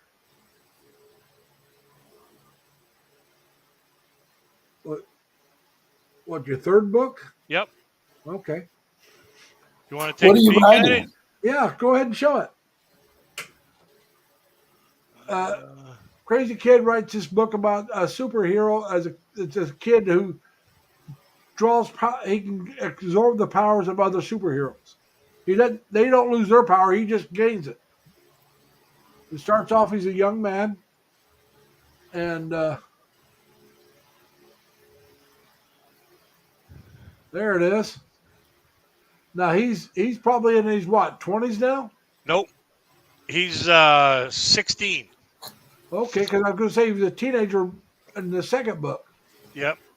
Yeah, he's still a teenager in the third book.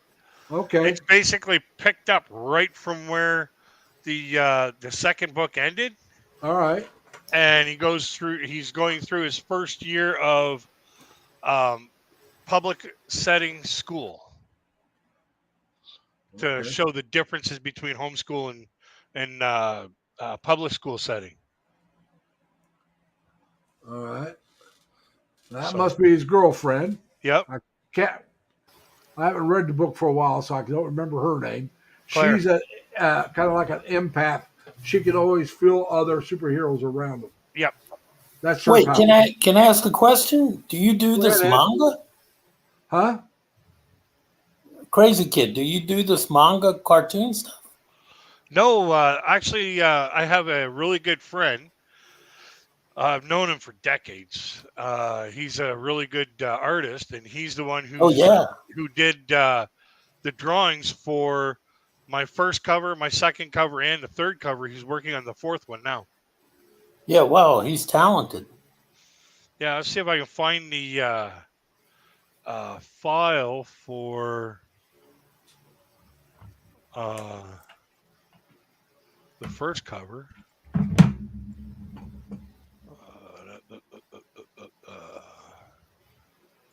That it?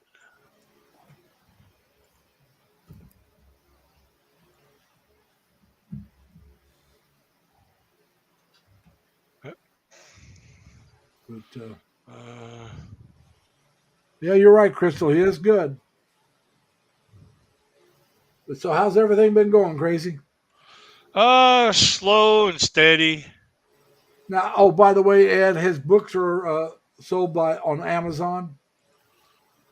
Okay. Yeah, And Corey, what's your last name, Corey? St. John. St. John. That's your real name? Yeah, his Yep. real name is Corey St. John. Okay. And go ahead and tell him what Daniel's books are called. What are the books known by? Crazy. Just about to share the screen with you again. Okay. Share screen. We'll We just go ahead and this put one. it out there. Oh no, not that one. Yeah, that one. Right there.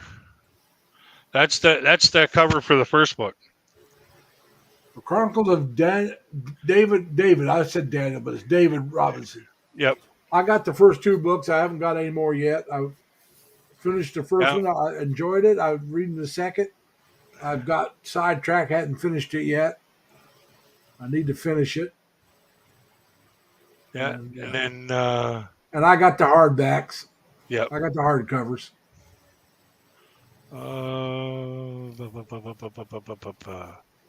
Come on. Why does it got to be so darn difficult to navigate this sometimes? Come on. What is that? Handcuffs? Yeah, that's the 5th book. Oh, okay. Yeah, he started working with the police in the second book. There's a police officer he works with and trying to help people. He always dreamed of being a superhero. You know,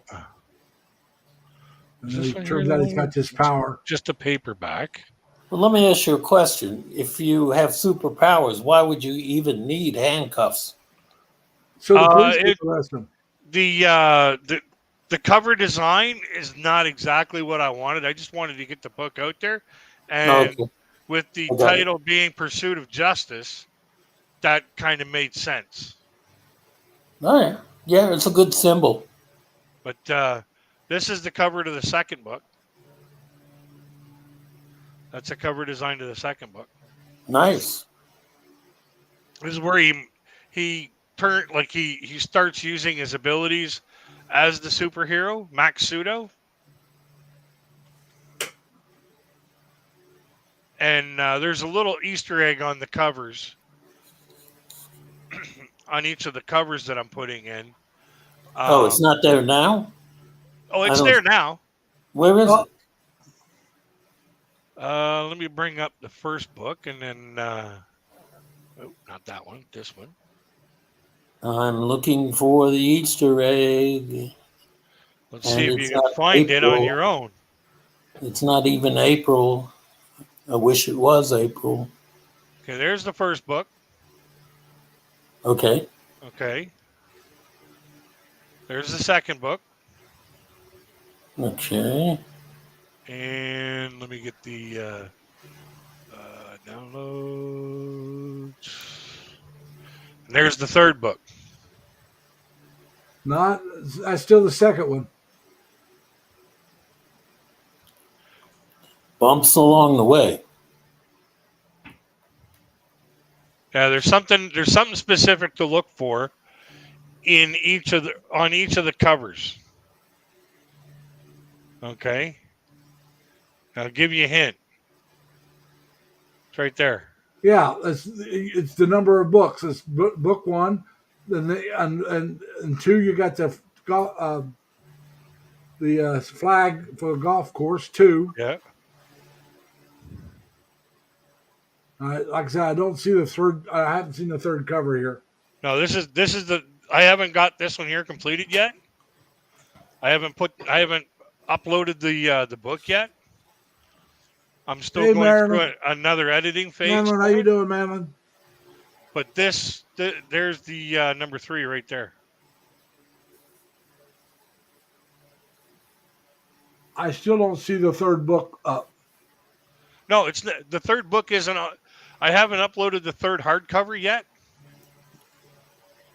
Okay, but this on my screen.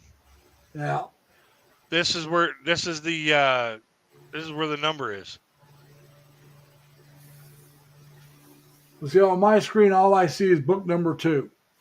I don't see anything about book Okay. 3. Let me see. Is what I'm here. saying. I don't see the third hardcover yet. Stop sharing that. Share screen. Window. This one. Share. And that's where the all right. Now let me bring it up. Yeah, this is the third one. yeah. Yeah, okay, on the guy's shirt. Didn't Yep. see it earlier. Yeah. But it's just something fun that my artist and I decided to do, to put the book number somewhere on the book in the picture for people to have fun. Oh, there it is. You're more than welcome, Madeline. I want to thank you for coming.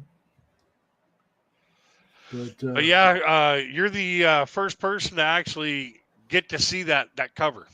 Well, good.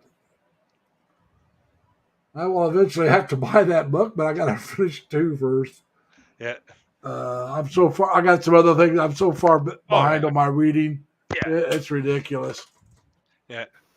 But A few years ago, my Chinese neighbor Yeah. published a book called Spots on the Wall. His name is Hu Flung Poo. Oh, yeah. Nobody knows the joke.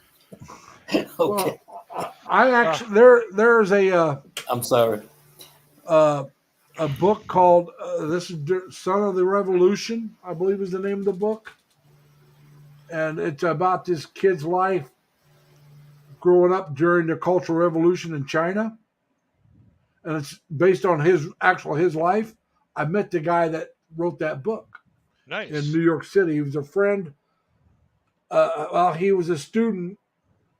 A friend of mine. I'm going to say he was a friend too. He considered me like his white son. He was a professor in China, and I knew him here in the States.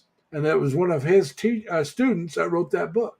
Nice. And when he found out I took this professor to New York City so he could catch a plane back to China.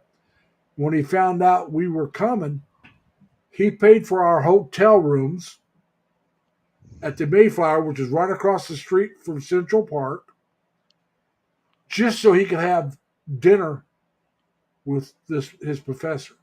Nice. Now, he took all of us to dinner, but he wanted to be able to meet up with the professor, who he greatly admired, and take us to dinner so he could visit with him. That's so cool. Oh, yeah. And they got us the hotel rooms and paid for the hotel rooms and all that.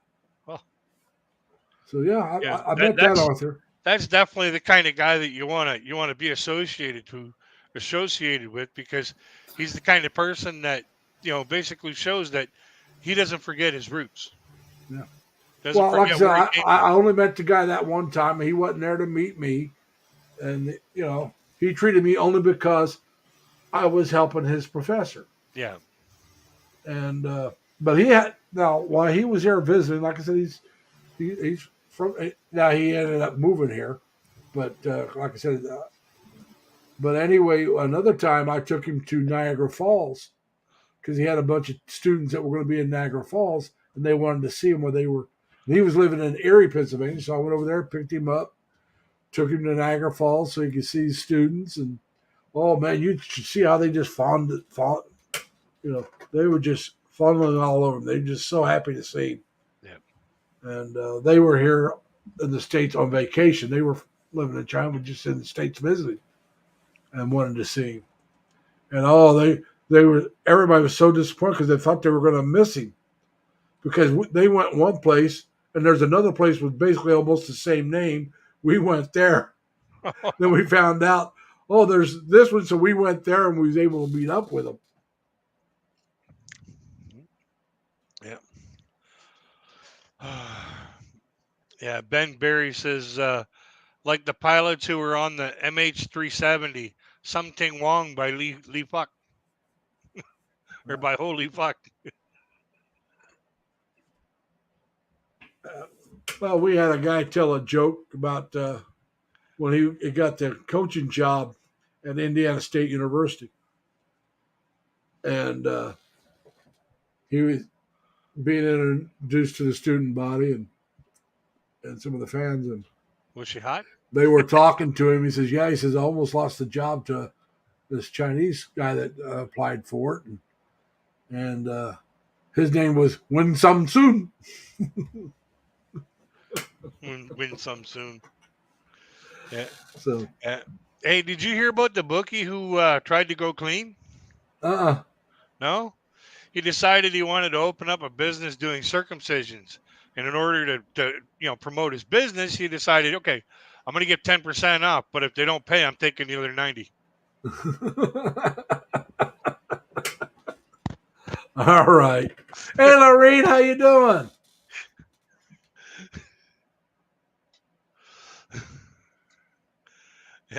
Oh, I'm on the wrong phone. I got two phones up. I got to get to the right one to do this. And I was talking to these. I was on this one panel a couple weeks ago, and there was this lawyer and this rabbi that were talking. They were both, of the Jewish faith, and I really respect these guys wholeheartedly. Like, like the one guy knows the law like freaking nobody's business. He's been doing it for 50 years. The other guy was just a genuinely nice person. But all of a sudden, while they were talking, they started talking about, certain things. And they started talking about, like,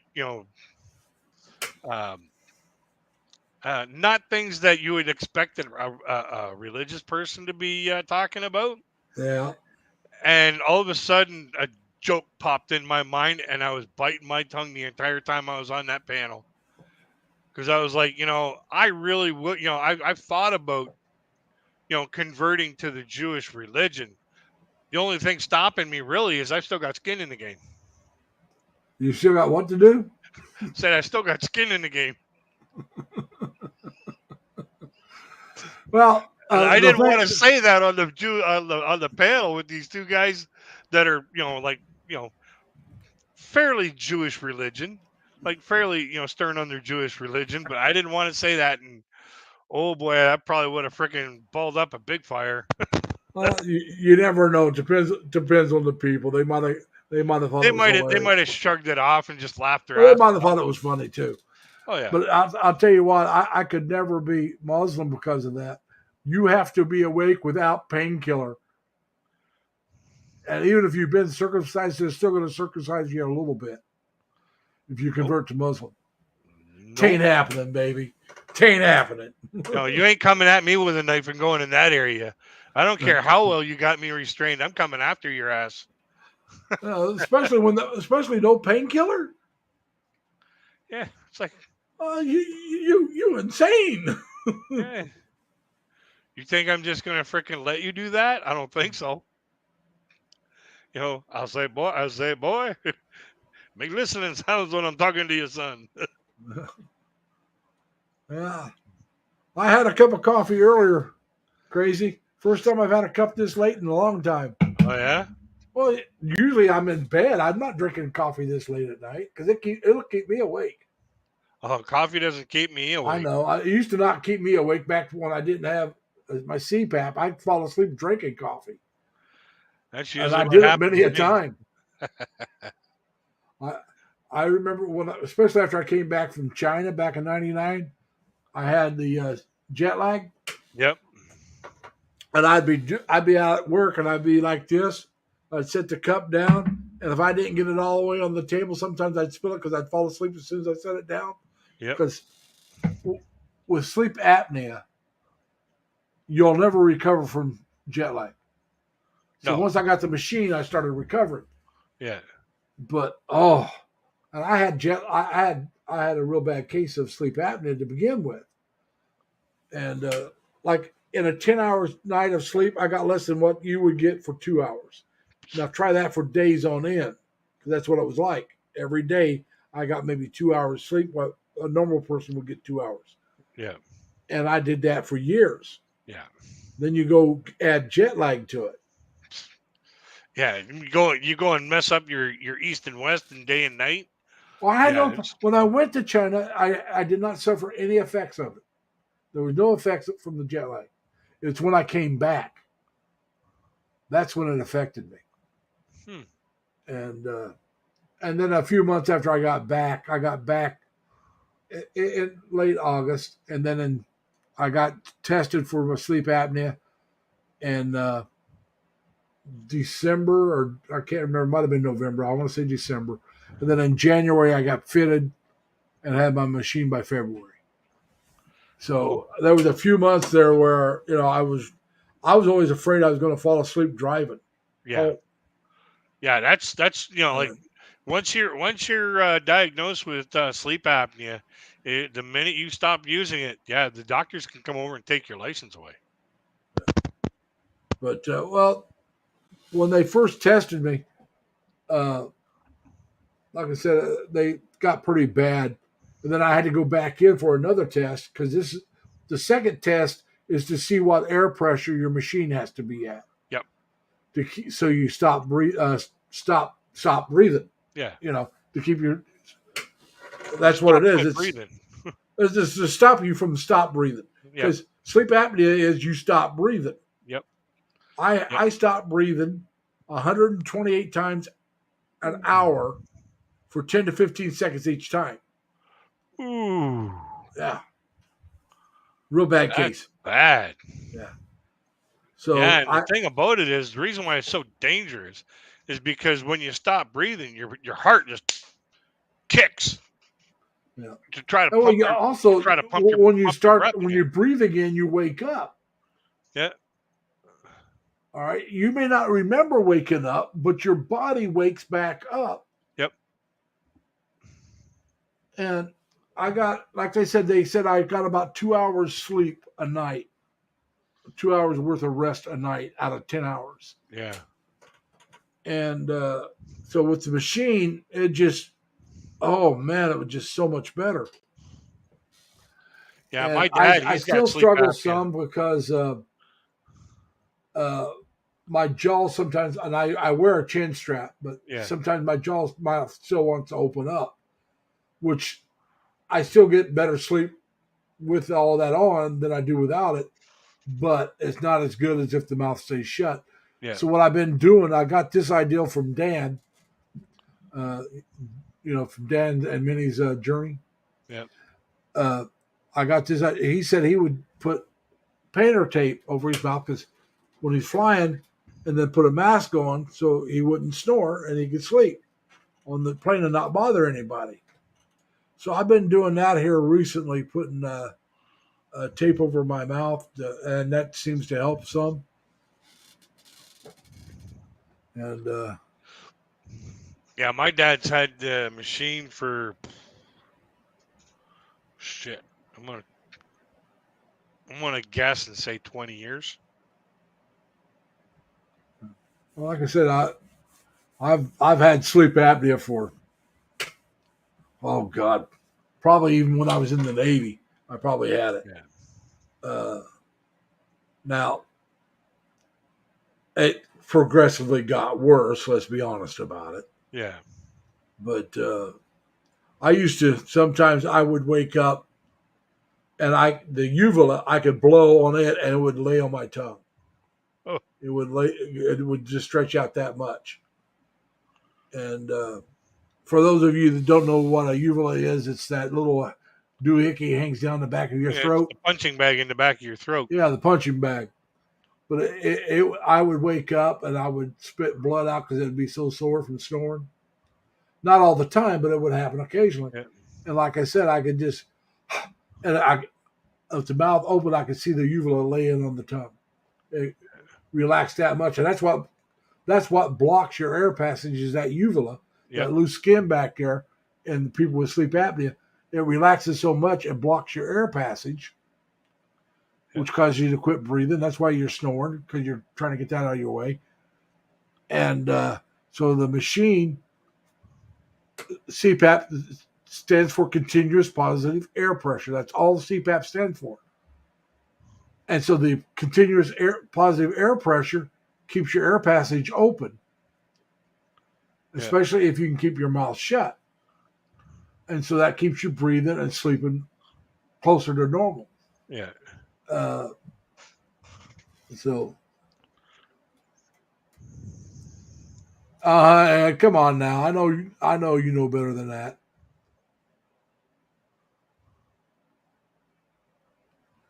Ben Barry says the original hand-powered chainsaw was invented for childbirth. That's a hell of an invention for childbirth. Yeah. Was it for childbirth or child abduction?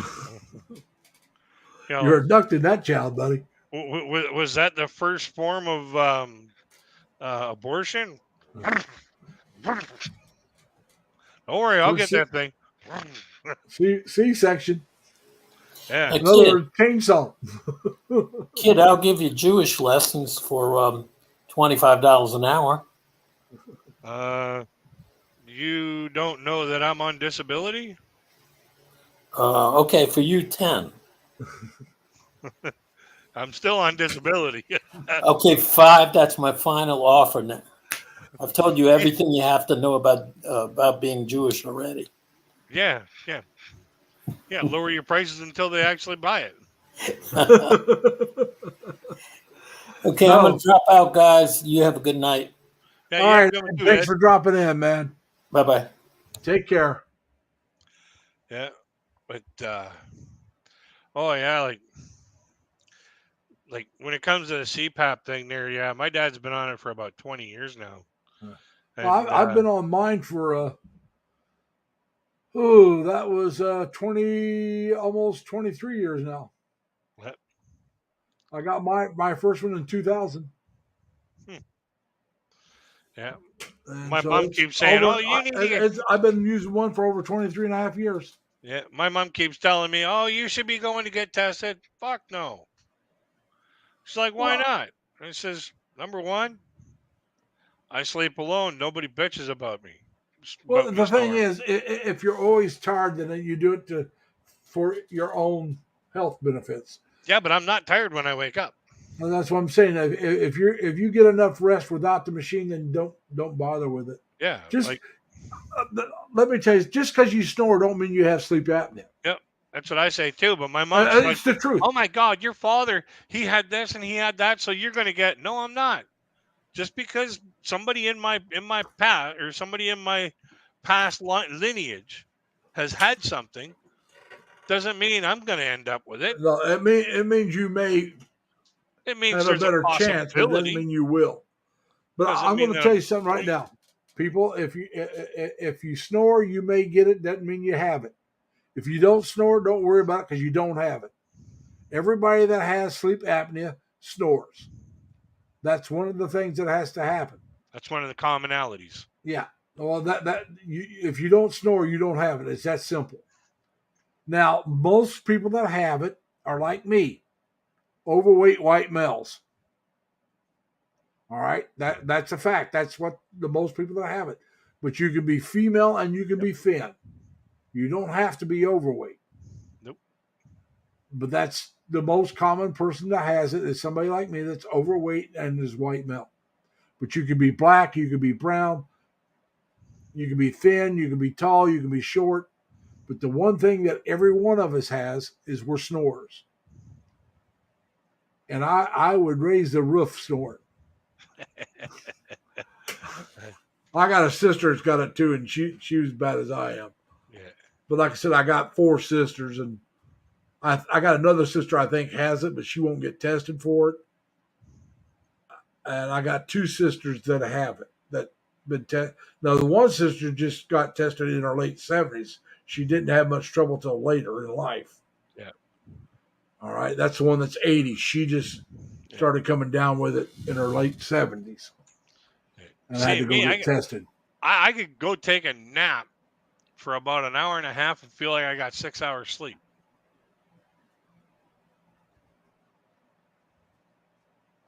So the odds of me having sleep apnea are pretty freaking low. Take care, Ben. Have a good one. Yeah, take it easy, Ben.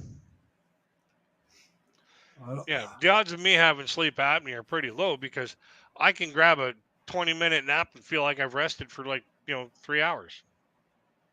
I can lay down and fall with my machine, fall asleep in a few minutes.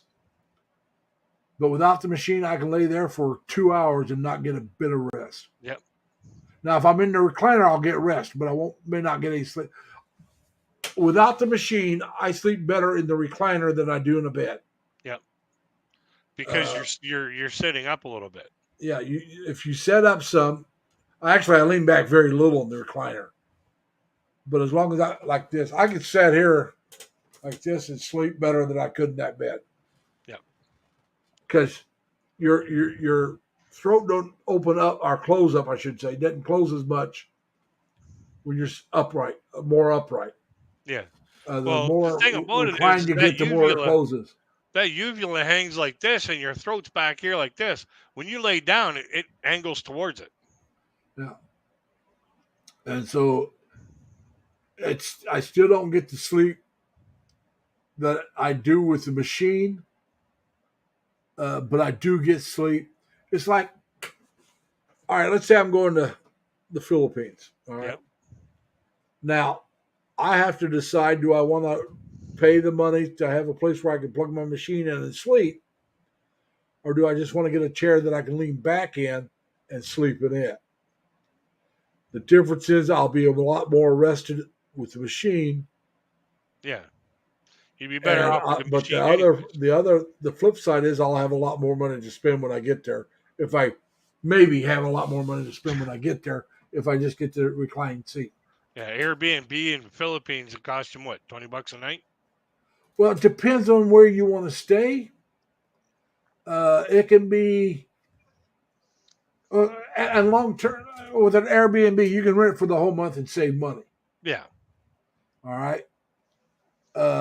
So you got now. I'm not going to say how much Dan pays in the Philippines for his apartment in Cebu, but I don't make $2,000 a month in my Social Security. I could go to live in the apartment he's living in, quite comfortably pay for that, have enough money to travel around, eat out at least once a day, and still have money to save. Yeah. Now, I could go some other places in Cebu and not be that well off. Yeah. Now, he has a nice apartment, but let's say you go to IT Park. It's the area where they have all the call centers and all the technical kind of jobs, and they have the best internet and the best everything. It'll cost you more money. Oh, yeah. You go to Manila, it's going to cost you more money. Now, I could go places in Cebu and pay even less than what Dan pays. Yeah. But I would you can prefer even go to going where Leyte Dan's and at. still freaking save money. Huh? So you can even go to Leyte and still save a whole shitload of money. Oh, yeah.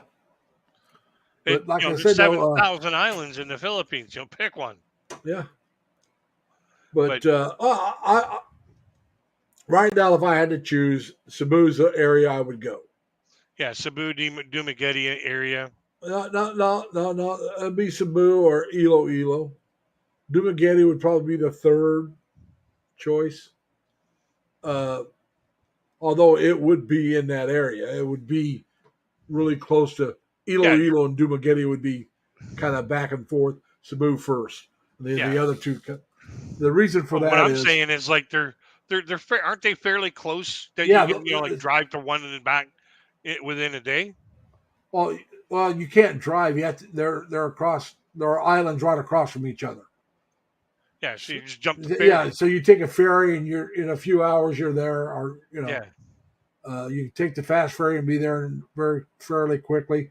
A plane trip would not be very long at all. No. Not very expensive. That's just basically a puddle jumper. Yeah, basically, but it's not. But I mean, it's a little bit bigger than that. All they're doing is just pulling the plane back on an elastic band and going, all right, get in.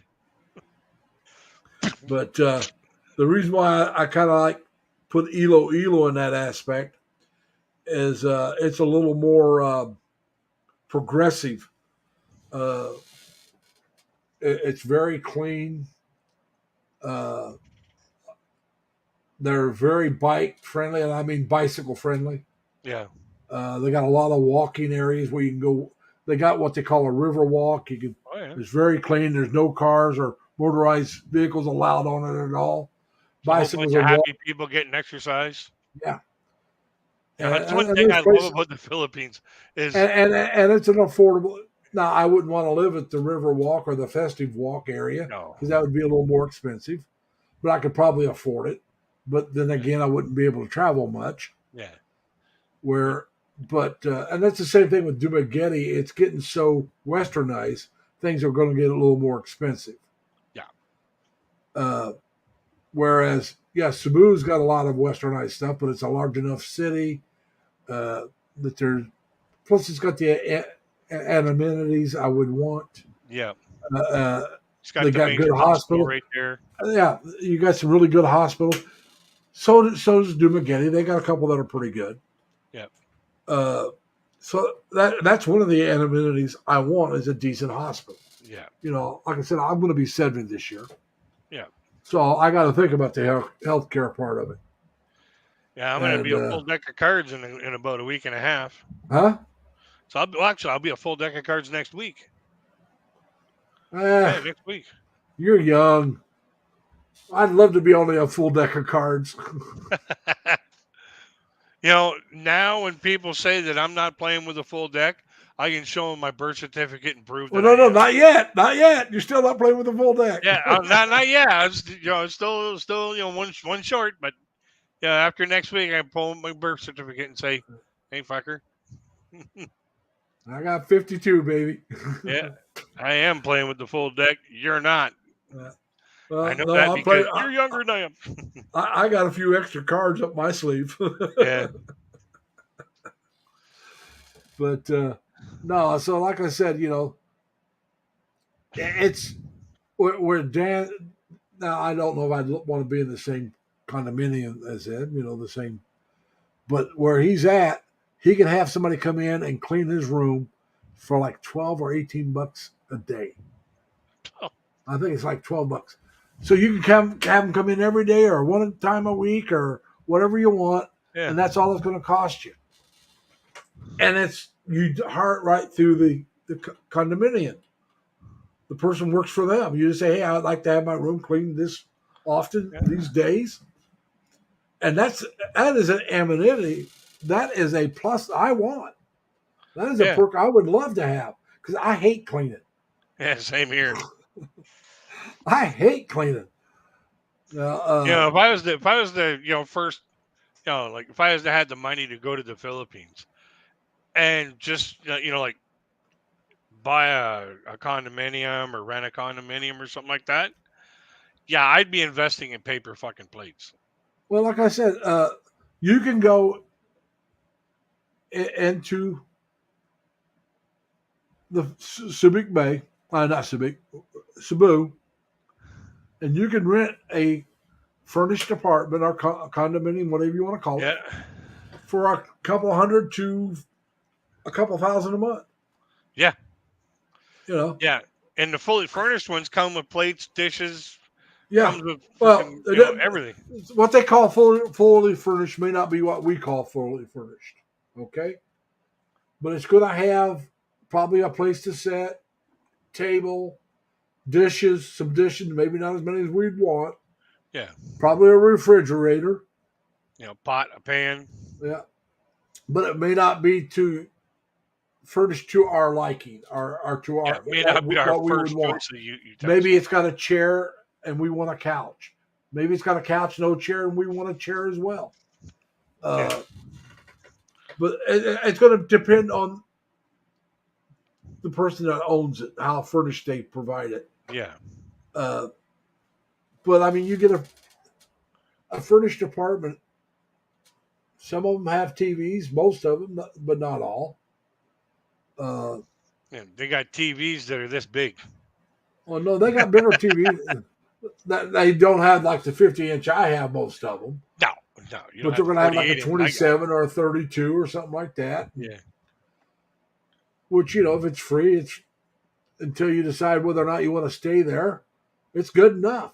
Once you decide where you want to live, it's not big enough, buy one. Yeah. If it's not big enough, just say, "Hey, landlord, come on over here and take this thing out of here. I got a better one for you." Yeah, that's what I said. And they'll gladly when I leave, this stays.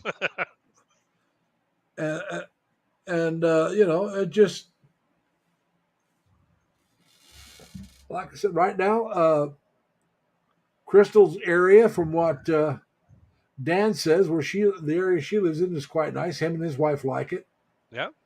I don't know what the hospitalization is in that area. So that's Manila something. area. I mean, if you live outside, how long does it take to get to the city outside? What kind of hospital they have, and how quick can you get to the good ones? Yeah. So that's something I heard from Paul, the old dog, new tricks. He says if you know you have a condition like a heart condition or you're prone to seizures or whatever like that, when you land, go to the consulate. Go straight to the consulate. Don't right after you get through immigration, get your butt right to the consulate, and basically tell them, listen, there's a possibility. This, you know, because if you don't, and then that you have a situation happen, and you can't afford to deal with it right away, or you're the only one that somebody else is the one that called and said, hey, want to take this guy to the hospital. Well, they're not going to take care of you until you pay, right? Well, that's Well, what they're the not going to embassy. let you out till you pay. Yeah. Well, some places I hear they won't. Some places they won't pay. won't take care of you till you pay too. Yeah, you're right. That's when you got a card that says they're freaking call the embassy. They'll freaking pony up, and then I just got to pay them back. Well, But that's what I said. I mean, when first I thing go, you do if you have an underlying condition, as soon as you get through even immigration, without an head straight to underlying that consulate. condition, I think you should have a few thousand, and I mean 5 to 10, over what your setup money is for emergencies. Yeah. 4,000 or 5,000 will probably get you through most of your emergencies. Then if you got a credit card that you can put money on, if you need to, you do. Then you got to pay that off. But that should be your last resort. That's why you want that 5-10 grand. You set yourself up properly. You can do it. That's why I said that's why it's going to be minimum 3 years, because I want to be set up properly. I don't want to go over there. You want to get your finances ready. Well, the 3 years will give me the money, or come close to giving me the money I want saved back. Yeah. I may have to go a little longer. That's why I say 3 to 5 years. Yeah. Even if my mother passed away, God forbid today, it's still going to be 3 to 5 years. Yeah. Yeah. And it's just like the Filipina P said in one of her videos. She says, make sure you have an exit strategy. Oh yeah. That's what that Philippines isn't what you expected, or if it's not exactly what you like, you don't like the food, or you got into an argument with too many people. Well, make sure you have something. There's a few. Go back. There are a few vloggers in the Philippines tell you the same thing. Yeah. You got to have a plan B. Yep. And a plan C. My plan B is to get my butt out of there. That's why I want the extra money. Yep. My plan A is to get there and stay there. That's my plan A. Oh yeah. Like I said, it may be 3 to 5 years, but my plan A is to get over there and stay. Yep. But if something happens and I can't, I got to have the money to get out. Yep. Now, I got a place to stay when I come back to States. I can stay with family. I have family that'll put me up until I can get my own place. So there I'm all right. Only because, like I said, because I have family. Yep. And my family were close enough that they would put me up. Yep. They'd say, there's the couch. Yeah, there's a couch, or I'm sorry, there's a bed. My family. Yeah. Both places I can stay at have extra beds, so or at least one. So there's a bed. Have at it. Yeah, there's a room right there. Go for it. And I would give them some money to help with their bills until I found my own place. Yep. And now, whether it be in New York at my oldest sister's house or in Indiana at one of my other sister's house, tell you the truth, with me, it'd probably be Indiana. Only because it's cheaper. Yeah. And I have more family in Indiana than I do in New York. But like I said, either one of my sisters that have the room would put me up. Yep. Now, they may not want to put me up for real. Now, my sisters in Indiana put me up longer, I think, than my sister in New York. But, she would put me up for a while. As long as, she knew I was out beating the place to find some place to stay. Yeah. She probably wouldn't be saying, hey, you got to get out of here and, find yourself a good place that you can afford. Get yourself set up. She'd be willing to. She did that when I moved out here. I lived with her when I first moved out here for a while. Yeah. Let me know if you need a hand. Yeah. And so, like I said, my sisters would put me up. So I'm not, my plan B is to come back home either to Indiana or New York. Yeah, And basically you'll be making a coin flip. yeah. And I'd probably land on Indiana because Yeah. my part of Indiana doesn't get quite as cold. It gets as cold, but not for as long. It Yeah. gets less snow. Yeah. So the coin would probably flip for Indiana. Now, New York has got some gorgeous places to visit during the summer months. Oh yeah. And I would love to take a trip through freaking Central Park in Uh, the summertime. like I said, I stayed right across the street from the park, walked over to it, but I didn't go through it. Yeah. But if you ever get a chance to go down to Letchworth Park, is a real nice place. It got 3 waterfalls right in a row. Yeah. Uh, Another thing I'd like to do is there's that one hotel that's got that monster Christmas tree. I would love to see that thing all lit up at Christmas time. you're talking about Rockefeller? Yeah, I think it's Rockefeller Palace. Well, it's Rockefeller Plaza is where they put the tree up. Yeah. But that's right there. It's Rockefeller. I think it's a People hotel. skating around it. Yeah, they're skating out there. Yeah. I would love to see that. I was there at Thanksgiving time. I just missed the Thanksgiving Macy Days parade. Ooh. You want to know the truth? Just missed it. And I was talking. I was in the hotel bar having a drink, and I was talking with one of the other guests, and he was talking about, oh yeah, it was great. He says I didn't have to leave the room. I just stood in the room and watched the parade go right by. Yep. It's the hotel I stayed at. It just went right by the hotel, so he's able to see the whole parade. Yeah, from a different angle. Well, from the warmth of his apartment. Yeah. I mean, his hotel room. He didn't. Everybody else is like, that's. But I'll tell you a place though I really love to visit is D.C., Washington D.C. Oh yeah, go to the Smithsonian and. Oh, I've been. The Smithsonian is more than one building. Yeah, it's like there are many Smithsonians. Yeah. There's the aerospace. There's and some of these museums, and they're all free. All the Smithsonians are free. And so you go in, and the natural art or some of the art museums that are Smithsonian, you can spend all day in just one of the museums. Oh yeah. The aerospace is going to take you a couple hours to go through and see everything in it. Yeah, I'll bet the military one will take you a couple days to get through it. But they got the candles there. I haven't been to that yet. That's the Jewish museum for the Holocaust. Oh, okay, yeah. They got a museum there for that. They got a Native American museum now. They opened that up a few years back. I haven't been to that yet. But your biggest expense when you go to D.C., outside of getting there, right, is your hotel room. Yeah. Because your food, it depends on where you eat. They got Chinatown's fairly cheap to eat in Chinatown. Yeah. And I like Chinese food.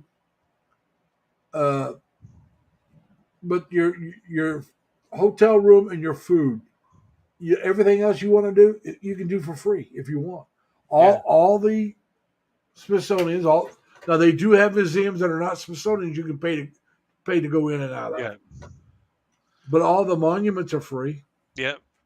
You can see, if I was ever to go to DC, I'd want to hunt out for the mom and pop shops for like going to have something to eat. Yeah. Well, like I said, I ate mostly in the Chinese district because I went to different restaurants, but their food is a lot. I enjoy that food. I enjoy. Yeah. Oh, I enjoy Chinese food too. It's just and it's a little more reasonable than some of the other places. Yeah. But I wouldn't want to eat it like freaking every day for 3 weeks. Well, I've never spent more than 3 or 4 days there at a time. Yeah. See, if I was to go there to view the Smithsonian's, I want to stay there for a few weeks just to make sure I do them all. Yeah, you know? but you see, you're coming from Canada. Yeah. Gonna I've make a been there. trip of I've a been there. lifetime. you I've know? been there now 3 times. Yeah. And who knows? I may go again sometime. But now you can go through the Capitol. Where the House, the Senate, and the Republicans meet. You can Yeah. go through there for free too. You can go in tours for that. You just have to get in a long line and wait, or you can pay a little money and you get through quicker. But Oh, I so they just, I just just, I just Disneyfied took the it, eh? free tour, huh? So they just Disneyfied it, eh? Yeah, And pay for this little mouse badge, and you get to go to the front of the line. yeah. You actually get in a different line. Yeah. I think it's a guided tour. Yeah. The other one you go Julie through, Screw 'em and so you How have line. to. They only let so many people in. You gotta kind of wander around by yourself. I figured that's good enough for me. Now, what I didn't do that I should have done years ago, my oldest sister's husband, his aunt, was a office manager for senators and representatives over the years. She went down there during World War II and started working in D.C. way back then. And she worked at the Capitol for well over 40 some years. And if I'd have told her I was coming, she'd have set up a private tour, and I would have cut all the lines. Yeah. She kept telling me, "Now, Larry, if you come, let me know you're coming. I'll get everything I'll hook set you up." up. Yeah, I just never did it. I should have, but I didn't. And Crystal's with me. She loves Chinese food. Yep. Yeah, I do too, but I got to be careful when I eat it because it's not the meat or anything like that. It's the rice and the noodles. I'm diabetic, so I do eat that stuff. I just got to be careful of how much I eat it. And Yeah. but I love the hot. I got some Chinese hot sauce in my Ugh. kitchen right now. Oh, I love that stuff. I can't do hot stuff. Yeah. Oh no. Well, the first no. time I did something really hot, it wasn't Chinese. It was actually Mexican, and it was chili. We had this guy that on ship. He was one of the cooks, and everybody was complaining because his chili wasn't hot enough. And so he decided, he was going to make some hot chili. Oh God, my eyes burned, my nose ran, my eyes watered. Oh, but it was oh so good. Yeah, we used And to have, when I worked at Siemens in Tilbury. We used to have on the very last day of the year before Christmas break, we would have a potluck. And this one time I brought in I made a batch, like a double batch of my chili. Okay. So I bring this in, plug it in. I got the crock pot and everything like that. That chili was gone at first break, and we only get 10 minutes for the first break. Yeah. Okay. So there was three breaks plus the relief breaks. They within like 40 minutes, that whole freaking double batch of chili was gone. Like they were cleaning the pot. Yeah.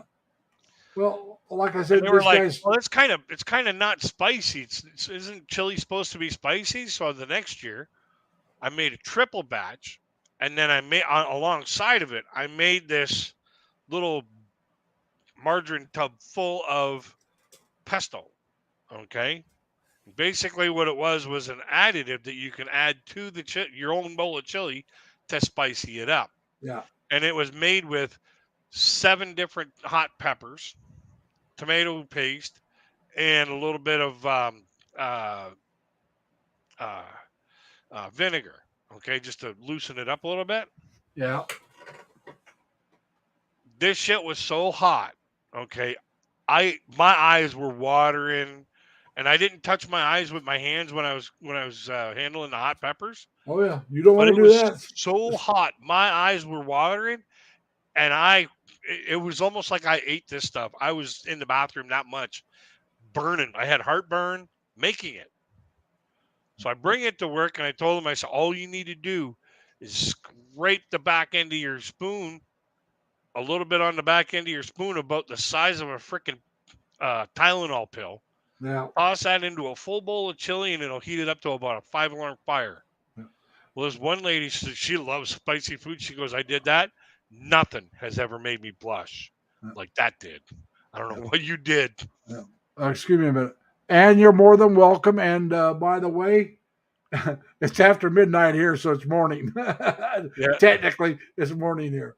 Yeah. This is the latest I've gotten. Like I said, since it's good to be off the 7 to 7 shift. Yep. On the weekend. I like the 7 to 7 shift, but on the weekend, it kind of limited my live streams because I would have been off here an hour or more ago so I could get ready to go to bed because I'd have to get up at 5.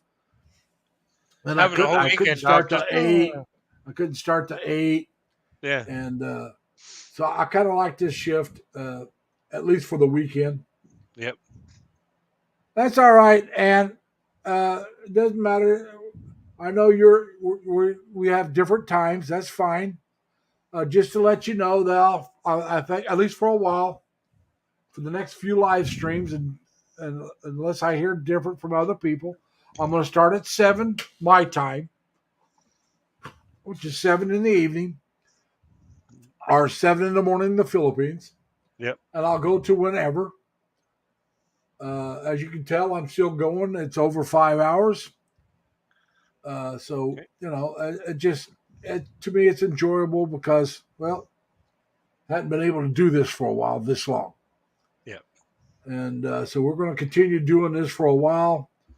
If it turns out it's not good for other people, then maybe we'll stop. I know you're in Dubai. I'm not sure what time it is in Dubai, is what I'm trying to say. Dubai, India. Yeah, she's about what? About 5 in the morning or 3 in the morning? What time is it there? And I could be about 4 in the morning there. yeah, she's not. Oh, it's 8 already in the morning there? Okay. Okay, yeah, it's 2 hours past the Netherlands. She's about 4 hours behind the Philippines. So when I start, it'll be like 3 in the morning for you, but I'll be going. So whenever you get up, check. It'll be like 3 o'clock Sunday morning for you when I start. And so whenever you get up, just go ahead and check, and hopefully I'll still be on because I don't plan on quitting early. So our mutual friend Jismar, How's she doing?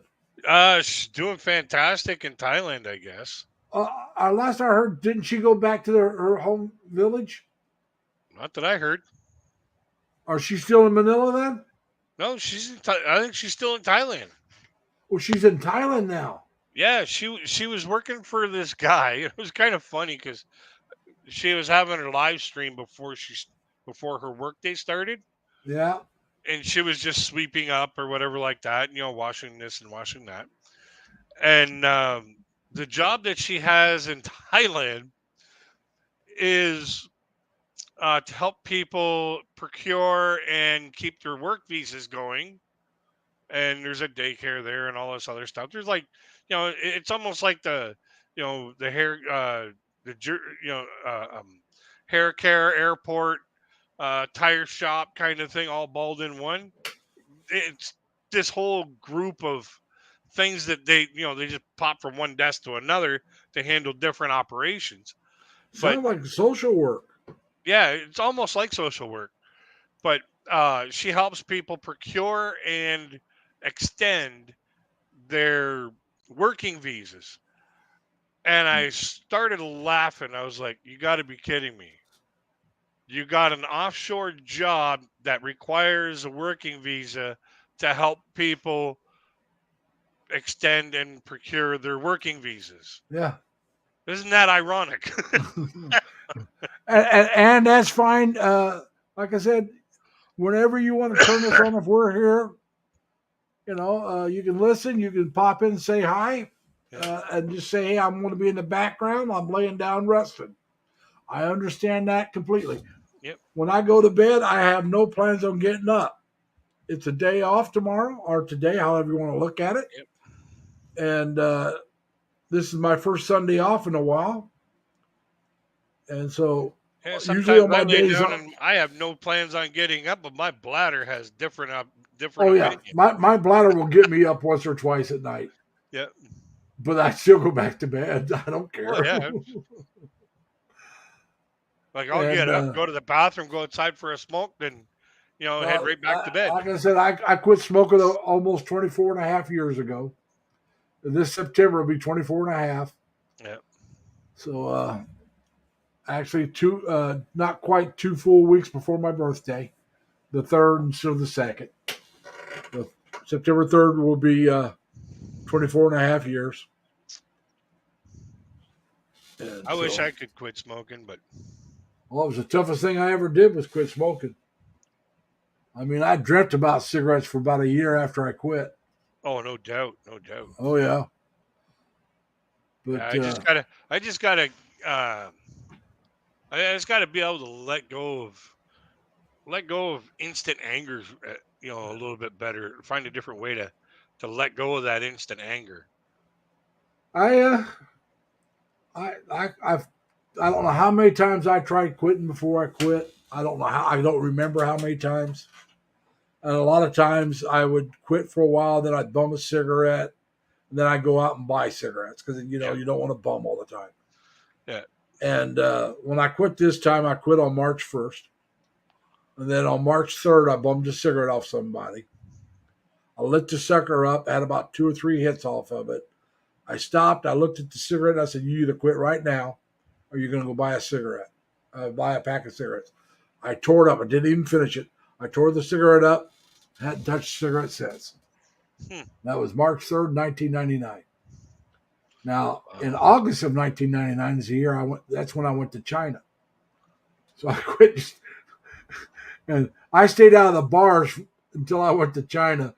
Yeah. Because that's when I really wanted the cigarettes, when I was drinking. Yep.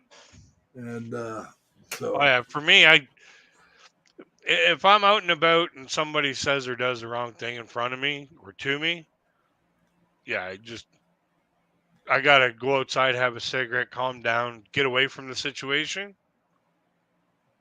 Otherwise, I'll end up popping the guy's head off like a freaking zip.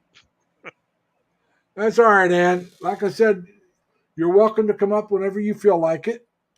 You're also welcome to just be in the background. Yeah. We're glad you're here either way. Yeah, just make sure you hit that thumbs up. Yeah. I hope everybody does, but if they don't, that's fine. Well, But, every thumbs up you get, YouTube will send your stream out to 7 people that would have never gotten your stream before.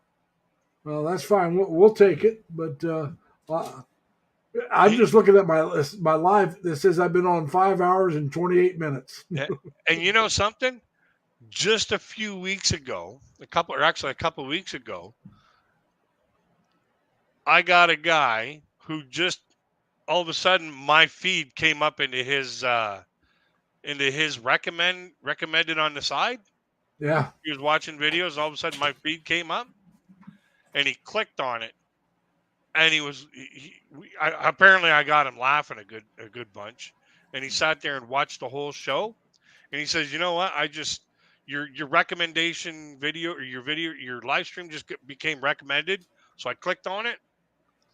And he says, "I'm having so much fun. I subscribed to you." And he's been watching a lot of my videos lately. Yeah. And I had him up on my panel. We had a great freaking conversation, man.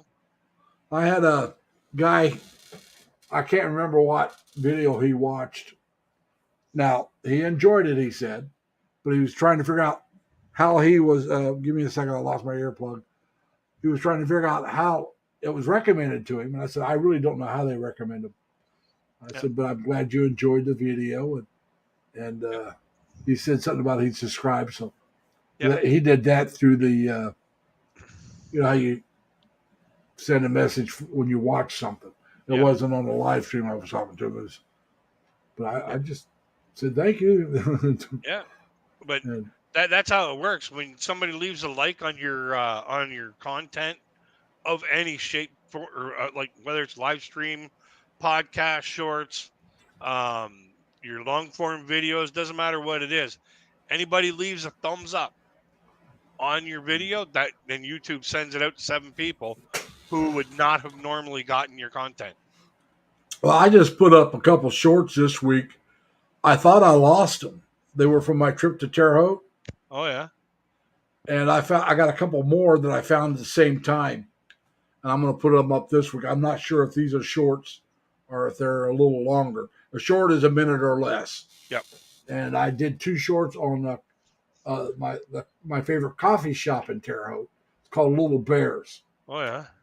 and when you walk up, they got this painting on the wall of a bear holding a coffee mug, and it's kind of cute. And so I'm walking up and I'm talking about the place, show that picture. Then I stop it. Then I go inside and I do a second video and show the interior, the ambiance. Yeah. It's got a couple skeletons sitting in chairs. Oh yeah. They got all these different kind of seating. Am I gonna have to wait that long for service? And they got different kind of desserts. They even got a menu of food that you can order. And they got this one wall with cups. I didn't show it real well in the video, but they got these one walls with cups. With I guess these are regular customers that come in all the time, and they can buy a cup and have their name put on it. And it's on the wall, so when they come in, they can use their same cup. Oh yeah. But I don't. I'm only there a couple times a year. Yeah. Whenever I go home, I go in almost every day. Yeah. But it's only when I'm home. This is back in Terre Haute. That's almost 700. Well, actually, it's more than that. From where I live now to my sister's is almost 900 miles one way. Ouch. Yeah. So yeah, you see me on the way in, I'd have been like, "Hey, boo boo." But and then sit down and go to look in the cafe and see skeletons. But if you want to see it, it's the 2 latest shorts that are up. The second one's got the most views. That's the one that shows the interior. It's got something like 400 and some views. Wow. Well, most of mine don't get anywhere near that, Yeah. Although I do have 4 shorts over 1,000 views. Wow. My most is Nice. 1,700. Nice. Last time I dropped my shorts, freaking I became single. Well, if you're talking about those shorts, last time I did that, I told a guy to kiss my ass. Yeah. And he said, show it or bear it. So I bared it. I was sober as all get out. And I'm in a bar, just walked in. And me and this one guy, Joe, I can't remember his last name, but we were always telling each other to kiss our ass. And we'd always tell whoever said it, the other would tell him to bear it. And he never thought I would. Normally I wouldn't. I had a wild hair up my backside, so I dropped my drawers. Right there in front of everybody in a bar, man.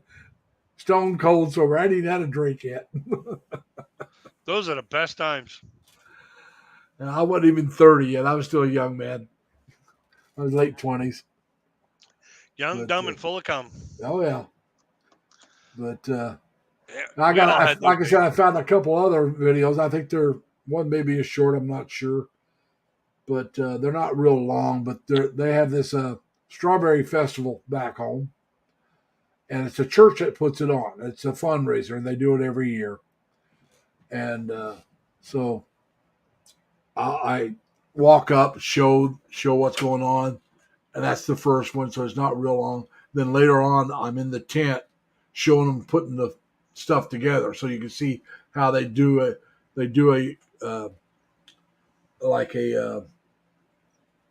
production line. Yeah. One person puts the shortcakes in, next person puts the strawberries on, next person puts the ice cream on, somebody else puts the whipped cream on. Almost like Lucy. I love Lucy at the Chocolate Factory. Yeah. But see, I went and got one for myself, sat down and ate it, and I put that with. I got 2 channels. I got I got a channel called Lazy A-L33. All right. Lazy ass Lee. Yeah. And that's my Ninja channel. And if I comment on somewhere, it just says Larry. Yeah. But I I don't know if you knew Leonard Lund or not. He was a guy that used to be on my panel a lot. He was on Dan's panel a lot. Well, Yeah. he passed away not too long ago. Oh no. Oh yeah, and he never I like he was Leonard. planning on going to the Philippines this year to live and be with his girlfriend and all that. And he had a stroke or a heart attack or something and passed away. And so I wanted to do something in his memory, so I created this channel, and I show just my recliner in my living room. Because I have him up on my panel. He's on my panel, and it shows my recliner. It's an empty seat as part of my panel in honor of Leonard. Dan's up, and Big Mac Daddy. We were pretty much a lot of times it was the four of us, but so other people would join occasionally.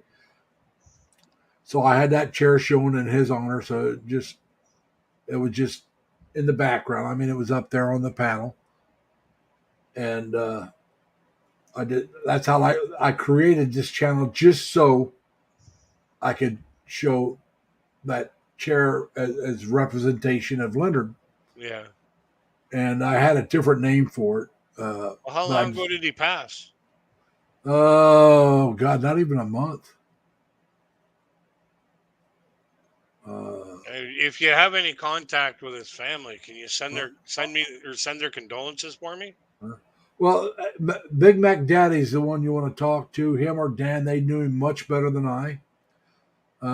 Mac Daddy talked to him all the time outside of YouTube. Oh yeah. And Dan did some. No, I never did. I talked with him all the time on YouTube, and we were in panels together a lot of different places. Yeah. If you know Sammy, Yep. Him and I were sometimes in Sammy's panel, Dan's panel, my panel.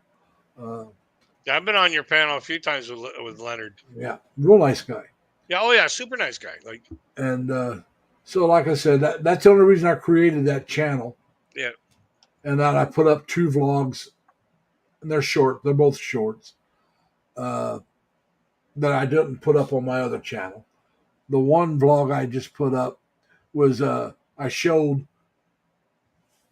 the strawberry shortcake where I'd already taken a bite of it, and just said, I thought I'll take a video of this, and I never put it up because it was, really short.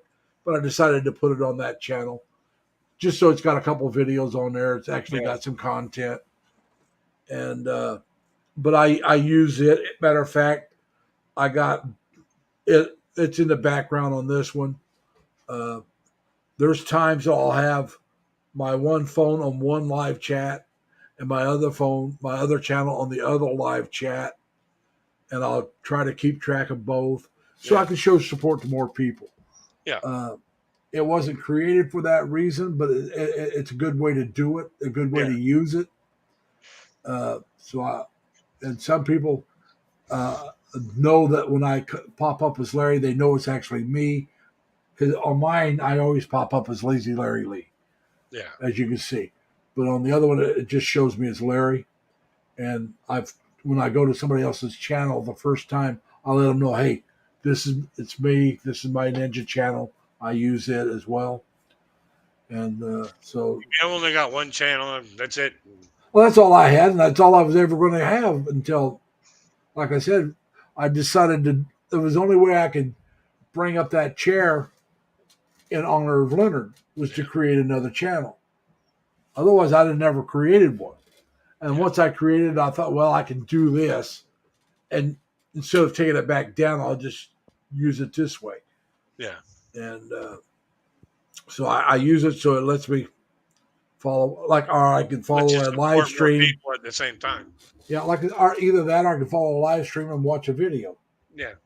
Or be on the phone with somebody. Yep.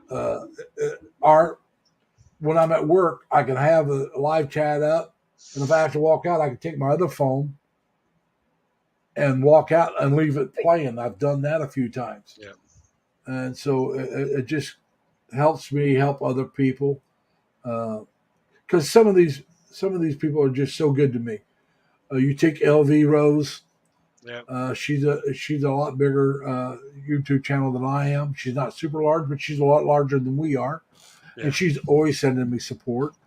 Yeah. Uh, Yeah, you're at 580 now. Holy smokes. yeah, I'm at 580. The 580th person just signed up this week. It's a guy I work with. Nice. He walked in. I didn't realize I plugged the phone in to a charger that I did not realize that by plugging it in, it turned the monitor on.